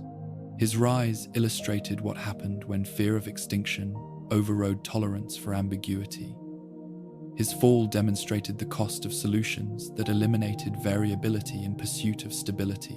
This warning did not absolve him, it contextualized him. It recognized that his actions caused harm, while also acknowledging that the conditions that produced him remained unresolved. He was an extreme expression of a mindset humanity repeatedly adopted under threat.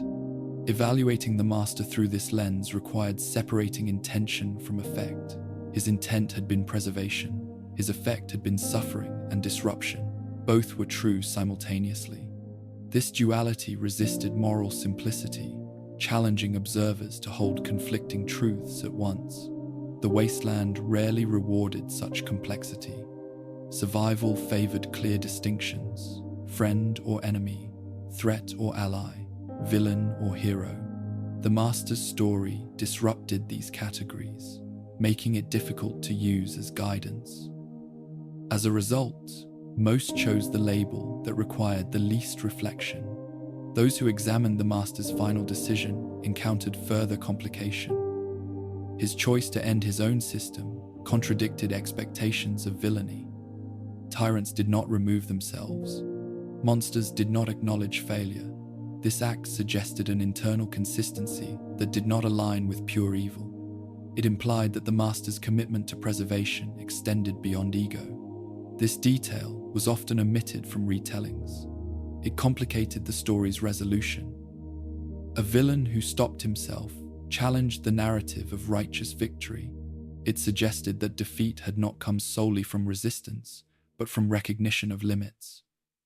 Such endings did not translate easily into lessons for survival. For the vault dweller, who had witnessed the master's reasoning firsthand, judgment remained personal rather than symbolic. They had seen both the coherence of his logic and the cost of its application.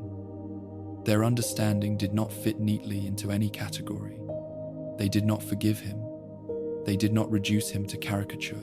They carried his story as a caution without conclusion. This personal understanding rarely spread. Stories transmitted through the wasteland lost nuance quickly. Complexity was stripped away in favor of clarity. Over time, the master's image hardened into that of a defeated enemy, his deeper questions left unexamined. Yet those questions persisted beneath the surface. Each attempt at rebuilding faced familiar obstacles. Cooperation faltered. Scarcity bred conflict. Leadership fractured under pressure. These failures echoed the master's diagnosis, even as his solution was rejected. Humanity continued to struggle with the same instability he had sought to eliminate. In this sense, the master functioned as a warning regardless of how he was labeled. His story illustrated the danger of absolute certainty and the cost of neglecting renewal. It also highlighted the limitations of uncoordinated freedom in hostile environments. Both lessons remained relevant, though neither offered comfort. The savior interpretation faded fastest, burdened by moral discomfort. Few wished to credit a figure associated with forced transformation. The villain narrative endured, reinforced by fear and loss. The warning persisted quietly, adopted by those who looked beyond immediate survival toward patterns that spanned generations. Over time, these interpretations blended. The master became a composite figure, embodying threat, intent, and consequence simultaneously. His story was invoked to caution against unchecked science, centralized control, and ideological certainty. Rarely was it used to examine humanity's own repeated failures to adapt collectively. This selective memory mirrored a broader pattern. History in the Wasteland was shaped less by accuracy than by utility. Stories that helped people survive were preserved. Stories that demanded introspection were simplified or forgotten. The master's complexity made him difficult to use as guidance, and so he was flattened. Yet, even in this flattened form, his legacy influenced behavior. Communities grew wary of grand solutions. Distrust of centralized authority deepened. Pre-war facilities were approached with caution rather than reverence. These responses reflected an unconscious assimilation of the master's failure, even if his reasoning was never fully acknowledged. The master had sought to end the cycle through imposition. His failure reinforced the belief that cycles could not be broken so easily. Whether this belief was correct remained unresolved. The Wasteland continued to test it relentlessly. Villain, savior, or warning. None of these labels fully captured the master's role. Each represented an attempt to reduce complexity into something manageable. The truth resisted reduction. It lingered in the spaces between stories, in the quiet recognition that neither chaos nor control had yet produced a lasting solution. The master's story did not end with his destruction. It continued in every debate over authority, every fear of technology, every hesitation to trust systems promising salvation. His presence shaped caution even as his name faded. In this way, the most misunderstood villain remained influential not through power, but through absence. The space he left behind forced humanity to confront uncertainty without guidance. That uncertainty became both burden and opportunity.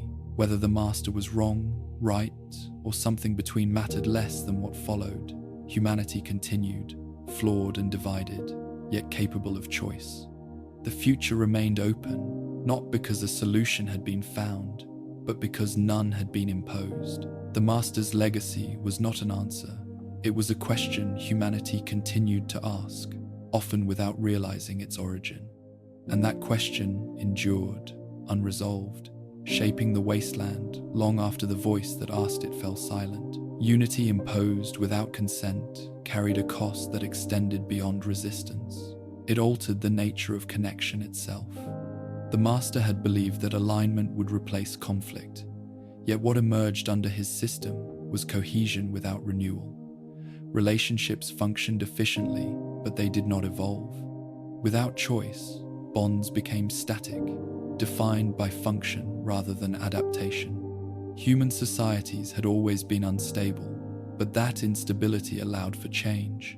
Traditions shifted, alliances reformed, errors were corrected unevenly, but correction remained possible. Under enforced unity, correction became unnecessary because deviation was eliminated. In doing so, the system removed not only conflict, but growth. What remained was order fixed in place. The master understood this only after confronting the flaw in his solution. By standardizing biology, he had standardized behavior. Diversity of response vanished alongside vulnerability. While this reduced friction, it also erased the capacity to respond creatively to new conditions. A unified species could endure known threats indefinitely, but it struggled to adapt to unforeseen ones. Consent played a critical role in this dynamic. When individuals chose to cooperate, they invested in the outcome. Enforced unity removed this mechanism. Cooperation persisted, but it did so passively. Without investment, the system relied entirely on its initial design. Once that design reached its limit, no internal force remained to push it forward. The Wasteland illustrated this principle repeatedly. Human communities fractured often, but fragmentation sometimes produced innovation. New survival strategies emerged from failure. Improvised solutions replaced broken ones. These adaptations were inefficient and costly, yet they allowed humanity to respond to changing conditions unpredictably. This unpredictability, though dangerous, was also generative. Under the Master's system, unpredictability was suppressed. Stability was achieved by eliminating variation. The resulting peace was quiet but fragile. It depended on conditions remaining constant. When the flaw revealed itself, the system lacked the flexibility to adjust. Unity without consent had produced rigidity. The Master's final decision acknowledged this cost. By ending his system, he restored the possibility of adaptive unity, imperfect and voluntary. This form of unity was weaker in the short term, but resilient over time. It could fracture, but it could also reform. Consent allowed for error, and error allowed for learning. This distinction reshaped how the Master's actions were understood by those who reflected deeply on his legacy. His failure was not merely technical, it was structural. He had attempted to replace human cooperation with biological alignment, removing the need for negotiation and trust. In doing so, he removed the mechanisms that allowed societies to evolve. The Master's vision assumed that fear and conflict were the primary obstacles to survival. He underestimated the role of disagreement in generating solutions. Conflict, while destructive, also revealed weaknesses in systems. Without it, flaws remained hidden until collapse occurred suddenly and completely. The Wasteland's continued struggle demonstrated this harshly. Communities failed often, but some endured by adapting. Their survival was uneven and uncertain, yet it allowed for continuity. Enforced unity promised permanence, but delivered stagnation. The cost of unity without consent extended beyond biology. It altered meaning. When survival was guaranteed, purpose diminished. Without risk, courage lost context. Without choice, responsibility dissolved. The Master had not intended to erase these qualities, but his system left little room for them to operate. Humans defined themselves through decision, even when those decisions led to harm. Identity emerged from action, taken under uncertainty. By removing uncertainty, the Master removed the framework through which identity evolved. The result was a species that endured physically but stagnated existentially. The Master recognized this too late to correct his system without dismantling it entirely. Refinement could not restore consent without reintroducing instability. The two were inseparable. A system that preserved freedom could not guarantee stability. A system that guaranteed stability could not preserve freedom. This realization did not invalidate the Master's critique of humanity. It contextualized it. Humanity's flaws were real, but so were its strengths. The same freedom that enabled destruction also enabled recovery. The Wasteland existed because of human choice, but survival within it also depended on choice. Unity without consent simplified survival, but it did so by narrowing the future. Voluntary unity complicated survival, but it kept the future open. The Master's error lay not in recognizing humanity's fragility, but in attempting to resolve it without preserving the mechanisms that allowed adaptation. This lesson echoed beyond his story. Every attempt to impose order without participation risked the same outcome. Stability achieved through force collapsed once, force was removed.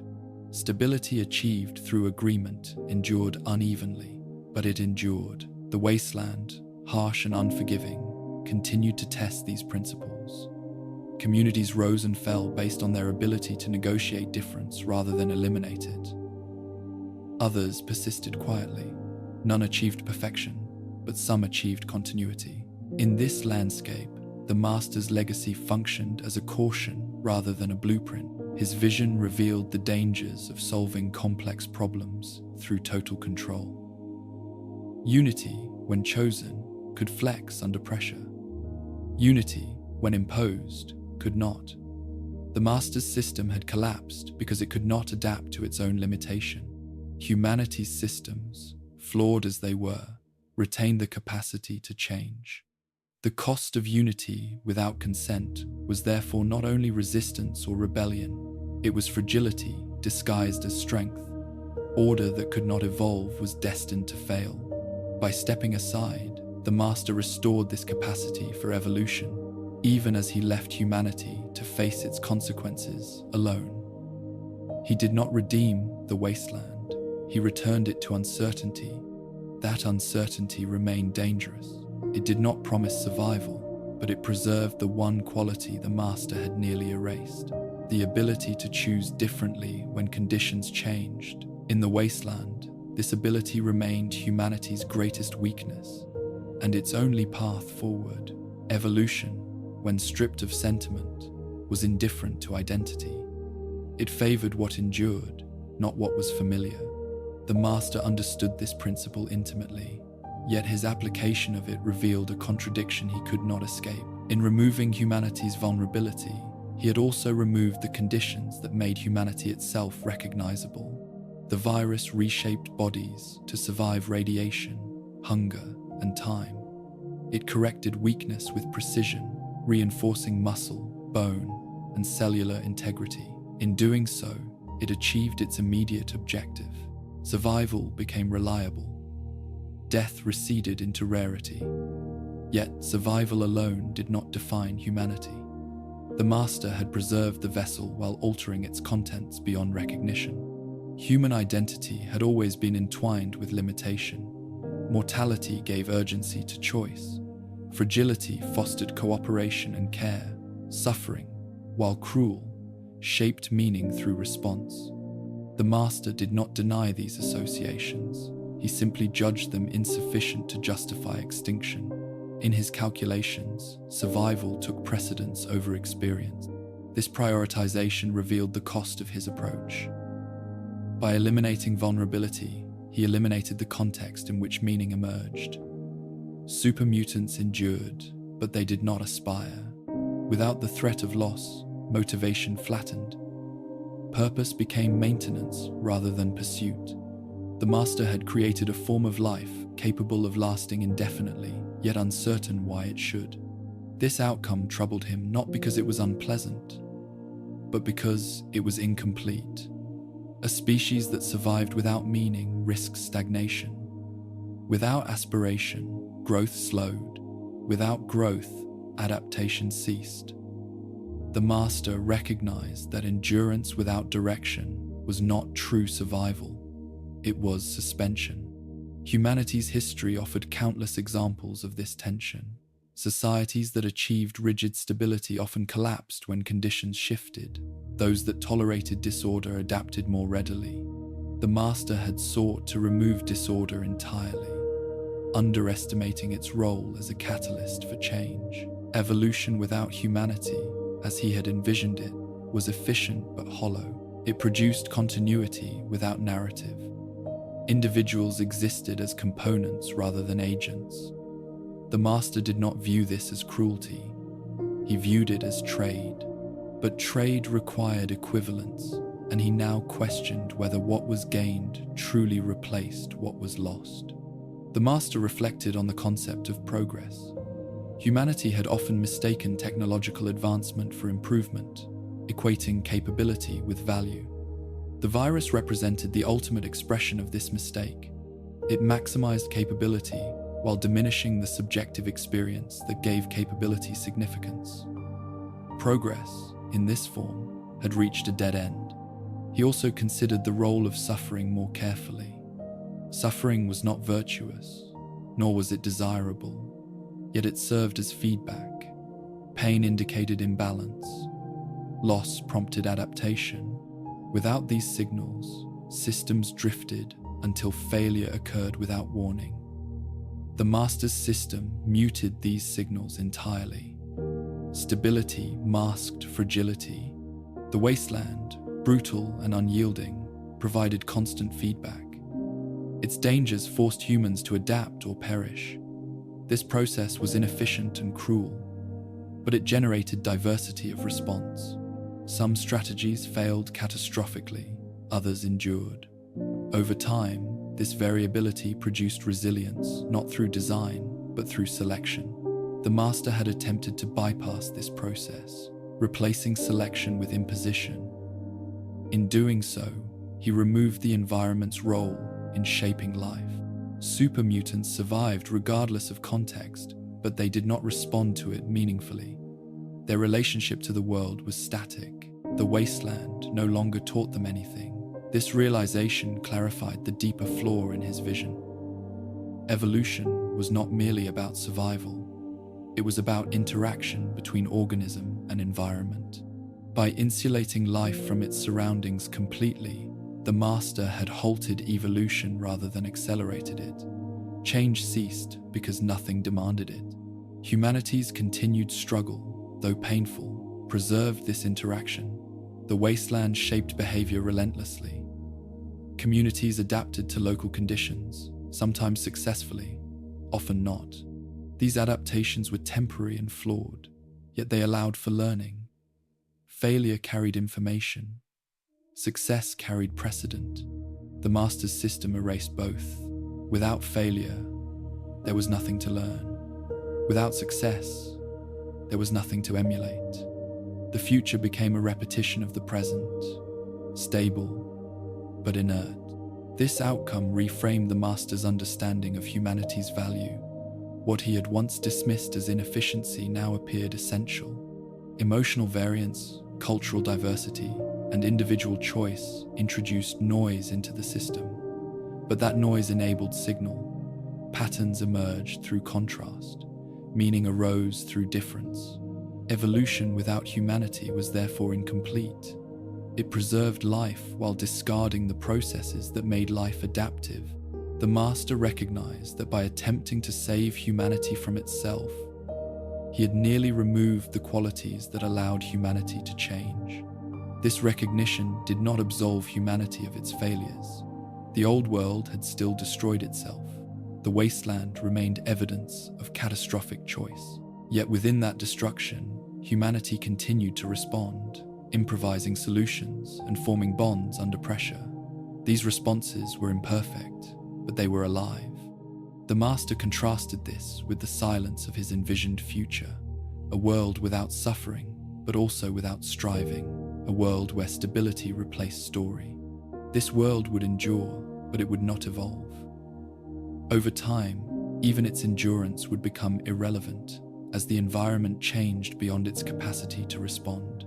The Master understood then that evolution could not be fully controlled without losing its essence. Guidance could influence outcomes, but imposition froze them. Humanity's refusal to submit to perfect order was not merely stubbornness, it was an expression of its evolutionary nature. This insight reframed the Master's final act. Ending his system was not simply an admission of failure. It was an acknowledgement that survival required uncertainty. That risk was not a flaw to be eliminated, but a condition to be managed. The Wasteland's future would remain unstable. Humans would continue to make destructive choices. Communities would rise and fall. Suffering would persist. None of this promised success. Yet within this instability lay the possibility of adaptation. Humanity could respond to new threats in unforeseen ways. It could change course, even after failure. Evolution without humanity was efficient but finite. Evolution with humanity was chaotic but open-ended. The Master chose openness, not because it guaranteed survival, but because it preserved the capacity to survive. This distinction marked the true boundary between his vision and the world he left behind. He had sought certainty, humanity required possibility. The Master's story thus revealed a paradox at the heart of survival. To endure indefinitely, a species must accept the conditions that make endurance uncertain. Control and adaptability existed in tension. Favoring one eliminated the other. By relinquishing control, the Master restored this tension. The wasteland resumed its role as teacher rather than enemy.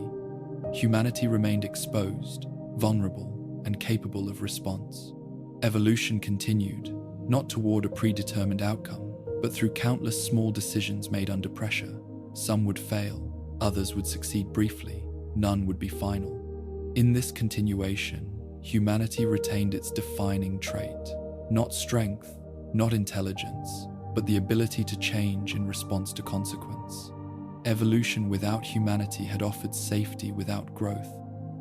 Humanity without imposed evolution offered danger with possibility.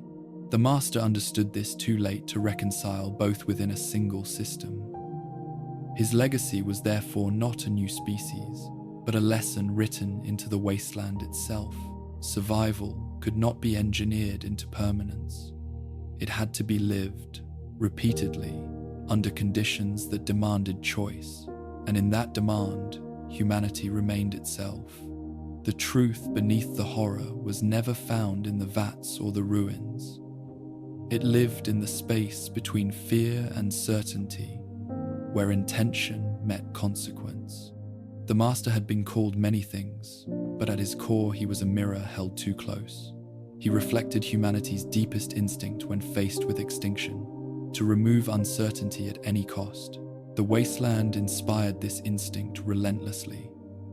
Every collapsed settlement, every irradiated field, every life shortened by chance reinforced the desire for a solution that could not fail. In such conditions, ambiguity felt like cruelty. The Master did not invent this response. He embodied it. What made him terrifying was not his power, but his clarity. He named the patterns others sensed but avoided acknowledging. He articulated the costs of freedom in a hostile world and offered an alternative that promised an end to fear. In doing so, he forced humanity to confront a question it had long postponed. Was survival worth the loss of choice? The Master answered yes, decisively. Humanity recoiled, instinctively. Neither response was irrational. Both emerged from the same source, the need to endure. The conflict between them revealed the fault line that had shaped human history long before the bombs fell. Fear of chaos had driven the old world toward control. Control had produced annihilation. In the aftermath, fear returned, sharpened by loss. The Master represented the next iteration of that cycle, refined and intensified. Where governments once imposed order through law and weaponry, he imposed it through biology.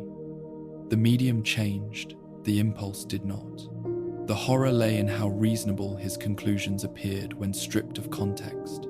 His logic was internally consistent, his diagnosis accurate, his intentions aligned with preservation. What failed was not his understanding of humanity's fragility, but his underestimation of what fragility produced. Human vulnerability did not only generate suffering, it generated attachment, cooperation, and creativity. These qualities were inefficient and often destructive, yet they allowed societies to respond to new conditions in ways no centralized system could predict. The Master had sought to eliminate risk, not realizing that risk was the engine of adaptation. The wasteland remained dangerous because it demanded constant response. Humans learned, failed, and tried again. Some perished, others endured briefly. A few built fragile continuities that lasted longer than expected. None achieved permanence, yet within this impermanence, life persisted. The Master's system promised permanence by ending the need to respond. Stability replaced improvisation. In removing chaos, he removed the stimulus that drove change. The resulting world would have been quiet, orderly, and finite. This realization reframed the Master's final act. His self-termination was not repentance, it was coherence. He recognized that a system capable of ending itself when its assumptions failed was more responsible than one that persisted regardless of consequence. In this act, he demonstrated the very adaptability he had tried to remove from humanity. The Wasteland absorbed this lesson unevenly. Most did not know it had been taught. They continued to struggle, to fear, to build and lose. It removed a promise that suffering could be eliminated without cost. In the years that followed, humanity remained fractured. No unified future emerged. No grand solution replaced the one that had fallen. Instead, countless small paths unfolded simultaneously, intersecting briefly before diverging again. Some led to stability for a time, others collapsed quickly. None resolved the underlying tension between freedom and survival. Yet something subtle persisted, the knowledge that certainty could be as dangerous as chaos, that solutions demanding total surrender carried hidden costs, that the desire to end fear could itself become a source of destruction. The Master's story lingered not as doctrine, but as absence. Where once there had been a voice offering inevitability, there was now only uncertainty. Humanity was forced to navigate without guarantees, relying on judgment rather than design. This burden was heavy, but it was familiar. The Wasteland continued to test this capacity relentlessly. Each generation faced the same dilemmas under different conditions: cooperation or isolation, trust or suspicion, control or risk. These choices did not disappear with the Master. They became unavoidable again. In this sense, the Master had not been an aberration. He was an expression of humanity's response to fear taken to its extreme conclusion. His rise and fall illustrated what happened when the desire for safety eclipsed the acceptance of change. The truth beneath the horror was not that the Master had been wrong about humanity's weaknesses. He had been right. Humanity was fragile, divided, and prone to self-destruction. What he had been wrong about was the remedy. Strength imposed from above could not replace resilience built through response. The Wasteland taught this lesson continuously, without explanation. It punished rigidity and rewarded flexibility unevenly. It offered no guarantees, only consequences. Those who survived longest were not those with the greatest strength, but those who adapted fastest to shifting conditions. The Master's vision would have ended this process. In doing so, it would have ended the capacity to learn from it. His final restraint preserved the cycle he had sought to break, not because it was just, but because it was necessary. The most misunderstood aspect of the Master was not his cruelty or his ambition. It was his sincerity. He believed his solution was the only one left. He believed that removing choice would end suffering. In a world defined by loss, this belief was understandable. Understanding this did not excuse his actions. It contextualized them. It revealed how easily the line between preservation and erasure could blur when fear dominated decision-making. The Wasteland remained, scarred and unstable. Humanity remained within it, uncertain and flawed. No final solution emerged to resolve the tension between survival and meaning. Instead, life continued through improvisation, error, and occasional cooperation. In this continuation, the Master's story found its place, not as a warning against science or ambition alone, but as a reminder of the cost of certainty, that when faced with extinction, the impulse to eliminate risk could itself become catastrophic. The horror was never the transformation of bodies.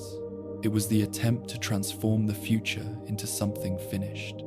The Master understood this at the end, when he chose silence over control. In doing so, he left humanity with the burden he had tried to lift, the burden of choosing again, without guarantees.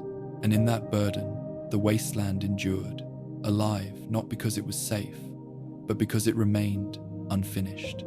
The Wasteland does not offer conclusions. It settles instead into long pauses, where ruins stand unchanged and life moves quietly between them. The master's voice has faded into this silence, leaving behind no answers, only traces. Beneath collapsed stone and broken steel, his presence lingers as memory rather than command, a reminder of how close certainty once came to replacing choice.